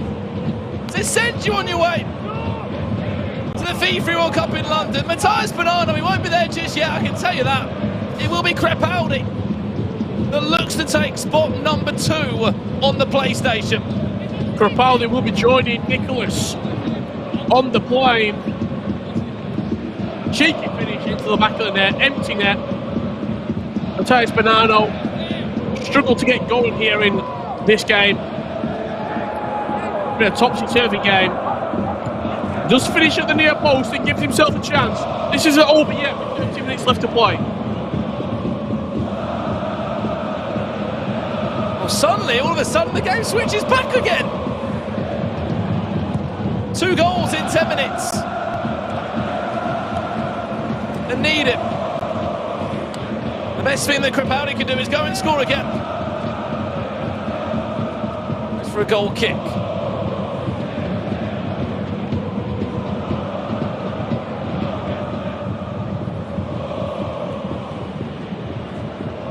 I'll tell you what, if Matthias scores another goal, you were talking about some of the best games that you've seen, Brandon, this year. This will be right up there. Davies piling on the pressure in a running race for Varane.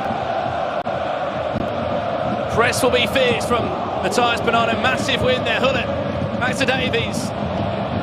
The wrong player in the wrong area. He hasn't got a choice though, Matthias. He's had to throw everybody forward. Another hoof. There is gaps there to exploit. Final 4 minutes. This is your biggest 4 minutes of your career. MGCF, a breakout season for so many South American FIFA players. Wrong turn there. That takes seconds out of the game. R9, massive win from Virgil van Dijk. He's not in everyone's starting team.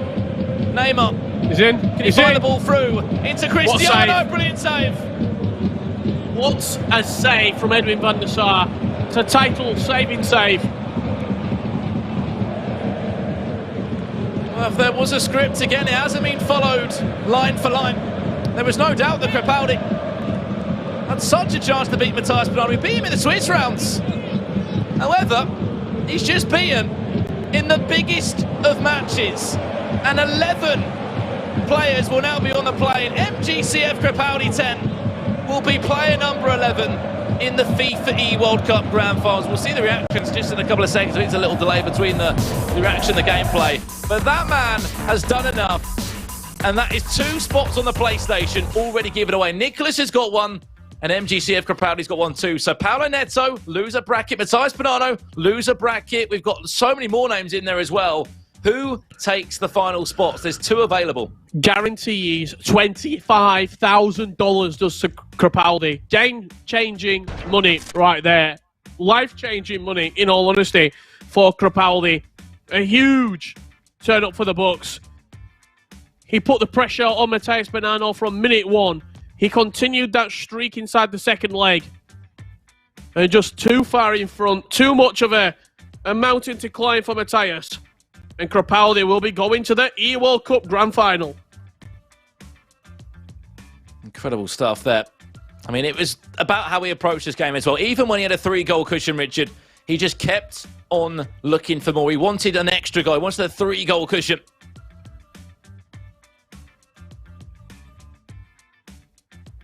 And although that Matthias bounced back, he always kept going. That was a chance for João Cancelo there. Another day, maybe that one goes in. And then this was the chance hit. When the pressure was really on, you'll see this ball go through. The one more pass from Zidane into, look at this for a finish. How about that? Shows the confidence that he was feeling. Yeah, R9.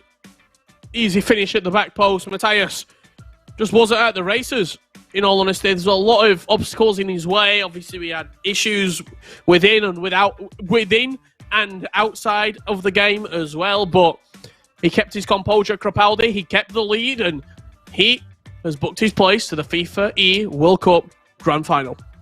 Yeah, it sort of feels like we've gone from like 0 to 100 miles an hour now. We've gone from no one at the FIFAe World Cup of the PlayStation. Now 2 players already there. Crepaldi and Nicholas 99 will be in London for the FIFAe World Cup. I think we're going to pass it back to Carl and Mike now. But gents, off screen, we didn't see it, but Nicholas, 4th consecutive FIFAe World Cup, booked, signed, sealed, delivered, whatever you want to call it. He's on the plane to London in August. Massive stuff from the Iceman once again. Water is wet. We all have to pay our taxes, and Nicholas makes it to a FIFAe World Cup. The 3 things that are guaranteed in life. Mike Lavelle, what a performance from both of those players right there. Nicholas 99 FC, but also Crepaldi. I didn't expect it, but we have had so many shocks, so many surprises, and that's another one for the Bucks. And that's really what we have to talk about. Everybody expected Nicholas to get one of those 4 spots. If you asked any of us here in terms of consistency, his style is so structured in terms of how he plays FIFA. It always allows him to be in and out of matches, and he's so good at closing out games and being very clinical. So no surprise there, but Crepaldi, congratulations. This is huge, career-changing. And I've mentioned this, but if you make the FIFAe World Cup, you've also guaranteed yourself a contract for next year. And probably a pretty healthy contract. I'm not going to get into any details, but top 16 player in the world, you're usually going to use that for very solid or very good leverage in terms of that negotiation process. And we don't even know what he's technically going to do yet at the FIFAe World Cup. So congratulations. That's huge. I love to see the mix-up. And that losers bracket now is getting real nifty, real competitive. It's got that mix between guys that had a fantastic year and then players that are expected to make a run for it, expected to see in the semis or the finals, expected to reach the FIFAe World Cup. That's at least their personal expectation.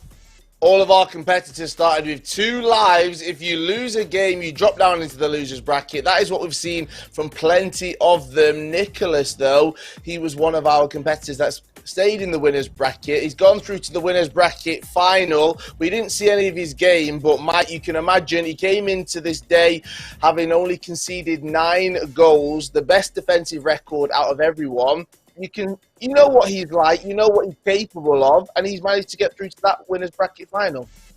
And I'd even take a step farther. I'd probably argue in the last 3 or 4 years, it's really Nicholas and MS Desari are the only 2 players that I could think of that have this level of a defensive record where they're able to win because they take so much space away from you. They make you uncomfortable. They know how to adjust and use the offside trap. And then they also have a mastery of 4, 5, 6 formations. And if you have that on the defensive end, especially, it just makes for shutdown and lockdown defense, but also easier offense. A lot of times that gets neglected. If you're a good possession player or you're really gifted with some of the counterattacks, if you're defensively sound, and that's why we use the cliche defense wins championships, it just opens up everything for you on the virtual pitch.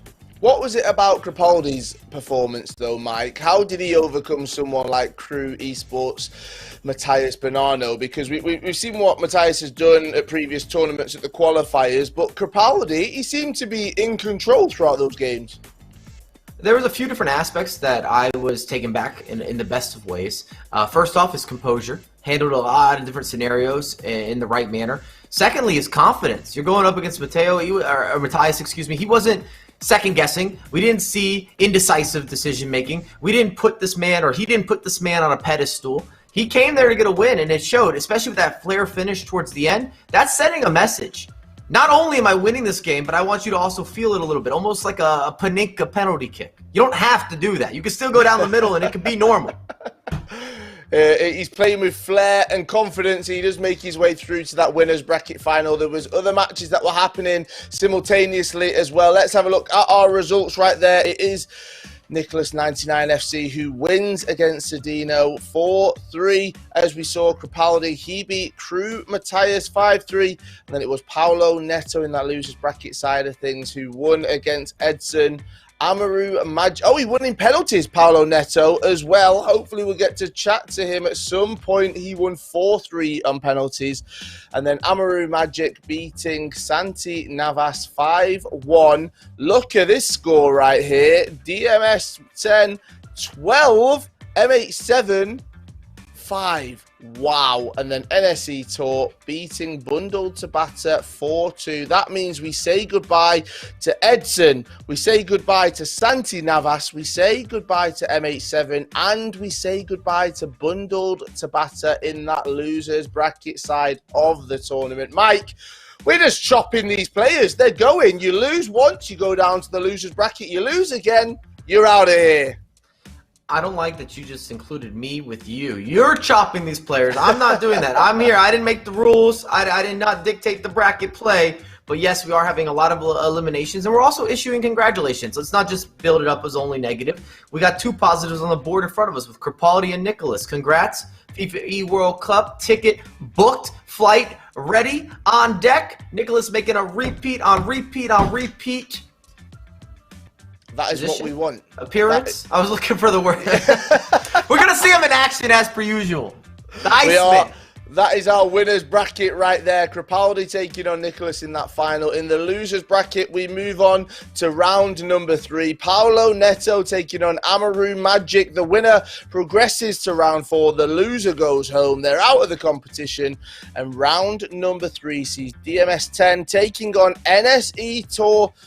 Both of those players hoping, dreaming that they can stay alive in the competition. Mike, one thing I've realised from there is even in the losers bracket side of things, they only need to make the losers bracket final and they will be coming to London. So different from any of the previous playoff regional qualifiers that we've had up to this point, this has the most spots, and deservedly so with South America. So normally you'd have to be top 2. If you didn't make it to the grand final, that's it. End of your season, unless maybe you had some E-Nation competition. Otherwise, it was a wrap. This is a little bit different because we have those 4 placements to go with a big price tag. Healthy pockets getting enlarged. They're stretching out. Waistband or take the belt. A couple extra loops. You see where I'm going. But I think it's really exciting. I really also very happy that South America is getting the additional assortment of players that can do the representation, because that was a debate early on to say, hey, we got talent here, we need more positions, and to have 4 slots in the FIFAe World Cup is huge for this region. It really is. We absolutely love to see it. The South American playoffs are definitely providing all of the entertainment, so make sure you stick around with us. We will have some more matches. Yes, 2 more rounds of matches to go. Don't go anywhere. We'll be back after this short break. pictures, asking for autographs. I want it all so bad, I'll let you do the math. I did my 1,000 hours, sometimes I didn't eat, go out or take a shower. Ain't allowing no distractions, we gon' see what happens. I'ma be laughing when them cameras are flashing. My name in lights, I know I gotta sacrifice. If I give it my all, I'ma reap the rewards. I know I'll be a star. I wanna see my name in lights, I know I gotta sacrifice. If I give it my all, I'ma reap the rewards. I know I'll be a star. Yo, I'ma take it day by day, build it brick by brick. I don't care how hard it gets, I swear I'll never quit. I gotta get it poppin', failure ain't even an option. I come from the bottom, I'm a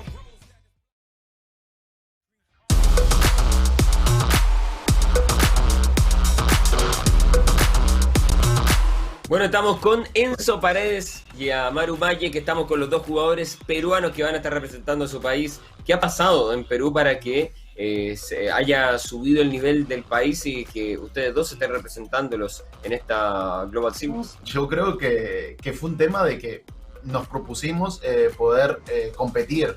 O sea, la realidad del gaming peruano acá es que no hay mucho apoyo de empresas privadas, hay muy pocos equipos. Creo que el mejor equipo actualmente puede ser Amaru, que está Magic, pero ahí a apoyo con FIFA Points, apoyo con sueldo, etcétera, eso todavía como que está un poco alejado. Pero a pesar de eso, yo tuve que hacer un préstamo, y lo puedo decir, no hay ningún problema, para poder competir, que agradezco un montón a mi familia por haberme apoyado con los préstamos y todo, porque no es fácil lo que se tiene que invertir para el juego, y al final que todo ese esfuerzo a nivel económico haya dado resultados y poder estar terminé top 13 a nivel de la clasificación, ha sido impresionante. Toda mi familia ahora me alienta. Hay muchos jugadores que quizás no viven en nuestra realidad, que ellos ya tienen un equipo formado, ya tenían en ese momento, porque ahora sí ya pertenezco a un equipo, gracias a Dios, a través de todo mi esfuerzo, pero ha sido una temporada dura, ¿no? Y bueno, hemos dado la sorpresa, y por qué no pensar en que los dos podemos estar en Londres, ¿no?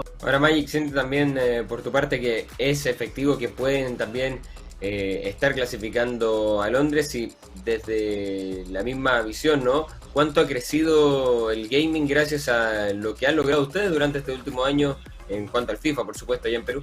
Sí, incluso a inicios el año pasado en FIFA 20 en Perú solo habían 2 verificados, y ahora en este año tuvimos 14 verificados. Y bueno, ha sido una temporada bastante dura, porque como dijo Enzo, nosotros tuvimos que invertir desde nuestro bolsillo prácticamente con nuestra points y eso, para poder armarnos un equipo para los primeros Food Champions, para intentar verificarnos, y ahí pensando en las quali. ¿Cuánto les ha ayudado uno al otro también ese apoyo en cuanto no solamente a lo del juego, ¿no? Al entrenamiento profesional, sino también al apoyo emocional, al apoyo psicológico, al apoyo de un amigo, de que estén los dos entrenando a la par e ir alentándose uno al otro para ir mejorando e ir logrando todos sus primeros objetivos, que fue meterse en este playoff final, y que ojo, que los dos también estuviesen también en una quali en esta temporada? La verdad que, a ver, en el mundo competitivo muchos piensan que entre dos buenos jugadores no hay rivalidad, que tú eres mejor. No, la verdad que si le puedes preguntar a Mai también, la verdad que el año pasado, cuando me gana la final acá el torneo peruano, yo le digo: hermano, tienes un talento enorme, aprovéchalo. Ahora estamos entrenando a full y ya nos conocemos mucho. Yo veo a Mike, a veces juega con los chicos Perú y mete un baile. A ver, conmigo, ahí los partidos cerraditos.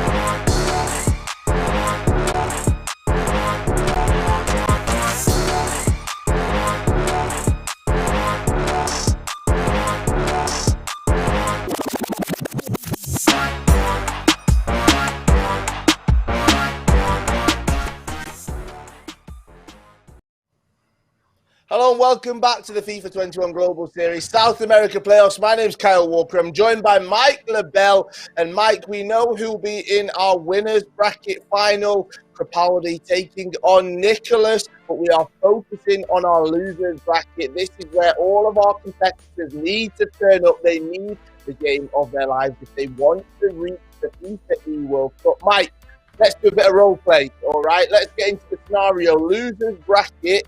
You're here, round number 3, I think it is. You can feel getting closer and closer to that FIFAe World Cup. However, you have 2 more rounds to go. How do you mentally focus? What are you thinking about right now? Well, I think at this point, these competitors are running on fumes. You don't need a Kickstarter campaign. You're not looking for a GoFundMe. This is win or you're going home. You're shutting off the console. You're going for a walk. You're calling your friends, your family. You're notifying people at the end of your competitive year. So I don't think any of these competitors are going to have issues in terms of focus because you have adrenaline. You got to have the hair on your arms. If anything, it's more about nerves and tension that you're trying to downplay a little bit. Now, do you just want to point out on this losers bracket we can see on the screen, in round number 4, there are 2 competitors that are there. Sedano, who Nicholas beat, and then also Crew Esports, Matthias Bonanno. He was beaten 5-3 by Crepaldi. So both of those are in the round 4. And the winners from our next matchups, Paulo Netto taking on Amaru. Well, they'll go through and they'll face the next opponent right there from the losers side, as you can see on this winners bracket. Round number 3, it was Matthias, it was Sedano. They both lost, so that means they drop down into the losers bracket round number 4. But it is that losers bracket we are focusing on. And Mike, I mean, it's such a difficult position. We've got Paulo Netto, someone we've seen all season. Consistency is a word I would use with Paulo Netto. But here he is, losers bracket. It shows anything can happen in the playoffs. And he's got to battle back. At the end of the day, he still controls his complete destiny. I don't think you could ask for much more than that. We all watch plenty of football. How many times has there been a scenario where your favorite team needs a win here, a draw there at the end of the season, and then they have to also win in order to jump and make moves in the table and so forth and so on. They need a bunch to happen within the fixtures. This isn't the case. Paulo Netto controls it. Matthias controls it. You name the player, they control it. I just wanted to... I'm liking the energy, Mike LaBelle. The players are in control of their destiny. The losers bracket is where we're going to next. But none of this would be possible without our sponsors and without Mercado Libre. And so for everyone joining us from Argentina and Brazil, you have to visit Mercado Libre. You'll find exclusive sales and gaming products. You can enjoy fast shipping and update your gaming setup today because Mercado Libre has everything you need. Right, we are going into that losers bracket side of things. Paulo Netto, one more time for me, Mike. He's in control. Control it. Control it. Control it. Control it. Well, they're going head-to-head in our losers bracket, round number 3 matchup. Let's get into it. Let's have a look at the teams. It's over to Richard Buckley and Brandon Smith. Thank you, gents. And once again, we are back for more FIFA here. And we've just seen 2 more players book a spot in London for the FIFAe World Cup. Huge congratulations to Nicholas 99 of Argentina and FC Basel. And more importantly, MGCF Crepaldi, who will be in his first ever FIFAe World Cup final. Joining me as always is Richard Buckley for this one. And it's the first time we've been able to see Paulo Netto in action on the broadcast here, Richard. But he's had a bit of a rough day. He's had back-to-back penalty shootouts and he's in a loser bracket scenario where anything can happen, as we know. Yes, certainly. I think when you look at Paulo Netto, what you expect from him is comfortable victories, high-scoring games. But it's been anything but that. It's been quite a turbulent journey for him so far. He's hoping to smooth out in his final game of the day. So losers bracket quarter-final tie. Losers bracket round 3 tie, I should say, actually. Hoping to set up a match against Matthias Bonanno if he wins this game. Magic, on the other hand, he's played okay, to be honest with you. He has played okay, has Magic. He lost 4-2 against Nicholas, which you sort of expect people to struggle against Nicholas. But the game before that, he won a penalty shootout against MH, a top player. in his own right. You can see his squad on the screen there. Nothing too dissimilar to what you expect. However, Zambrotta getting the nod at right back. It'll be Vieira dropping into centre back next to team of the season, Rafael Varane. Well, these two have never played in the season itself. However, they have played in the Swiss rounds. It was round 4 they played 2 days ago on Wednesday night. It was 8 goals to 5 for Paulo Netto. We'll have a look at what that does in terms of the result, and we'll speak a bit more about that in a little while. If you are still watching the broadcast, you might be thinking, how do I get TIFOs? How do I get swap tokens, packs on FIFA 21 Ultimate Team? Well, here's a little video that will explain everything you need to know about getting those swaps and linking your Twitch and EA accounts. Check this out. Earn 8 new swap tokens by watching the final events of the FIFA 21 Global Series and redeem them for untradeable pack rewards.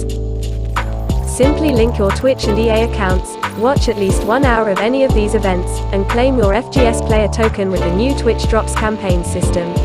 There are some great repeatable pack rewards up for grabs. Don't miss out, link your accounts, watch the FIFA 21 Global Series and start redeeming your rewards. And it's as simple as that. Across all of the playoffs, there are opportunities for you guys, of course, to link your EA and Twitch accounts and get some of those all-important swap tokens. Also, to get some of these really cool TIFOs. I mean, slowly but surely, these TIFOs are becoming World Cup finalists. Nicholas99, the Iceman, has just booked a spot in the winners' bracket final, and more importantly, a spot in London. Felipe151 of SBQR, he's in London for the FIFAe World Cup. Matthias Bonanno, though, yet to conclude it as of yet. However, this is a big game right now, Richard, because as we said, if you win, you remain in the tournament. If you lose, it's the end of your FIFA 21 year. And I just wanted to talk back about that result. They matched on Wednesday night this week, round 4 of Swiss. They both went 4-1 in the Swiss rounds.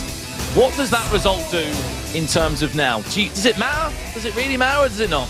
It must give Paulo Netto confidence, knowing that he's already beat this player in Magic before. However, both players have suffered defeat today, so the opportunity to sort of bounce back and resurrect a defeat from earlier is certainly something that you expect to see from one of these two. And you know who's going to be playing in the next round. It's Paulo Netto waiting.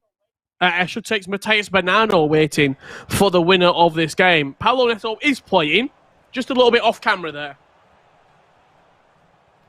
Yeah, and his little sort of setup, he's got a huge post. We don't know what it was. It's been there since the start of his sort of real FIFA 21 career. But pen to paper, Valence United. The MLS Football Club. And ever since, they've not looked back. Here's Paulo Netto with his real first chance of the game. Falls back kindly. Brilliant save.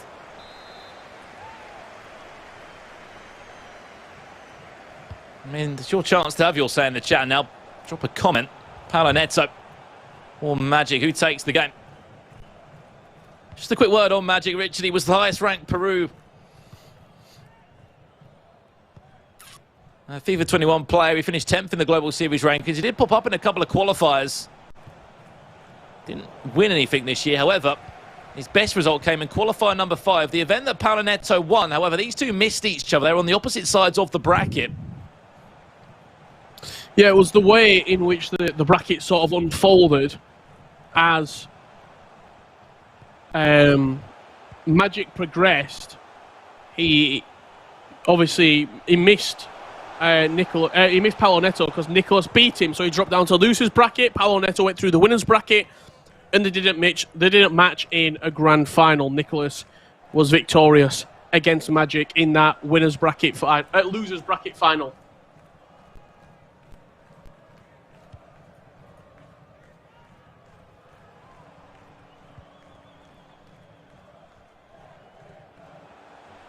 It's been a decent couple of months for Paulo Netto.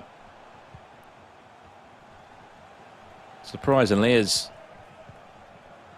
you would like to expect, is that Paulo Netto part of the national team for Brazil. He's going to the FIFA Nations Cup, teammates with Gabriel PM. Another stacked team that will be. In Copenhagen across late August. He wants it to be a packed month, though, of travelling to London, then to Copenhagen.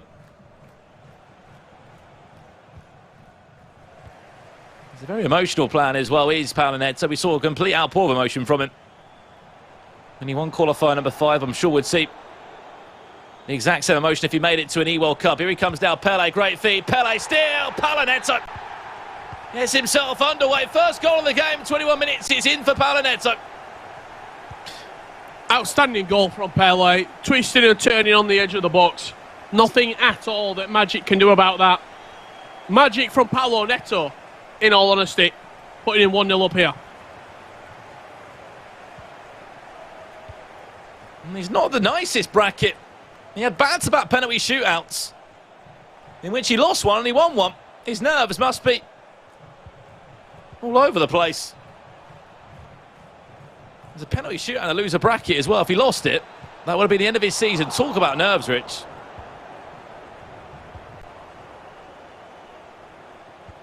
Must have nerves of steel to keep them together.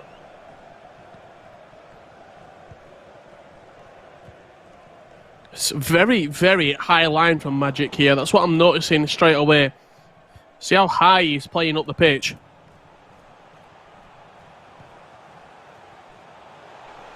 CR7 for 2. Paulo Netto cuts back inside. That's Paulo Netto. Clinical, fearless. And up by 2 goals to 0 in 29 minutes. There's outstanding left stick dribbling from Paulo Netto. Twisting and turning yet again away from his man. He's one of the most offensively gifted players in South America. Paulo Netto, what a talent he is. 2-0 up here against Magic.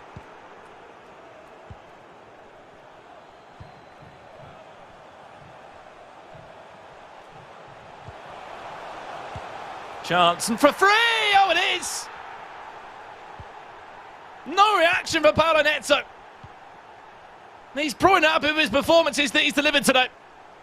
And now he wants to put it right, because he has to put it right, because if he wins, he's up against Matthias Bonanno, which is not a game that anyone wants to play. The match many a time, Matthias Bonanno and Paulo Netto throughout this season. Typically, Matthias has got the best of Paulo Netto, but he won't care, Paulo Netto, who he plays against. He knows that he's got to make a loser's bracket run. And whoever stands in front of him, well, they're just another name to add to the list. Magic. That's a great ball. Just offside. Well, no, not even offside, just off target. Now Maru Magic.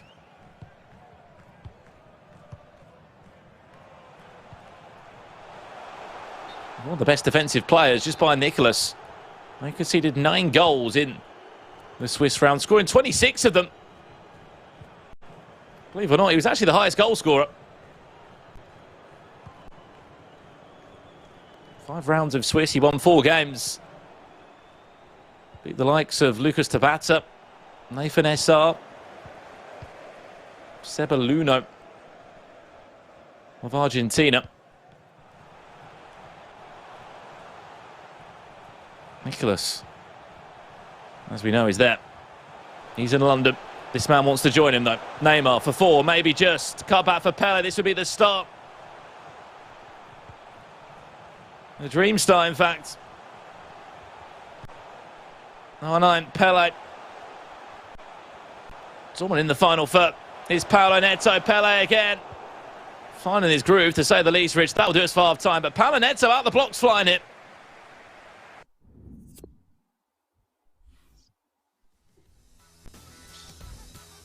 What a start from Paulo Netto. I mean, when you consider, comes down to a loser's bracket, sort of, you got to play your best FIFA from here on out. Some people flourish in the loser's bracket, some people crumble. Paulo Netto, well, he's flying high right now.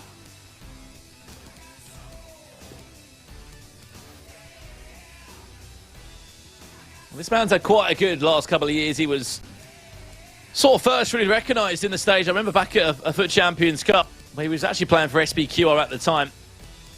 Not long after that, he got a move to the football club from the MLS in Atlanta United. Had participated before in the MLS, but unfortunately, of course, for obvious connection issues when COVID hit.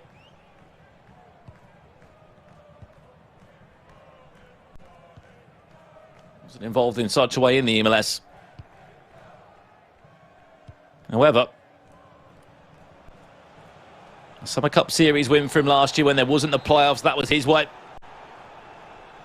of rounding out the year strong. And we did question throughout Qualifier 1, 2, 3 and 4 whether he would be winning a championship this year. It came in Qualifier 5 for him. Chance for Magic. He's just offside. I mean, when you look at the actual results, Brandon, as well, when you consider Qualifier 5, he won. Qualifier 4, he had a decent run in the tournament, but went out in the top 8. Qualifier 3, where did he finish? Oh, what's that? Lost in the grand final to Matthias Bonanno. Qualifier 2, oh, what's that? Lost high up in the tournament. Qualifier 1, yeah, you guessed it. Grand final. Lost to Matthias Bonanno. He could have had 3 championships if it wasn't for Matthias. Sort of been the kryptonite, hasn't he, of Paulo Netto all season long. However, it's not been again the most plain sailing playoffs for Matthias Bonanno. Here's R9 to make matters worse. And he is not done yet. Paulo Netto. He's just steamrolling through this matchup. And he's taking no prisoners along the way. Yeah, he'll have seen plenty of comebacks, he'll have seen plenty of Twitter clips, social media of the heroic comebacks that we've seen in the playoffs so far. But Paulo Netto will not let up at all. He will keep on scoring, he will keep up the intensity until Magic gives in.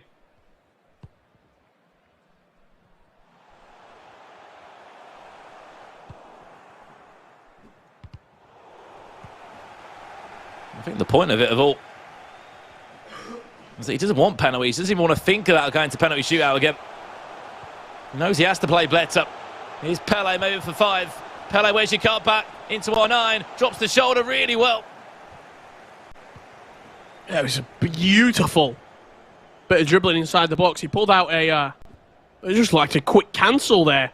But he spanned so quickly on the ball, R9. He's winning it high up the pitch as well, Paulo Netto. That's why he's having so much success.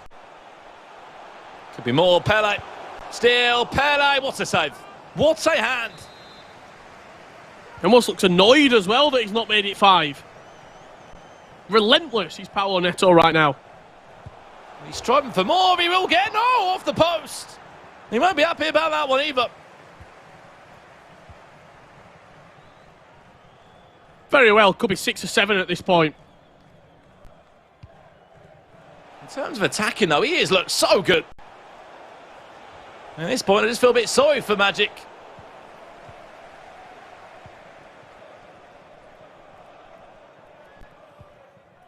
The Peruvian player.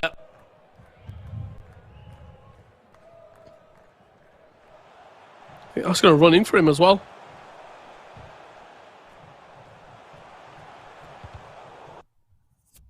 He just looks so good at the moment, Paulo Netto. Magic. I hate to say it, looks a little bit lost.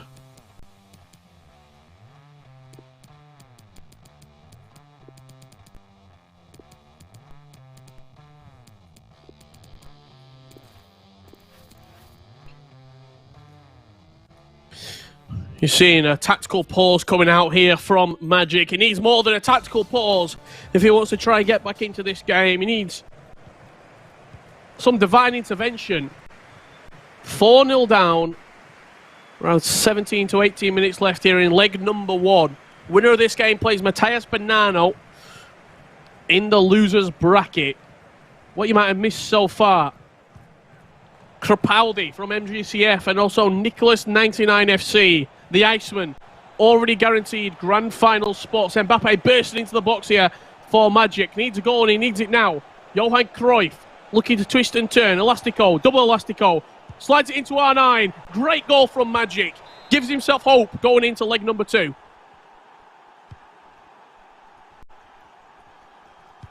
Paulo Netto under maybe a little bit of pressure right now. What's the best way to answer back? As you see, a beautiful replay of the goal there. R9 slamming it into the back of the net.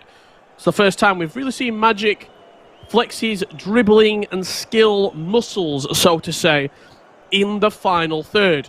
Paulo Netto, best way to get back into this game and silence, almost muzzle Magic. Let's get another goal. Push the lead back in front. Magic, beautiful through ball. 1-on-1, great save from the goalkeeper. Could have been 4-2, could have had a game on our hands. Very, very nearly. It was nearly another goal that needs to fall his way. It's such a dominant display of attacking FIFA from Paulo Netto. You'll feel like we've had 5 or 6 by this point. The worst part is, though, for Magic, he couldn't leave the game about anything without a goal. He needed a goal. We need to show out of the second leg.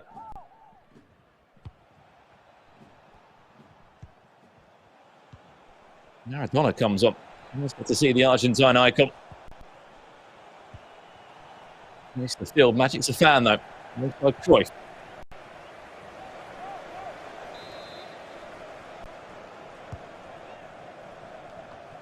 Into the block.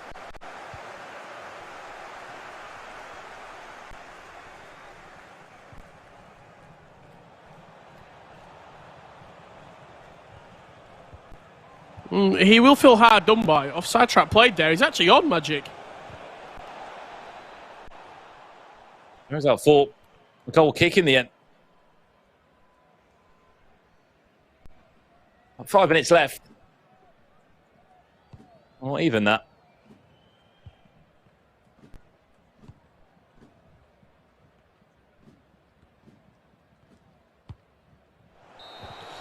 Just as I was saying there, Brandon, he will feel hard done by, Paulo Netto, for the simple fact that he had that great chance that got saved. He had the chance from the corner in which it went wide. He had opportunities. You see 6 shots on target. Should have been 6 goals, in all honesty, in that match. It's very much the case of opportunities came, opportunities missed for Paulo Netto. When Magic went up the other end, he only had a couple of shots on target, but he did score one of them and could have scored a second. He could indeed. It is the big highlights from the game, and I mean, to put it completely frank, it was one-way traffic from Paulo Netto, but some of the goals he was scoring, Richard, were absolutely fantastic. In the box, every time he went forward, he looked like he was going to score. That's how deadly and how clinical he was. That was goal number 1. Soon after came goal number 2. And he was just getting into the right moments, Richard. Finding the extra touches, the extra skill moves, the combinations were on point. And as you can see, it was just a bit of a masterclass from Paulo Netto, especially in that first 45. Yeah, absolutely. I mean, it was goal after goal after goal. Magic did have a chance there, just put it wide of the left-hand post. Paulo Netto just into the second half here. Elastic goal, R9, near post finish. Cracking goal from the Brazilian. Could have gone 5-0 up there. We're going to see him hit the post here with Neymar as well. That should go in, really. He's done the directional nutmeg. He's then settled it with the ball roll and then hit it. Maybe a finesse shot goes in for another day. We'll have to wait and see. Final goal of the game did fall to Magic. He had a through ball as well to potentially slide him in. But as it stands right now, Paulo Netto leads very comfortably 4-1 against Magic. The winner of this will play Matheus Bonanno in the next round of the losers bracket. Don't go anywhere. Leg number 2 coming up in a couple of minutes' time.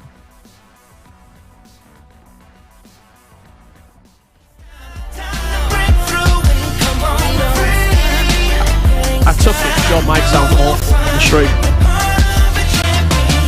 It's still bad now. It was. Yeah, you sounded like you're on the wall. Yo, this for all my dreamers, believers, go-getters. One day at a time, brick by brick, you feel me? Keep building. Woo! I wake up in the morning, it's another day, another opportunity. I know it's up to me to make my dream come true. It's nothing that I wouldn't do to see my name in lights. I give my life to this mic. My blood, sweat, and tears. I did it for many years. My career's in my hands. I already hear the fans screaming my name, asking for pictures, asking for autographs. I want it all so bad, I let you do the math. I did my 1,000 hours, sometimes I didn't eat, go out or take a shower. Ain't allowing no distractions, we gon' see what happens. I'ma be laughing when them cameras are flashing. My name in lights, I know I gotta sacrifice. If I give it my all, I'ma reap the rewards. I know I'll be a star. I wanna see my name in lights, I know I gotta sacrifice. If I give it my all, I'ma reap the rewards. I know I'll be a star. Yo, I'ma take it day by day, build it brick by brick. I don't care how hard it gets, I swear I'll never quit. I gotta get it poppin', failure ain't even an option. I come from the bottom, I'm a rose that is blossom. Out the concrete, I'm in arm's reach. I'm making my dream turn into reality. But I tasted defeat, I'd rather have a piece of meat with shrimp on the side. I won't lie, sometimes I wanna give it all up. But I think about the people that's no longer with us, looking down on me. And Paulo Netto, 11 minutes in. Didn't miss any of the action. Joining it here inside the second leg, joined by myself, Richard Buckley, and Brandon Smith on the mic. Winner of this will play Matthias Bonanno in the next round, Brandon.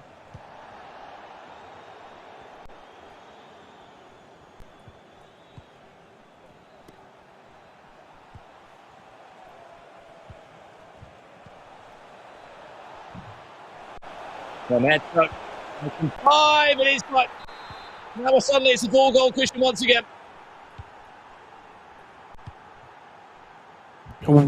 What a goal from Paulo Netto, starting as he left off in leg number 1. 5-1 up, extending the scoreline here and showing why he is one of the favourites, one of the top dogs here in South America.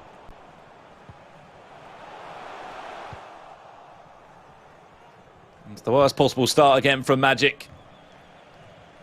The Peruvian player that was 4 goals down, he got a goal back, and unfortunately again he trails by quite a scoreline.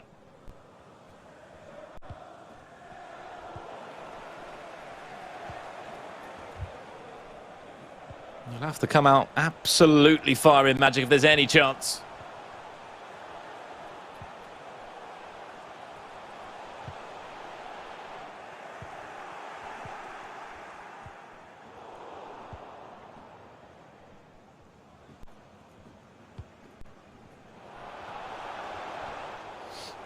Netto doesn't want to take any risks anymore. He's already beaten this man in the Swiss rounds, 8-5. He knows how to score against him. This time it means more because it's a season ender.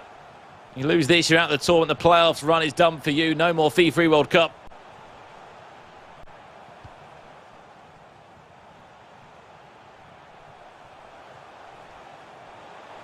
Not taking away from Magic is that if Paulo Netto was to fall at this stage, it would be a shock.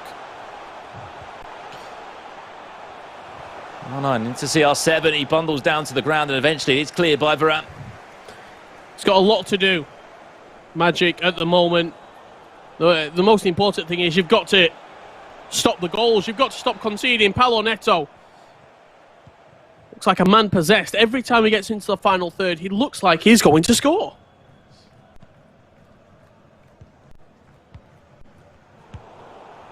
He just really does. Unfortunately, got the buttons a little bit too confused there. Eagles who's looking to press the ball, and shot came in from about 70 yards out. Never going to be trouble with the goalkeeper. And that's all distance or range.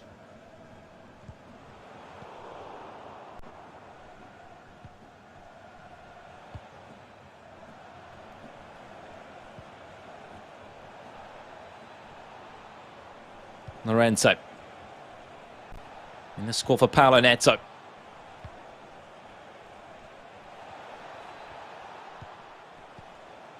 He scores one more. I think we can say it's all she wrote. Here's R9. Chance. Goal. 5-goal cushion. Paulo Netto is really not stopping here, is he? He's one-way traffic, one-way Brazilian traffic, and it's in a Worst of ways, it's a 6-1 win now. With a 5-goal cushion. It's game over at this point. You can see family members, coaches, friends, they need more than a team tour there. They need a miracle right now.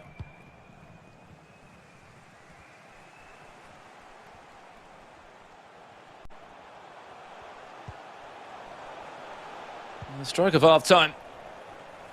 It's not been the half. Mario Magic is needed.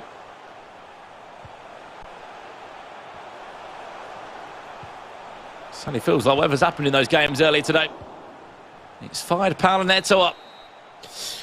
Just gave him extra motivation, really, hasn't it, as well? When you consider the games have been going against him, he's not really had the rub of the green. You mentioned a couple of penalty shootouts as well. It's an opportunity to apply himself and to show what he can do. If that's got to be through a loser's bracket, then so be it.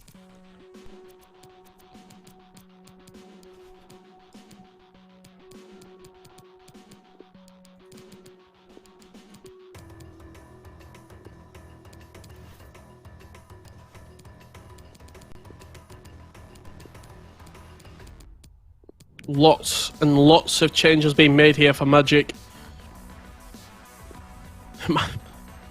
Might be the only thing he can do to potentially try and turn this game around. He needs a bit of magic. He needs something supernatural to happen to him. Trailing 6-1 against Paulo Netto.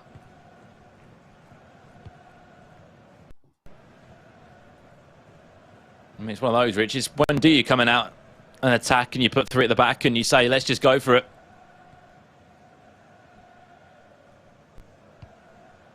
The longer you wait, the less time you'll have to try and turn it around. I can assure you one thing, Paulo Netto, he ain't going to sit back and sit on this now. He wants 7, 8, 9, 10.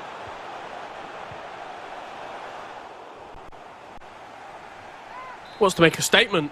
It's also a confidence builder, isn't it? You're moving into a game, a must-win game versus Matthias Bonanno. That's a really well-worked corner there. Using the player lock, he flicks it onto the edge of the box. He let the AI head the ball down. He called for the pass from the defender on the edge of the box, and a simple finish from Alphonso Davies into the back of the net. A really good corner right there from Magic.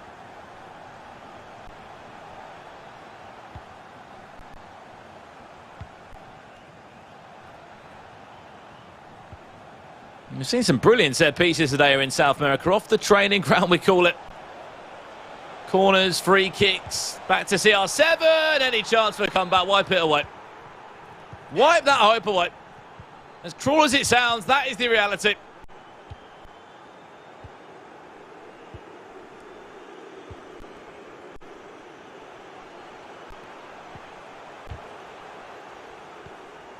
Yeah, unfortunately, the goal that he just scored has been ruled out, hasn't it?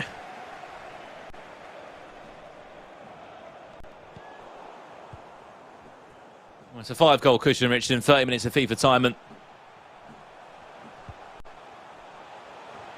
much as Magic has tried to make a good go of this at times, he hasn't really been tested. Good feet again from Ronaldo there. Really good. Brilliant save on the second follow-up. Courtois easy can get that one.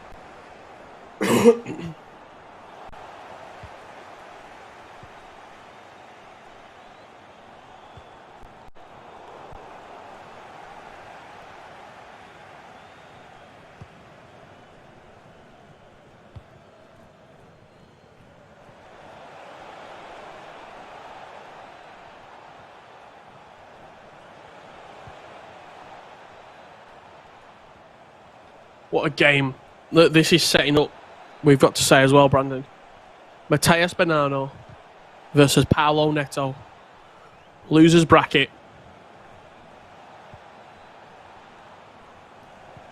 Quarter-final tie. The only disappointing about it is it's happening on Sunday. I wish it was happening now.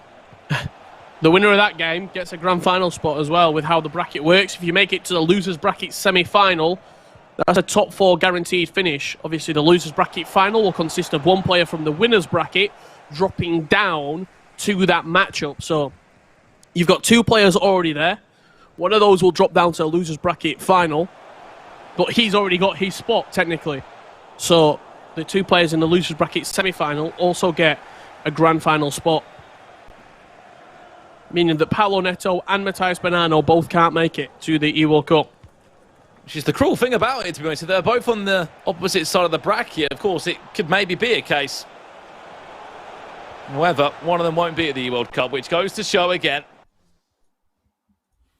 how crazy these playoffs could be. The storylines that will be thrown up, the upsets that will happen along the way. And that's what we've come to expect in competitive FIFA. So many upsets. Saw that yesterday on the Xbox especially.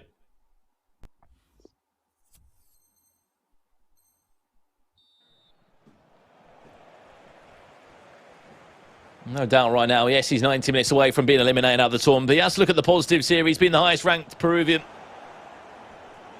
FIFA 21 player this year. He was 10th in the rankings. He's made his country proud, his esports organisation. Nauru Hunters Esports. There's a lot to take from this year, as much as right now it won't feel like that. In towards the box deep, trying to be flicked on back. It will fall kindly, and unfortunately, it's moments like that, Rich, that when you can't get the right bounce, you can't get the right rub of the green.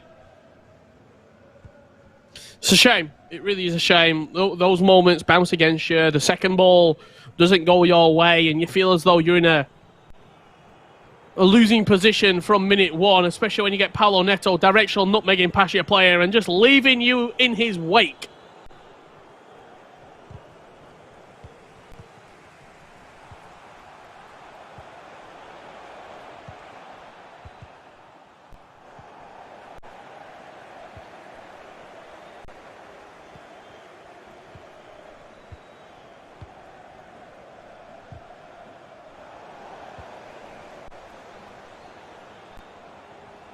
Chance. Paulo Netto. Brilliant save again. He's just not happy though, is he? He's still not happy. Paulo, you're 7-2 up. He still is looking for perfection in so many ways. It's close to perfection, this game, let's be honest. 7-2 win. One of the most convincing performances of the entire knockout bracket here in the South America playoffs.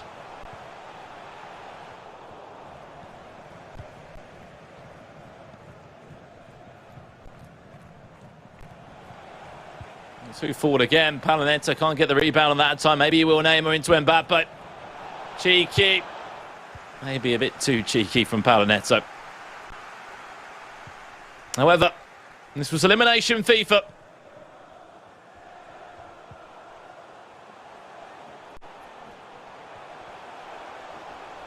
He's coming to remain in the tournament. He will not be eliminated. Unfortunately, will be Amaru Magic that will crash out the tournament. Peru's only hope of an World Cup spot. Unfortunately, we'll have to wait until next year. No doubt a year to be proud of him. CR7. Can't find the one more pass. Referee, that will do us. Paulo Netto against Matthias Bonanno. Get in your diaries. Sunday, that game will happen in this place, on this stream. I tell you what, I cannot wait for that game already. It's going to be an absolute juggernaut match between 2 of the top players in South America, 2 of the top players in the world. Paulo Netto solidifies his place at the dance against Matthias Bonanno. I can't wait to see it happen. It was a convincing performance from Paulo Netto. He showed why he is one of the favourites. And Matthias Bonanno, they'll be looking at him thinking, well, I've beat him before. However, this Paulo Netto looks like a different animal. Oh, absolutely. He has like an absolute different animal. This is the highlights from the second leg. He was 4-1 up after leg 1. He went 5-1 up in just minutes. That was 6-1. And by this point, we thought there is no way back in the game. This was a nice set piece that we found maybe off the training ground. The player lock onto the player in the box allowed the finish to be easy and sweet. The bounces weren't there, unfortunately, for Magic. And then this goal of course, nearly at the end. Just could not find it. He was looking for goal number 8. However, Paulo Netto, even at 7-2 up, Richard, still wanted more from his players and wanted more goals, which for him goes to show, maybe what was missing from some of his performances today that hopefully we'll be seeing on Sunday, because he has to bring a big performance. Oh, no, he absolutely does. And I think he will bring a big performance against Matthias Bonanno. It's the last stand. It's the last hurrah. You win, you go to the E World Cup Grand Final. Simple as that. That game coming up on Sunday. I cannot wait to see that match. But as of right now, we're going back to the winner's side, and it's going to be the winner's bracket final to finish day number 2 here. Yeah, well, I was going to pass it back to Carl and Mike LaBelle once again to break that one down. Gents, Paulo Netto just doing enough to hang in the tournament. But what a game that plans to be on Sunday. Get it in your diaries. Paulo Netto, Matthias Bonanno. It's a qualifier final. It's happening on Sunday. Can't wait for it. I cannot wait for it. Richard, Brandon, thank you. Mike, you're already writing the notes. You're already getting it into your diary right there. What did you make of that performance? Come on. I need the expert analysis, Mike LaBelle. Sunday. One word. Done. Deal. The calendar is marked. I'll be here. You should be here too. That is a great opener. I'm really excited. Even more so because one of them's going home. And like I said, maybe that makes me a little bit of a pessimist. I don't know if it's just the fuel for competition, but it makes it where it's a must-watch for me. I got to see it. This is a decider between everything, so that'll be very, very exciting. I can't wait.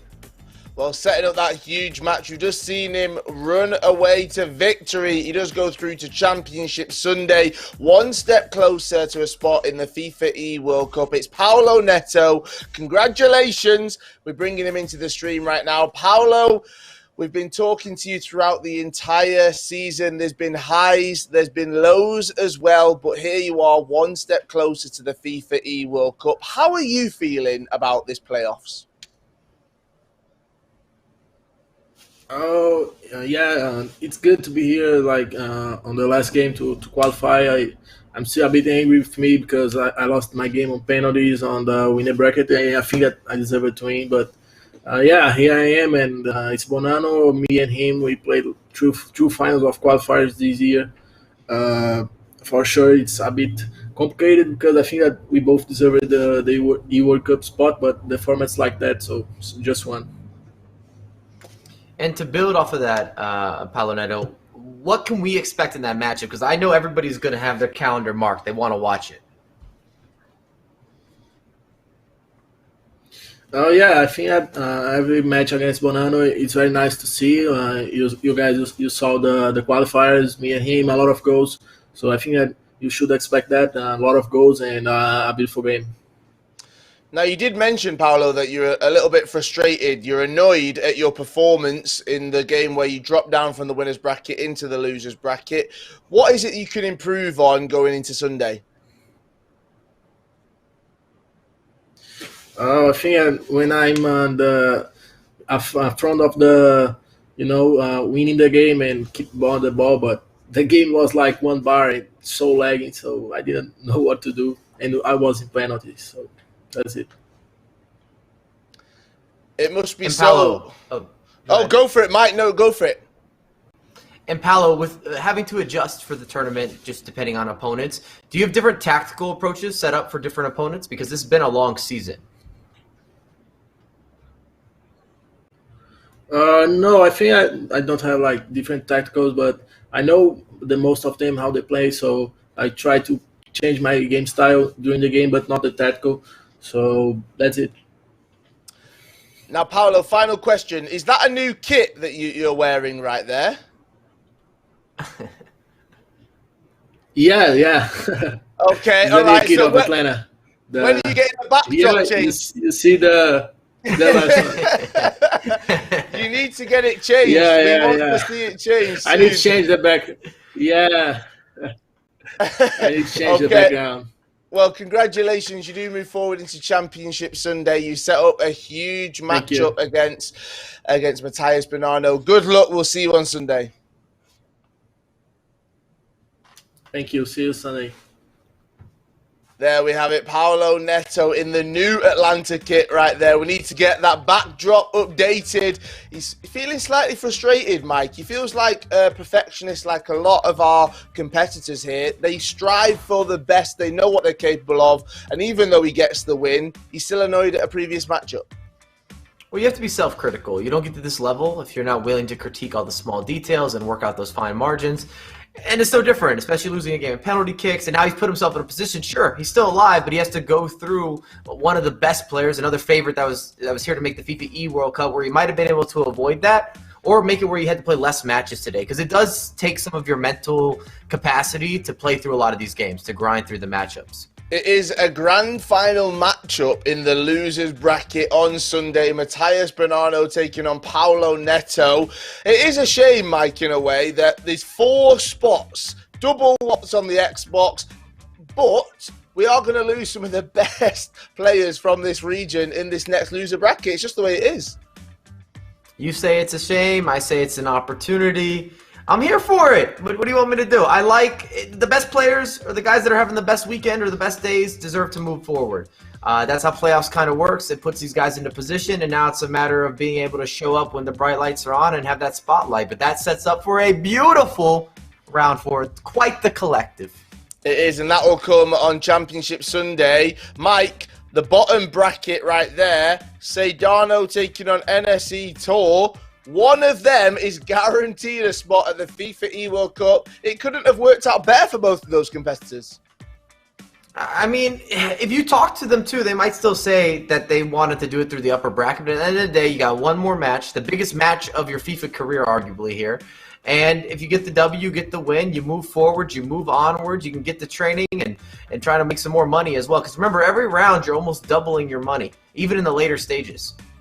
You are indeed, but they are hoping to get to that FIFAe World Cup. That is what they all want, even though you said it before, Mike, they might have to loosen the belt a little bit. They might have to add a few wedges in there, you know, a bit more cash money as they make their way through round by round, but they do want to secure that spot at the FIFAe World Cup. But 2 competitors that have already done that, they'll be going head-to-head in our winners bracket final, as we saw right there. Crepaldi taking on Nicholas. That is the next matchup, Mike. Winners bracket, I mean, it does matter because it's now about money. They've secured that spot at the FIFAe World Cup, but it's about pride. It's about legacy as well.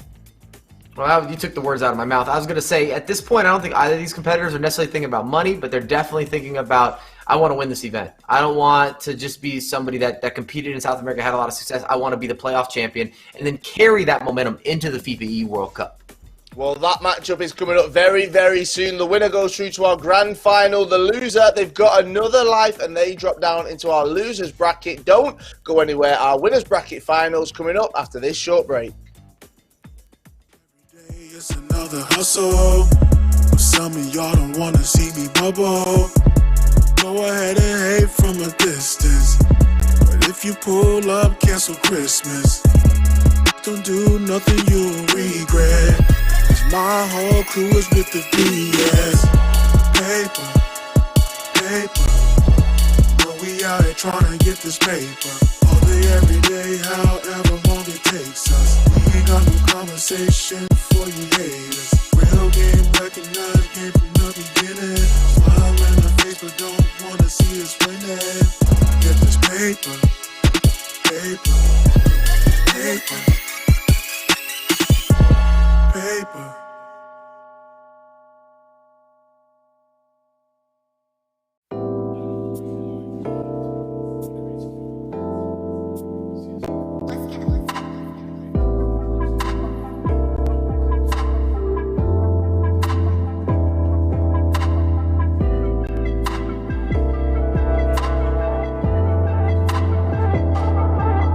Now you're saying you don't love me, put no one above me. When you sip that bubbly, you lose yourself, it's ugly. Tryna run me down and tell your friends that I ain't. Then 3 a.m. you're texting, have you all up on my. Ain't it funny though? Always spending money, buy you this, buy you that. And swear I'm down for us, but it's you holding back. And still you give me bad vibes. Change your attitude, 'cause it's you.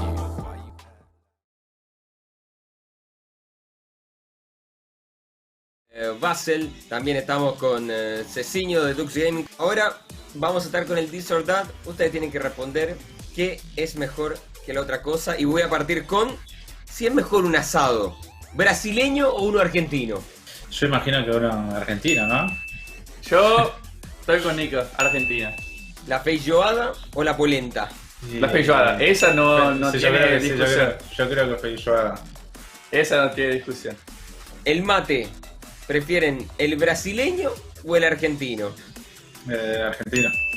El brasileño, porque es el que yo tomo, así que está perfecto. Nunca he probado un argentino. Vamos con la música. ¿La cumbia o el pagode? Yo voy 100% por el pagode. Si me preguntabas del sertanejo, estaba más con la cumbia. Yo cumbia. Vamos con la siguiente. Esto también es picante. ¿Pelé o Maradona? Yo, entre esos dos, te diría Messi, pero te digo Maradona, solo porque soy argentino. Yo digo Pelé. Nico, esta pregunta creo que es tu respuesta. Quiero también saber la de Ceciño. ¿Cristiano Ronaldo o Lionel Andrés Messi? No, el mejor jugador de la historia, Messi. No es el mejor de la historia, pero yo estoy de acuerdo con Nico. Creo que Messi tiene un talento más que Cristiano. ¿Mbappé o Erling Braut Haaland?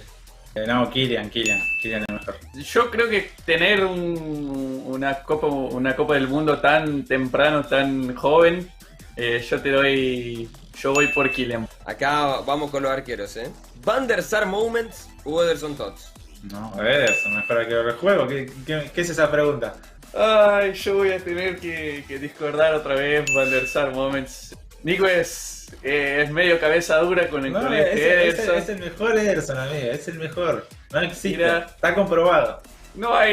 Esa no tenemos discusiones, bastante termo de Ederson. Nico no va a dar la mano a torcer por Van der Sar Moments, pero yo estoy con el holandés.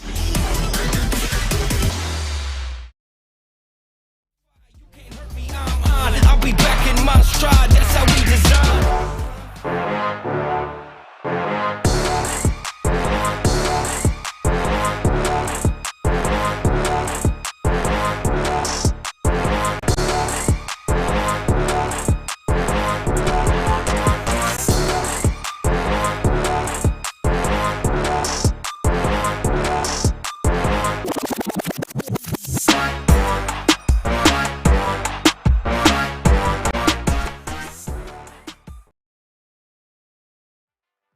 The FIFA 21 Global Series South America is presented by Mercado Libre.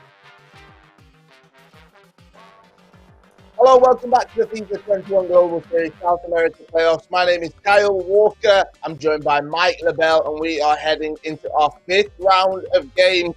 And this is our winners bracket final right here. Do not go anywhere, though. I want to stay exactly where you are for the next 2 days, because we have our Championship Saturday tomorrow on the Xbox side of things. And then on Sunday, we finish off the PlayStation side of things on Championship Sunday, where we will have all of our competitors from South America that will be heading to the FIFAe World Cup. Mike, what a day of action we've had on day number one already. We've had highs, we've had lows, we've had people going through. We've said goodbye to competitors as well. The bar just gets raised every single time.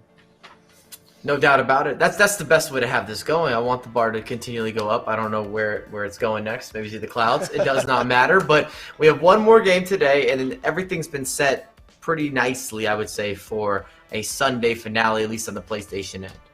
Now you can see how our players made their way through to the winners bracket final. Crepaldi beat Dudu 3-2, and then he came up against NSE Tour, beating him 3-2 as well.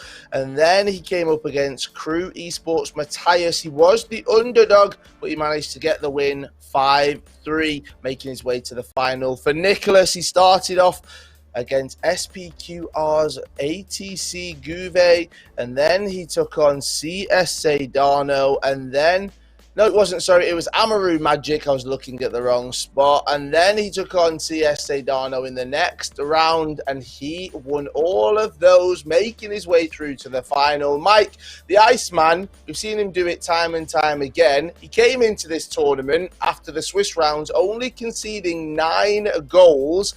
That is what I'd say the perfect example of Nicholas 99 FC.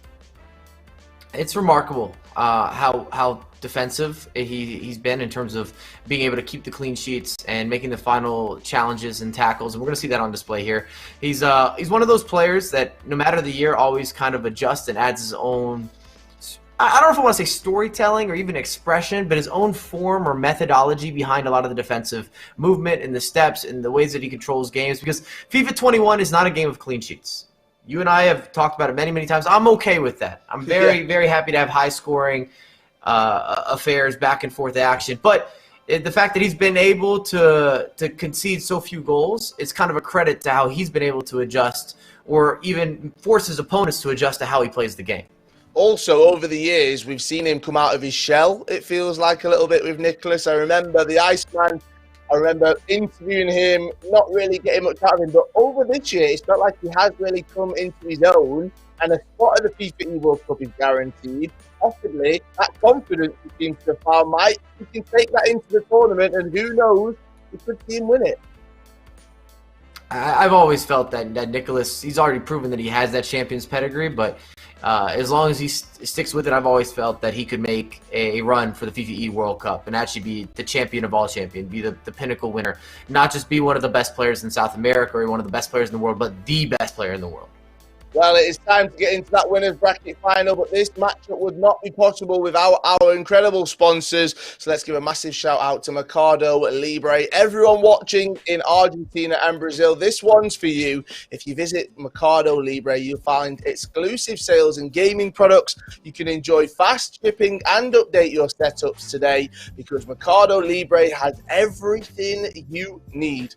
Right, let's get into it then. 2 competitors going head-to-head in the winners bracket final. Crepaldi taking on Nicholas 99 FC. Let's throw it straight across to Richard Buckley and Brandon Smith.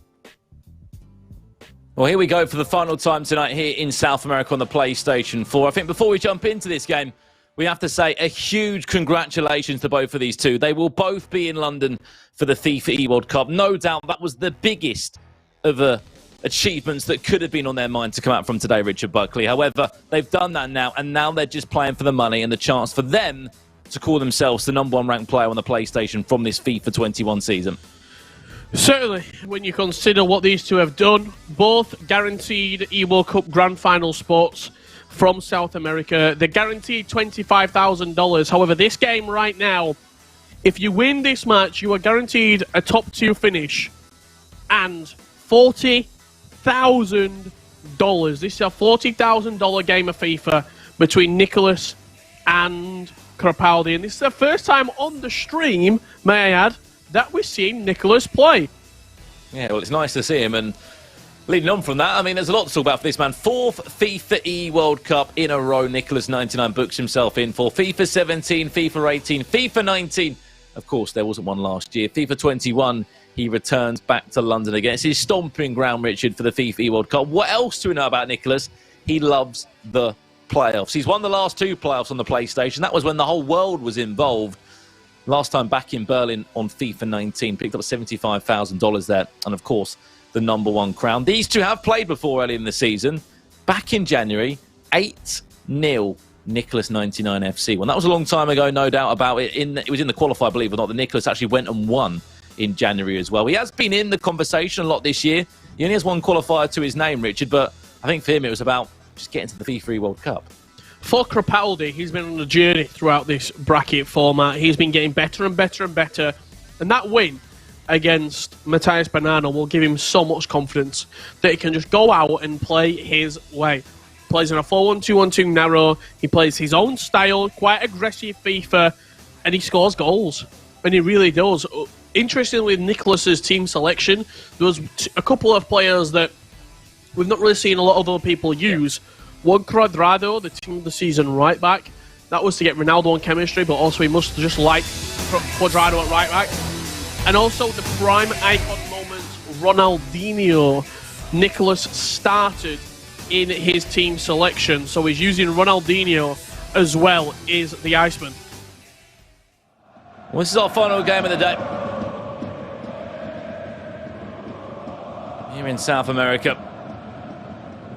Both of these two have come in and done their job. They've made, respectively, FC Basel and MG.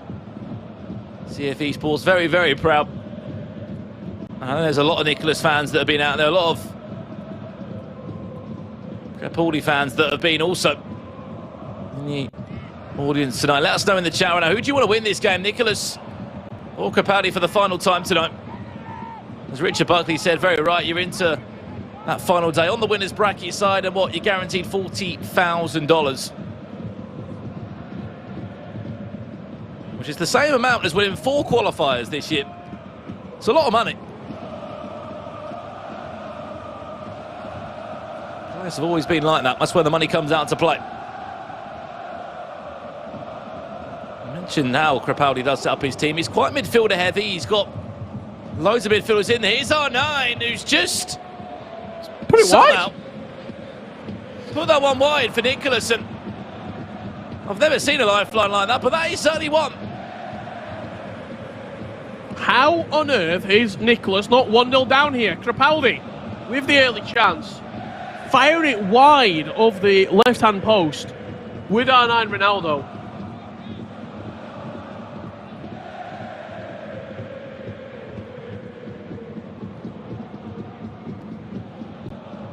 Wow.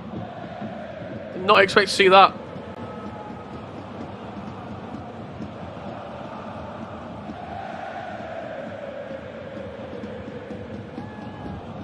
Nicholas to come forward, the Iceman. As he's been nicknamed in past years. At times I've been a bit critical of him this year. I think I've been said when he won qualifier number 2, it wasn't still the best Nicholas that we know and we've seen at his prime. You know, when he turns up in the playoffs and delivers a good performance. Best part of all, I get to see him in action in London, the FIFAe World Cup. What's your mind about Richard? 2019, him against Mo Alba. I don't think I'll ever see a game like that again. What a game it was between Nicholas and Mo Alba. The best game of FIFA esports we've ever had the privilege of watching. Reverse Elastico, here's Nicholas. Ronaldinho starts for him.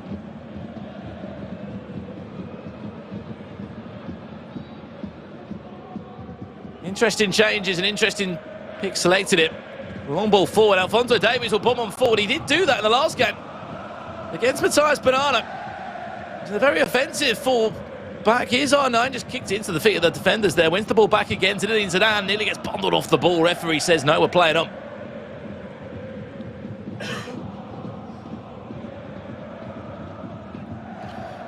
And it's a formation that we've seen come more and more into the meta, the narrow variants, whether it's a 4-3-1-2 or a 4-1-2-1-2 narrow. However, we've not really seen it on the competitive sort of style of the game, Brandon. It's been very 4-4-2 heavy. But Crepaldi showing us how you can use it and how you can use it effectively.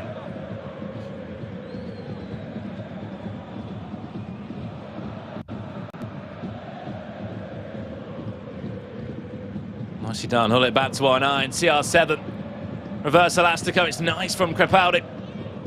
Nice enough though to break down Nicholas. Remember that one of the few players that can sit back and defend. He had the best defensive record in the Swiss rounds to Nicholas. You can understand why. He is a remarkable defensive player. He's one of the only players as well where whatever can happen in the game doesn't affect how he approaches it. He's so calm. He's so composed in his approach. Something you can't teach. Speaking of being calm and composed, look at that. Oh, no. Pull the goalkeeper out. Nearly. Found a way around the corner, ball into the box, and then back down in a difficult scenario there.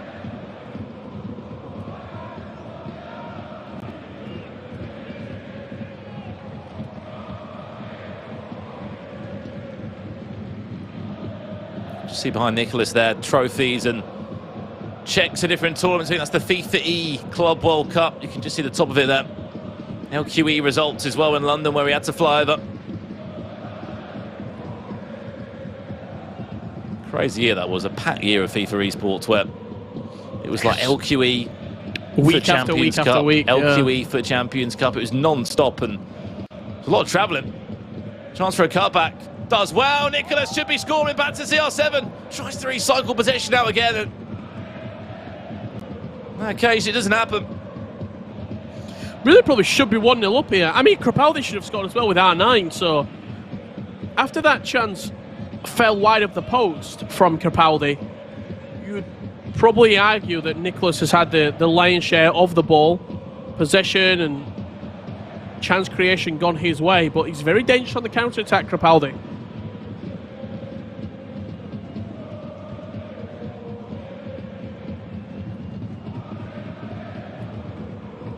He's had an unbelievable tour. He's been knocking out some of the big names here, such as Matthias Bonanno, who, of course, was so good. And saw him come out on Twitter and even said that, you know, he didn't make it through as of yet to London, but there is still a chance for him on Sunday. Hopes that maybe he can do it and ensure that he, you know, pulls off the most important result.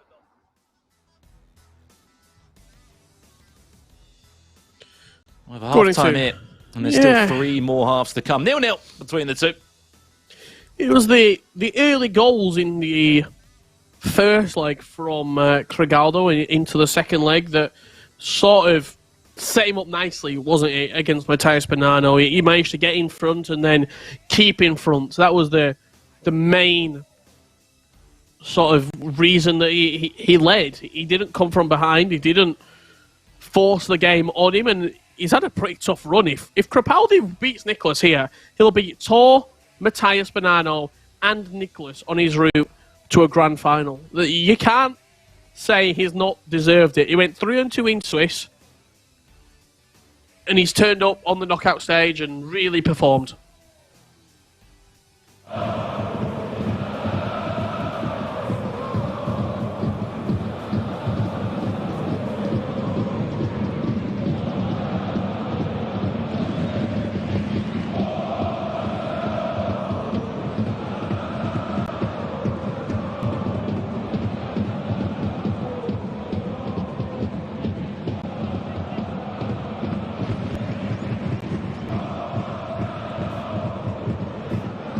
I think it's how you look at the playoffs, though, always. You know, don't get me wrong, you get so much anticipation because it is no doubt where the money comes into play. FIFAe World Cup's in the offering as well for a top 4 finish or a top 2 finish. Here's R9, chance for Nicholas. That's him, 1-0 up in this game. If you approach like any other tournament, as difficult as it can be, try and not make it into anything different, a game at a time. As many of these players would have done, you know, get through Swiss, get the 3 wins, even if I have to lose a couple of games. Come into the knockout rounds and then 1 match at a time, 1 win at a time. And for Crepaldi, he might be 1-0 down in this game, but that's exactly what he was able to do across the 2 rounds he's won previous to this to get himself into this winners bracket final. You see an instant replay of the goal here. R9, double tap pass into Cristiano Ronaldo, a simple finish from a player of Nicholas's quality. I think the most important thing, Brandon, that we've not really spoke about, you've achieved your goals. You set out to get E-World Cup. You've achieved it. These games, I don't want to say the freebies because there's a lot of money on these games, but this is the extra game. These are the extra points. It's like you're taking your exams. You've passed, and you're through to the next year of school, university, college, whatever it may be. And this is just the extra grading. This is if you're going to get a present from your parents. This is if you're going to celebrate a little bit too hard if you get a 2-1 instead of a first at university. These are the extra games.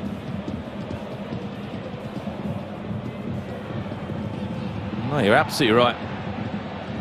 There isn't that edge, is there, of the FIFAe World Cup, because it's happening.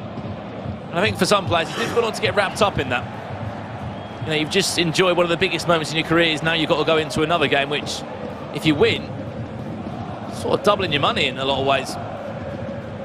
Guaranteeing yourself $40,000, a spot in the winners' final, or in the grand final, sorry. Going for the winner's side, Hullet. To R9 looking for a double for Nicholas. R9 from distance. We saw finesses on point yesterday on the Xbox. Haven't seen the same 30-yard S finesses today.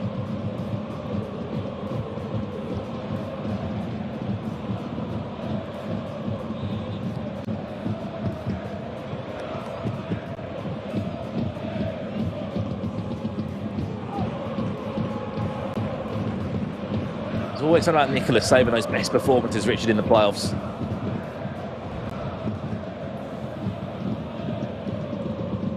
He's just a big game player, isn't he? He's an ultimate big game player.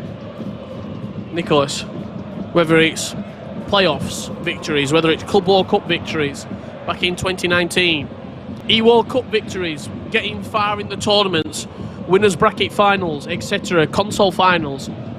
He is an ultimate big game player. You were talking about MS Tassari being sort of a guaranteed E-World Cup spot. Nicholas is the same in South America. If you're an organisation or a football club and you want a player to have representation at multiple events, to be professional, to have a good social media image, Nicholas is that man. Well, for Nicholas, it's 2. And 1 becomes 2 for Nicholas. And there was a lovely, well-taken goal. It found Cristiano Ronaldo. Suddenly, for Crepaldi, he's 2 goals down, and you've got to snap out of that, as I said. You've got to snap out of that moment where you can easily get wrapped up in the occasion of the FIFAe World Cup when there's still so much to play for. Yes, you've still got the same overall prize of the E-World Cup, but there is some money on the line. Timing on that pass. The little drag back and then just the sideways ball into CR7. If he'd have played it half a second later, a millisecond later, he'd have been offside. Perfect timing, perfect execution. Once again, Nicholas showing us why he is the Iceman. Mr. Clutch himself.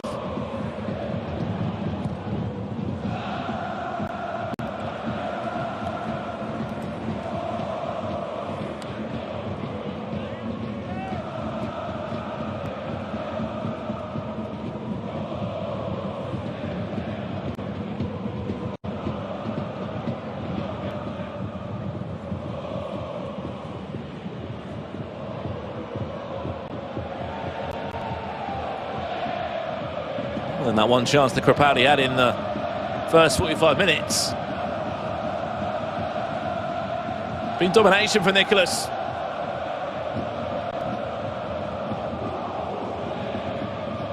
He came out on Twitter and he tried to translate. I think it was the best translation in English. So basically he was just saying, Mr. Worldwide of some sort, I'm back in London, basically.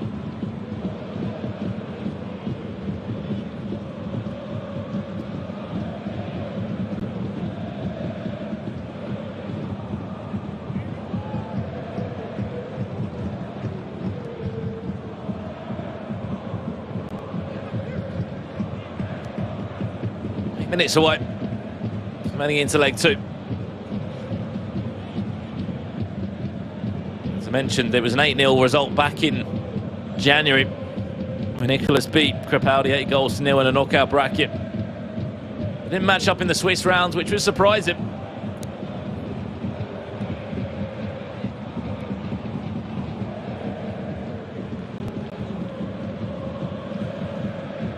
Crepaldi's really struggled to break him down. Apart from that early chance that he had with R9, which he should have scored, I can't recall a lot of other opportunities where he's had sort of guaranteed opportunities to score.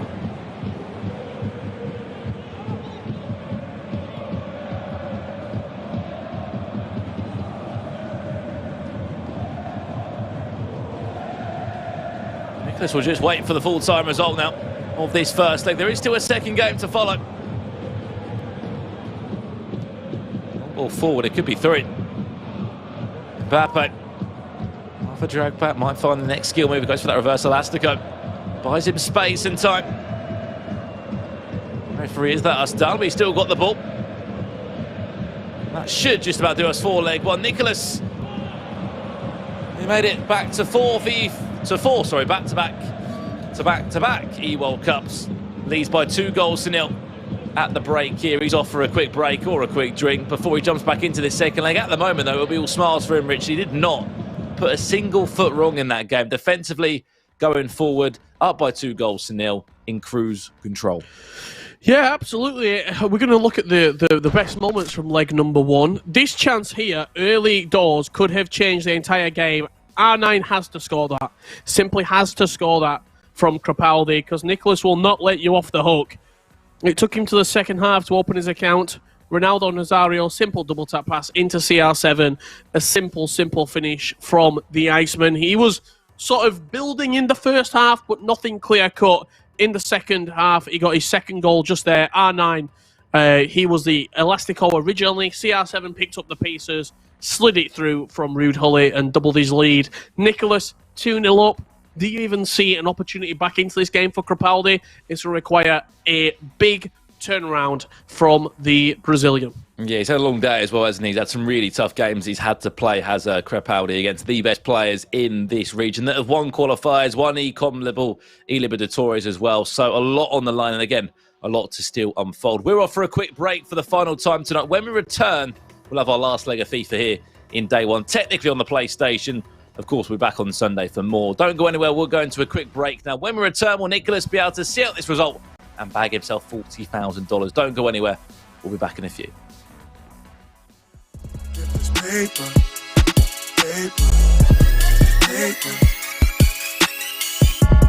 It could be whatever, weather, rain or shine.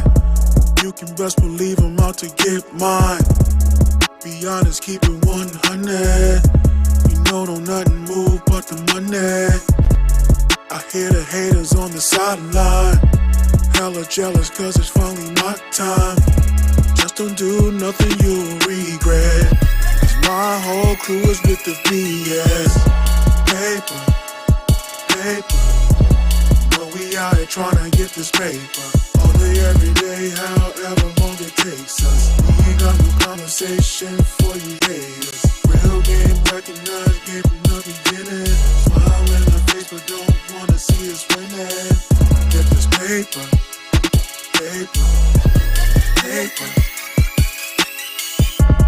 Got a bunch of schemes that I like to rock. Just by any means getting to the guap. Every day it's another hustle. But some of y'all don't wanna see me bubble. Go ahead and hate from a distance. But if you pull up, cancel Christmas. Don't do nothing you'll regret. Cause my whole crew is with the BS. Paper. We out here trying to get this paper. All day, every day, however long it takes us. We ain't got no conversation for you haters. Real game recognized, game from the beginning. Smile in the face, but don't wanna see us winning. Get this paper.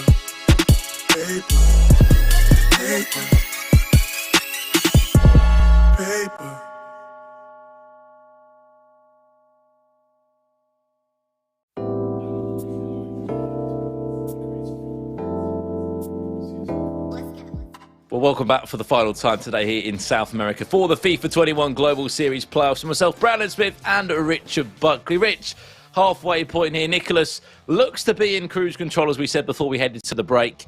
If there's any way back for Crepaldi, it has to be him that scores the next goal now. 2-0 down. Did create chance in the first 45 minutes, but other than that, Nicholas was sort of mainly in the driving seat. And I think at moments you saw where the extra attacker was lacking maybe for Crepaldi. He's gone a little bit heavy on the midfielders. He does lack maybe a Pele in there or an Mbappe or a Neymar, but that's his decision. I agree to an extent, but I also disagree because I think the 4-1-2-1-2 narrow, it's very good at sort of congesting the pitch, making it very hard to play. However, Nicholas is just really, really arguably the best defensive player in the world. Yes, he might not sort of keep a lot of clean sheets, so to say. He's conceded a couple of goals here and there. He was the best player in Swiss, the best defensive player. He doesn't concede a lot of goals. He is known for his defensive play, but more importantly, he makes it hard to play against. He doesn't give you a lot of room. He doesn't give you a lot of opportunities to play those quick 1-2 passes. Matthias Bonanno is a bit more expansive. He'll let you play against him. He'll try and outscore you. Nicholas will just flat out win the game by any means necessary. Well, this is our final game of the day here in day one on the PlayStation. Of course, we're back again on Sunday with more PlayStation FIFA. Tomorrow we return on the Xbox. Crepaldi from right to left needs a goal, needs a miracle. Especially when you're up against Nicholas, and he is controlling the game as much as he is at this moment in time.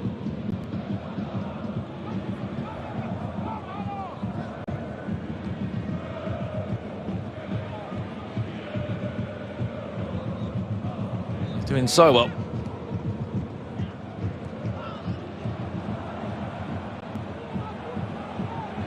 See this clock down. A little bit too keen on the tackle there. One of the interesting picks for Nicholas is that he did start Ronaldinho. It's not everyone's icon choice to go to. If anything, you'd think some of the R10 boys would be using the founder and the owner of R10, the esports organisation. A bit more on the substitute, honestly, for most players here.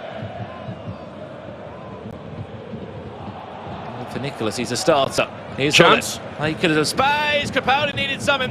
And that's the perfect start for him. 12 minutes in. And those are those midfielders getting forward, creating the extra avenues, creating the extra sort of directions, the lanes that you can get into. Ruud Gullit, left-footed finish across the goalkeeper. This game's not over yet. He had to score the first goal, and he does score the first goal.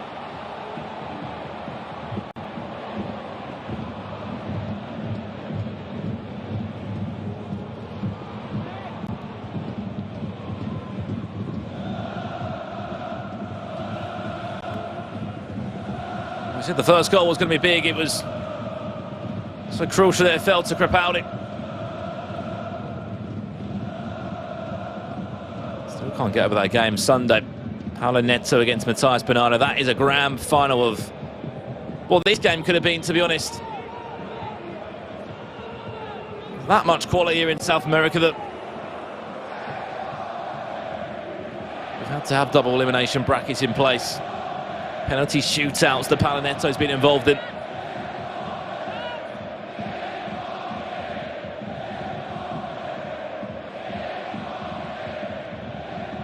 Here's Davies again. He's absolutely loved getting the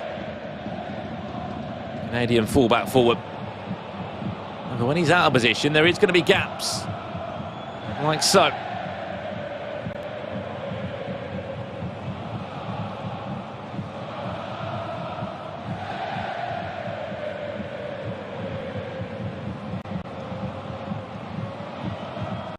He's always enjoyed that one, Quadrado, I swear. Poor Nicholas, he's worked him in to his team at different points throughout the year.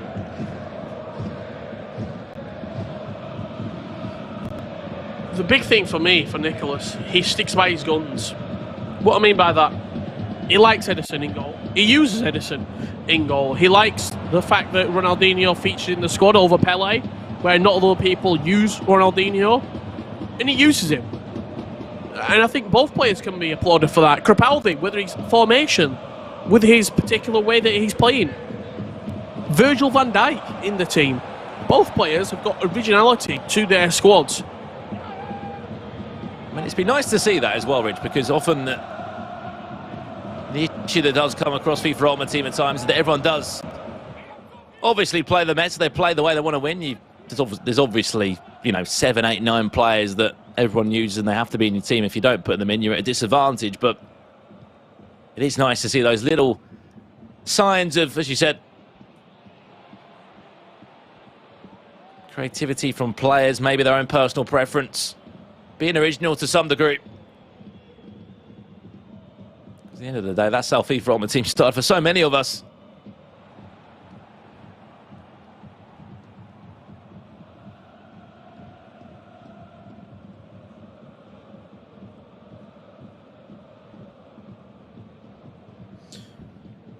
And I think the intensity of the game, slightly slower, slightly more passive, Brandon, also gives the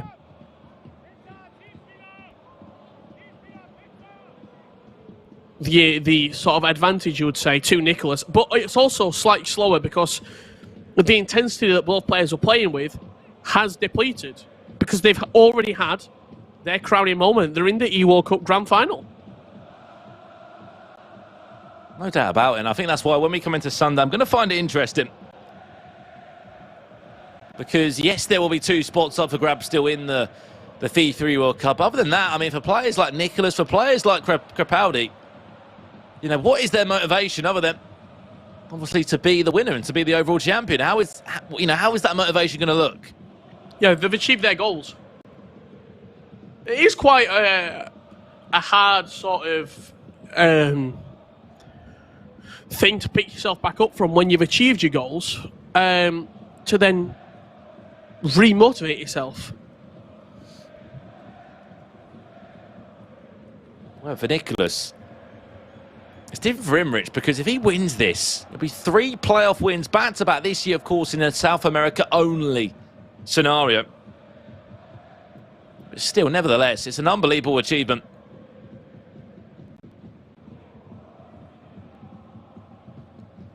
Half-time hit in our final game of the day. If you wonder what we are playing for, it's seeding for the grand final on Sunday alongside $40,000 guaranteed. Nicholas leads by 2-1. I mean, the game was a bit more tighter. We said the first goal was important. You can see the stats at half-time there very briefly. Nicholas won't give you much of the ball, let alone a chance. So when you do create a chance like Crepaldi did, you have to be so clinical with it, and that's exactly what he was just about able to do. $40,000 guaranteed to the winner of this game. That's not a bad couple of days, is it, at all?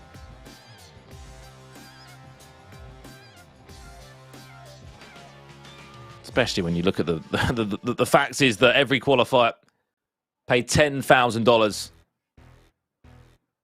You win this overall event, you get 75k, Richard Buckley. That's winning all 5 qualifiers, the CONMEBOL Libertadores, and then getting an extra 10 grand on top. So honestly, it's a... And this is only for South America as well. This isn't for the whole of the console region. All the regions, sorry, all on that one console. I think that's why one thing that deserves a lot more credit for EA as well. They put 1.5 million more into prizing this year. For a year that's from home, it's not on LAN. There's been more players earning money this year. That's the fact of the matter. Just saw a quick snippet there of Nicholas's formation. 5-2-2-1, the Iceman using currently. 4-1-2-1-2 narrow of Crepaldi.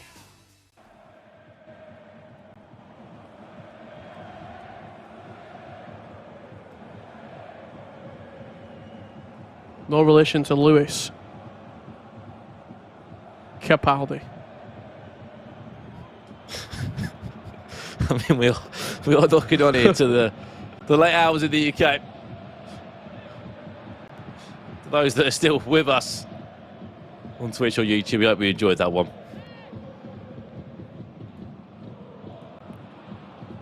I'm waiting for a couple more puns over this weekend, Richard Buckley. My favourite one was the A-Star reference.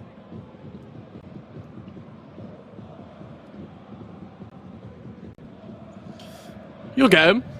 Slowly but surely. Hopefully we'll be able to... Got another 2 days, Brandon. We're about to get to the halfway point of the South American playoffs. Can't have them all now, can I? Here's R9. It could have been the chance that would have made the game 2-2. It was a brilliant save. Moved into the box, punched away. You look back at that chance, could he have done better of R9? He was one-on-one.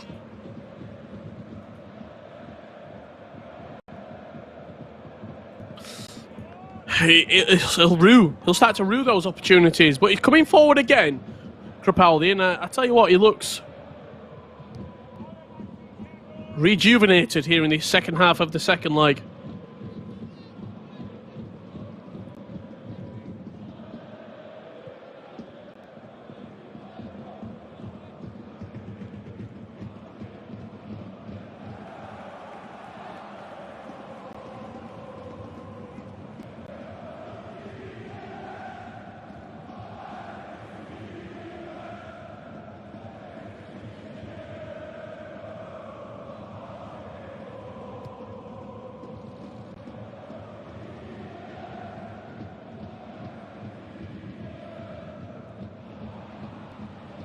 Neymar.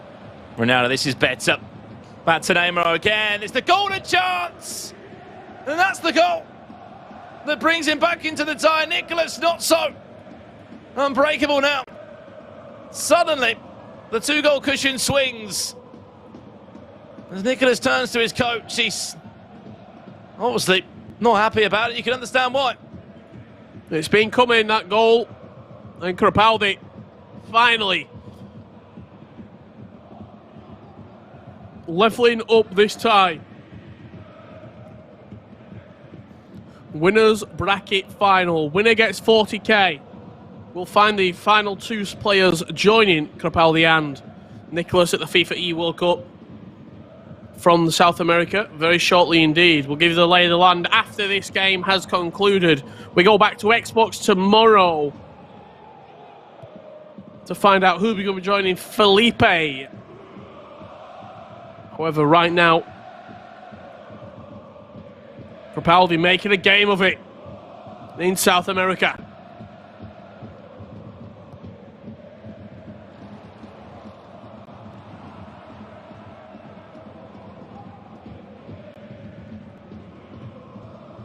Well.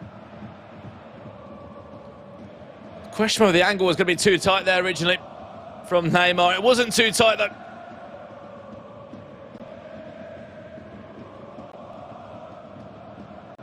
And how will Nicholas now reply? As you said, he was in a 5 at the back. Will he come out of that 5 back? I don't think he will. He's just subbed on Jordi Alba, his fresh legs. I think team of the season now about that a little bit.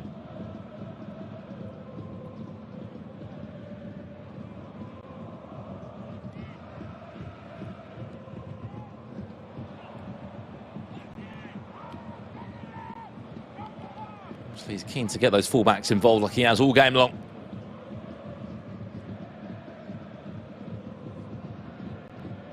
R9 still on his own. R9, this could be unbelievable for Crepaldi. I think it's impressed me. He's not really cared who he's played against.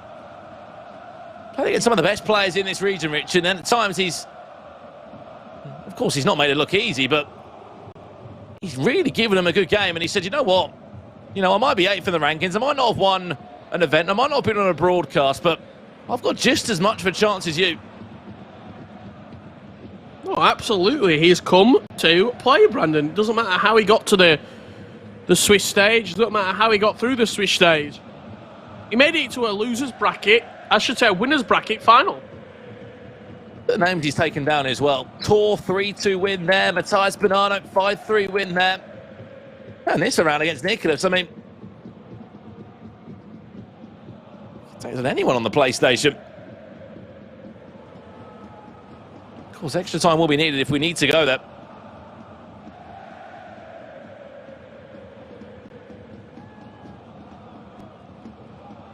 Here's Davies now.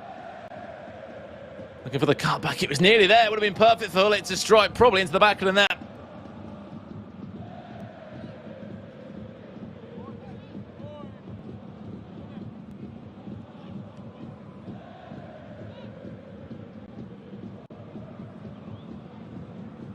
Haven't seen much from Nicholas in this second half. Something's got to give now.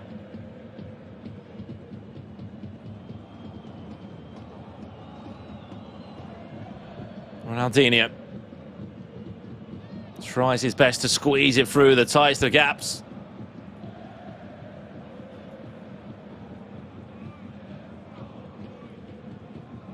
Fancy a bit of extra time to conclude the day. I mean, we're not far away from it. Yeah, why not? Let's get into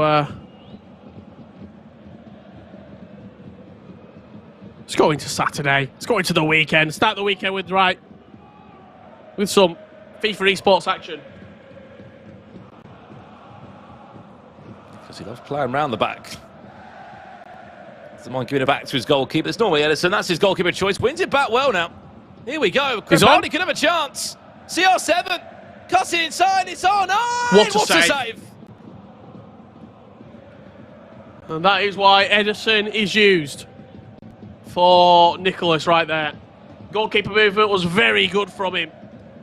Right place, right time. With the speed, he can move slightly quicker across the line than a lot of other goalkeepers. What a goalkeeper. could have been the game there for Crepaldi.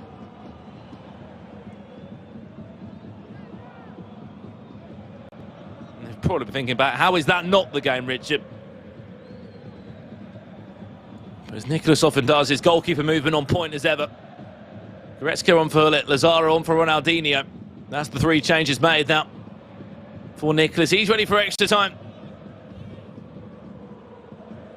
Chance still alive. It's Varane behind this one. Needs an attacking player. CR7, back to Neymar again, back to R9. Neymar does well! That's incredible from Crepaldi. A man that maybe hasn't been spoken about fairly today, hasn't been given the credit that he's been due. Well, I'll tell you what, my friend, you haven't just booked yourself a spot in the FIFAe World Cup. You're minutes away from a spot in the grand final come Sunday. What a goal from Crepaldi right there. 3-2 lead with only a couple of minutes left. $40,000 goal, Brandon Smith. 18 years of age of MGCF FIFA. They're probably already celebrating from the FIFAe World Cup there, but he's celebrating even more now. The party will be going on all night long.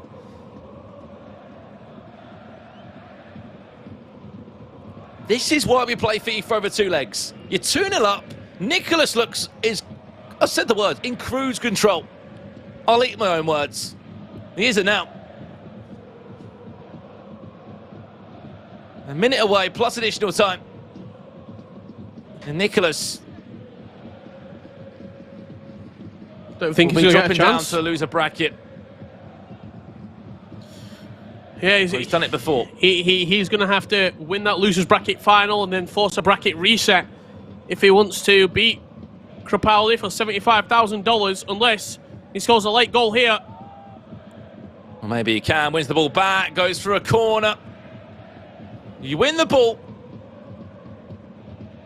you're in a grand final. Easy said then done. Ball into the box, head of the way. Referee, is that job done? It will be job done. And MGCF Crepaldi has had the best day of FIFA esports in his career. FIFAe World Cup booked. He's beaten the big names. He's taken down the likes of Tor, Matthias Bonanno, Nicholas. And on the way as well, he's bagged himself $40,000 as well. A spot in the grand final waits. He wins that game, Richard. He pretty much doubles his money. $75,000 if he goes and wins that one as well. This man maybe hasn't had all the plaudits and us speaking about him. And that is the factor of we haven't seen him win a qualifier this year. We haven't seen him on a broadcast this year. But this is what we've come to expect. It doesn't matter where you get to the playoffs. Sometimes when you're not spoken about and people aren't hyping you up, it works in your favour.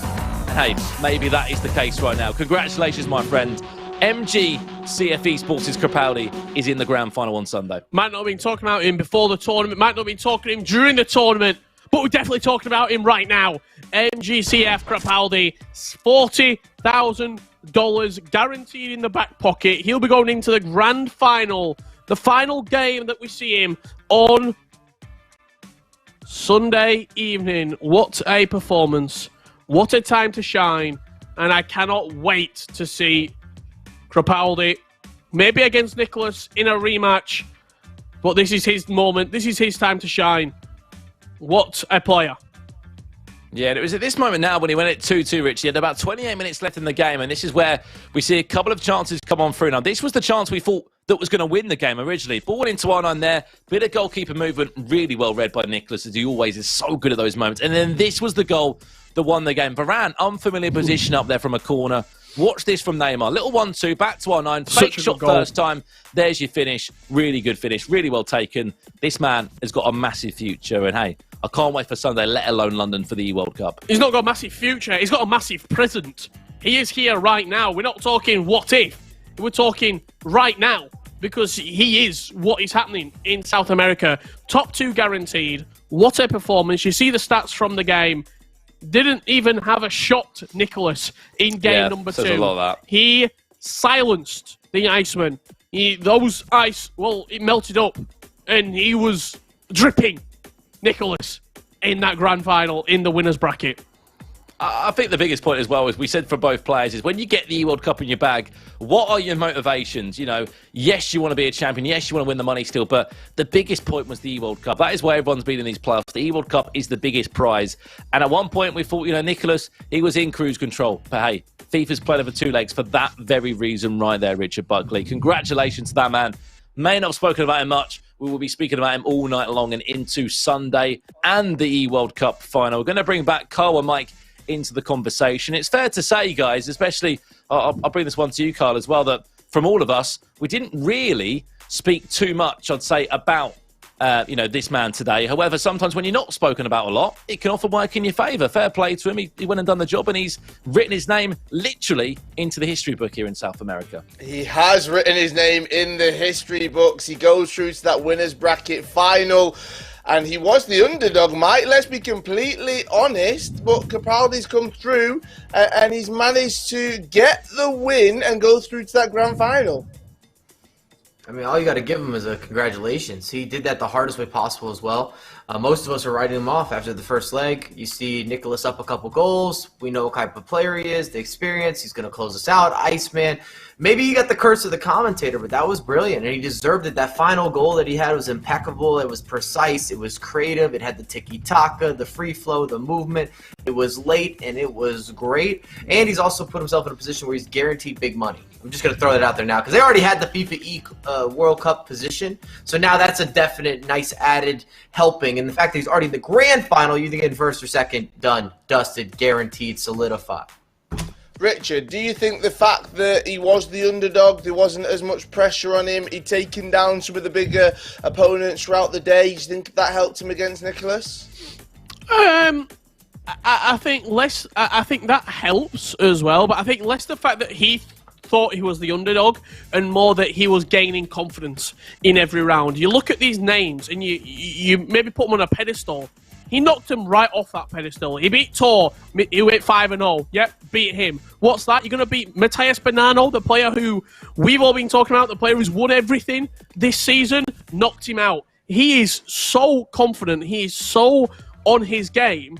He could have put him in front of any player right there and advanced himself to win. How important is that confidence, Mike? As a former pro player, when you manage to get a win, you then help that momentum, it goes on. How important is that to these competitors? Well, regardless as to what happens in these playoffs, at least considering that he's already into the finals, I think this actually carries a lot of weight when he's going to the FIFAe World Cup because there is a certain sense of, can I beat some of these big names? Am I able to be on the same level? Am I better than them? Am I still at that level of competition? And you saw it, yes. The answer is absolutely. He beat all of them today, in fact. It's going to work towards his advantage for sure in terms of building into his competitive legacy. We don't know. There is no cutoff point as to what you can achieve. We see this happen year in and year out where we have new faces or guys that are amazing and they kind of come out of nowhere, and you got to love it. You got to love it indeed. Now, it is Crepaldi who goes through to that grand final, and he did it in spectacular fashion. Let's have a look back at some of that action. It's time for our play of the day, presented by Mercado Libre. And this is easily not only the play of the game, the play of the day, the play of everything in the way that he sees this out. I love how he's trying to almost bait a mistake. You got Varane a little out of position.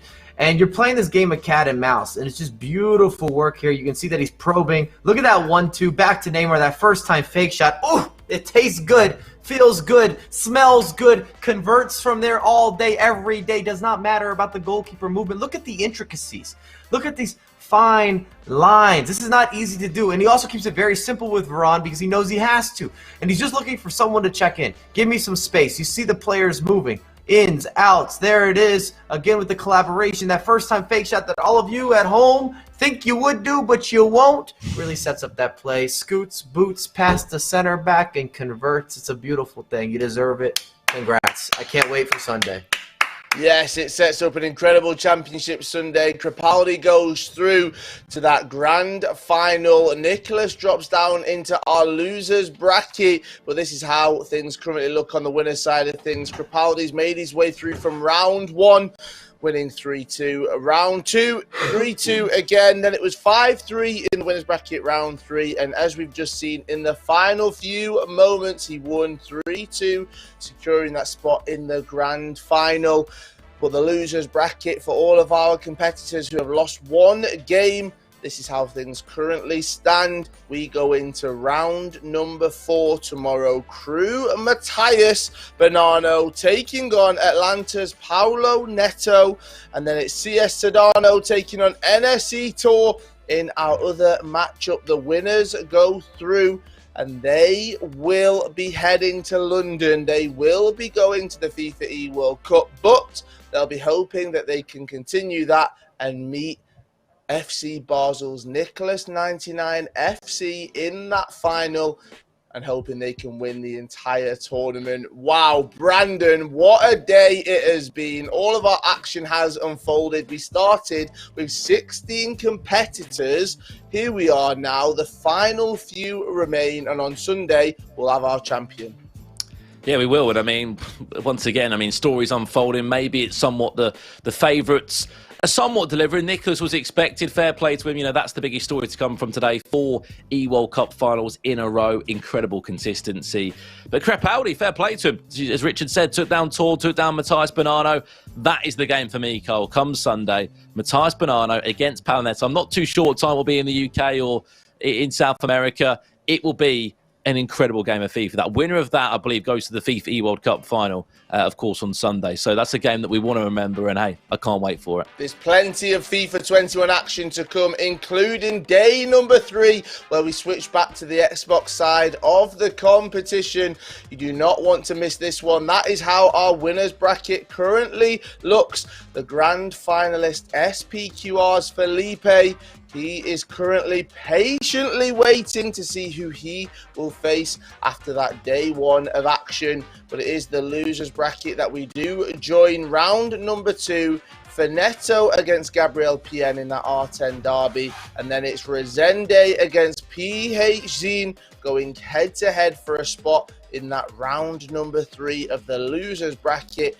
And it is Crew Esports Valen who sits in that loser bracket final, patiently waiting to see who he will face. So we go again. This is it. PlayStation Day 1, technically Day 2, is done and dusted. We move to Day number 3, back to the Xbox. But don't worry, we will be finishing our PlayStation side of things on Day 4, aka Championship Sunday. Richard, final thoughts from you. I mean, what a day it's been. How have you found it, mate? Are you enjoying it? Yeah, I'm loving it, to be honest. I think both days that we've had so far have been shocking. In all honesty, the players that you expect to see in the winners bracket have fallen down. Just consider this. Across both consoles, PHD, Resende, Tor, Matthias Bonanno, and Paulo Netto are all in the losers bracket. All 5 of those players, all the players that you expect to see at the grand final, at the E-World Cup, not everyone can go. People will fall out. Tears will be shed, and I'm here for it. Brandon, it's back to the Xbox side of things tomorrow. We had a great day, number 1. We've had more surprises today as well. Can we have that in store tomorrow? I mean, I think the storyline for tomorrow is that PhD and Resende better buck up their ideas if they want to go to the FIFAe World Cup, because they've not got the luxury of having 4 spots. They've only got 2, and there's only 1 spot remaining for those guys. So that's going to be an amazing game tomorrow when those 2 are in action. Who will book the spot? Only one of them can do it as well. Same problem here on the PlayStation, same problem on the Xbox. I mean, with lots of problems, but we will have all the answers. Mike LaBelle, you'll be back with us for Championship Sunday to close out the PlayStation side of things. Highlight of the day? What has it been, Mike? I think the highlight of the day is what we just saw with the play of the day. That's a storyline that I don't think anybody here expected. It's not only the eliminations, but we just kind of have a new champion. Maybe we should have been prepping properly.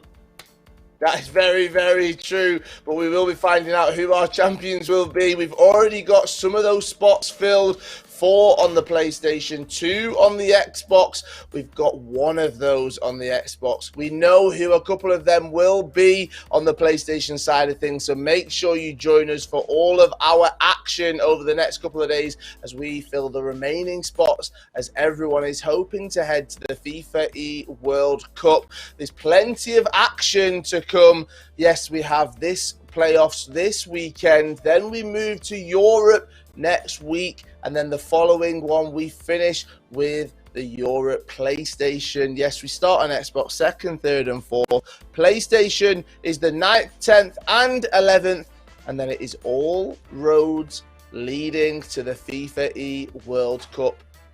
There we have it. There's nothing else to do except we've had plenty of surprises, we've had plenty of shocks, and we'll be back again to do it tomorrow. Mike LaBelle, Richard Buckley, Brandon Smith, thank you guys. Everyone watching, stay safe, and we shall see you tomorrow. Who let the beast out? I wanted the peace route. Somebody go tell them what I'm all about. Putting in work hot, I'm on now. Y'all been looking like some Boy Scouts. Starting these fires, but not really having desires. Pull it together, y'all looking real stupid. If you ain't in love, don't ask for no Cupid. Wake up early in the morning, wake up early in the morning. I gotta work. Wake up early in the morning, wake up early in the morning. Some told me that I couldn't do it, so I had to work on improvement. Standing up to my opponent, I had to let him know I had been chosen. This is my moment, this is my moment, this is my moment. I gotta go. This is my moment, this is my moment, I gotta go. Get out of your head, you do this in bed, no time for the meds. I'm losing control, I'm losing control. I think I've gone in a mode. I think I'm losing control, I think I've gone in a mode. I think I'm losing control, I think I've gone in a mode. Facing all of my ops, kill them off with the rock. You cannot stop what I got, my power comes from up top. Good God. All of the blessings keep coming, I'ma need time to keep counting them up, keep lining them up. I'm filling my cup, I'm overflowing, now we running it up, run it up. My whole team going in, we winning, we win, we came for the win. Hey. My whole team going in, we winning, we win. I said what I said, oh yeah. Ain't no other option, ain't no way you stopping. We go hard and so don't need to gain a profit. Put us in the trenches, we came off the benches, ready for the action. This is really passion. This is my moment, this is my moment, I gotta go. This is my moment, this is my moment, I gotta go. Get out of your head, you do this in bed, no time for the meds. I'm losing control, I'm losing control. I think I've gone in a mode. I think I'm losing control, I think I've gone in a mode. I think I'm losing control, I think I've gone in a mode.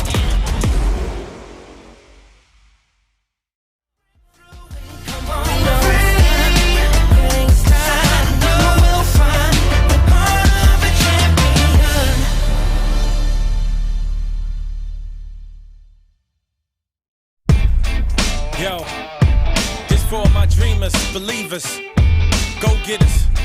One day at a time, brick by brick, you feel me? Keep building. Woo! I wake up in the morning, it's another day, another opportunity. I know it's up to me to make my dream come true. It's nothing that I wouldn't do to see my name in lights. I give my life to this mic, my blood, sweat and tears. I did it for many years. My career's in my hands, I already hear the fans screaming my name, asking for pictures, asking for autographs. I want it all so bad, I'll let you do the math. I did my 1,000 hours, sometimes I didn't eat, go out or take a shower. Ain't allowing no distractions, we gon' see what happens. I'ma be laughing when them cameras are flashing. My name in lights, I know I gotta sacrifice. If I give it my all, I'ma reap the rewards. I know I'll be the star. I wanna see my name in lights, I know I gotta sacrifice. If I give it my all, I'ma reap the rewards. I know I'll be the star. Yo, I'ma take it day by day, build it brick by brick. I don't care how hard it gets, I swear I'll never quit. I gotta get it poppin', failure ain't even an option. I come from the bottom, I'm a rose that is blossom out the concrete. I'm in arms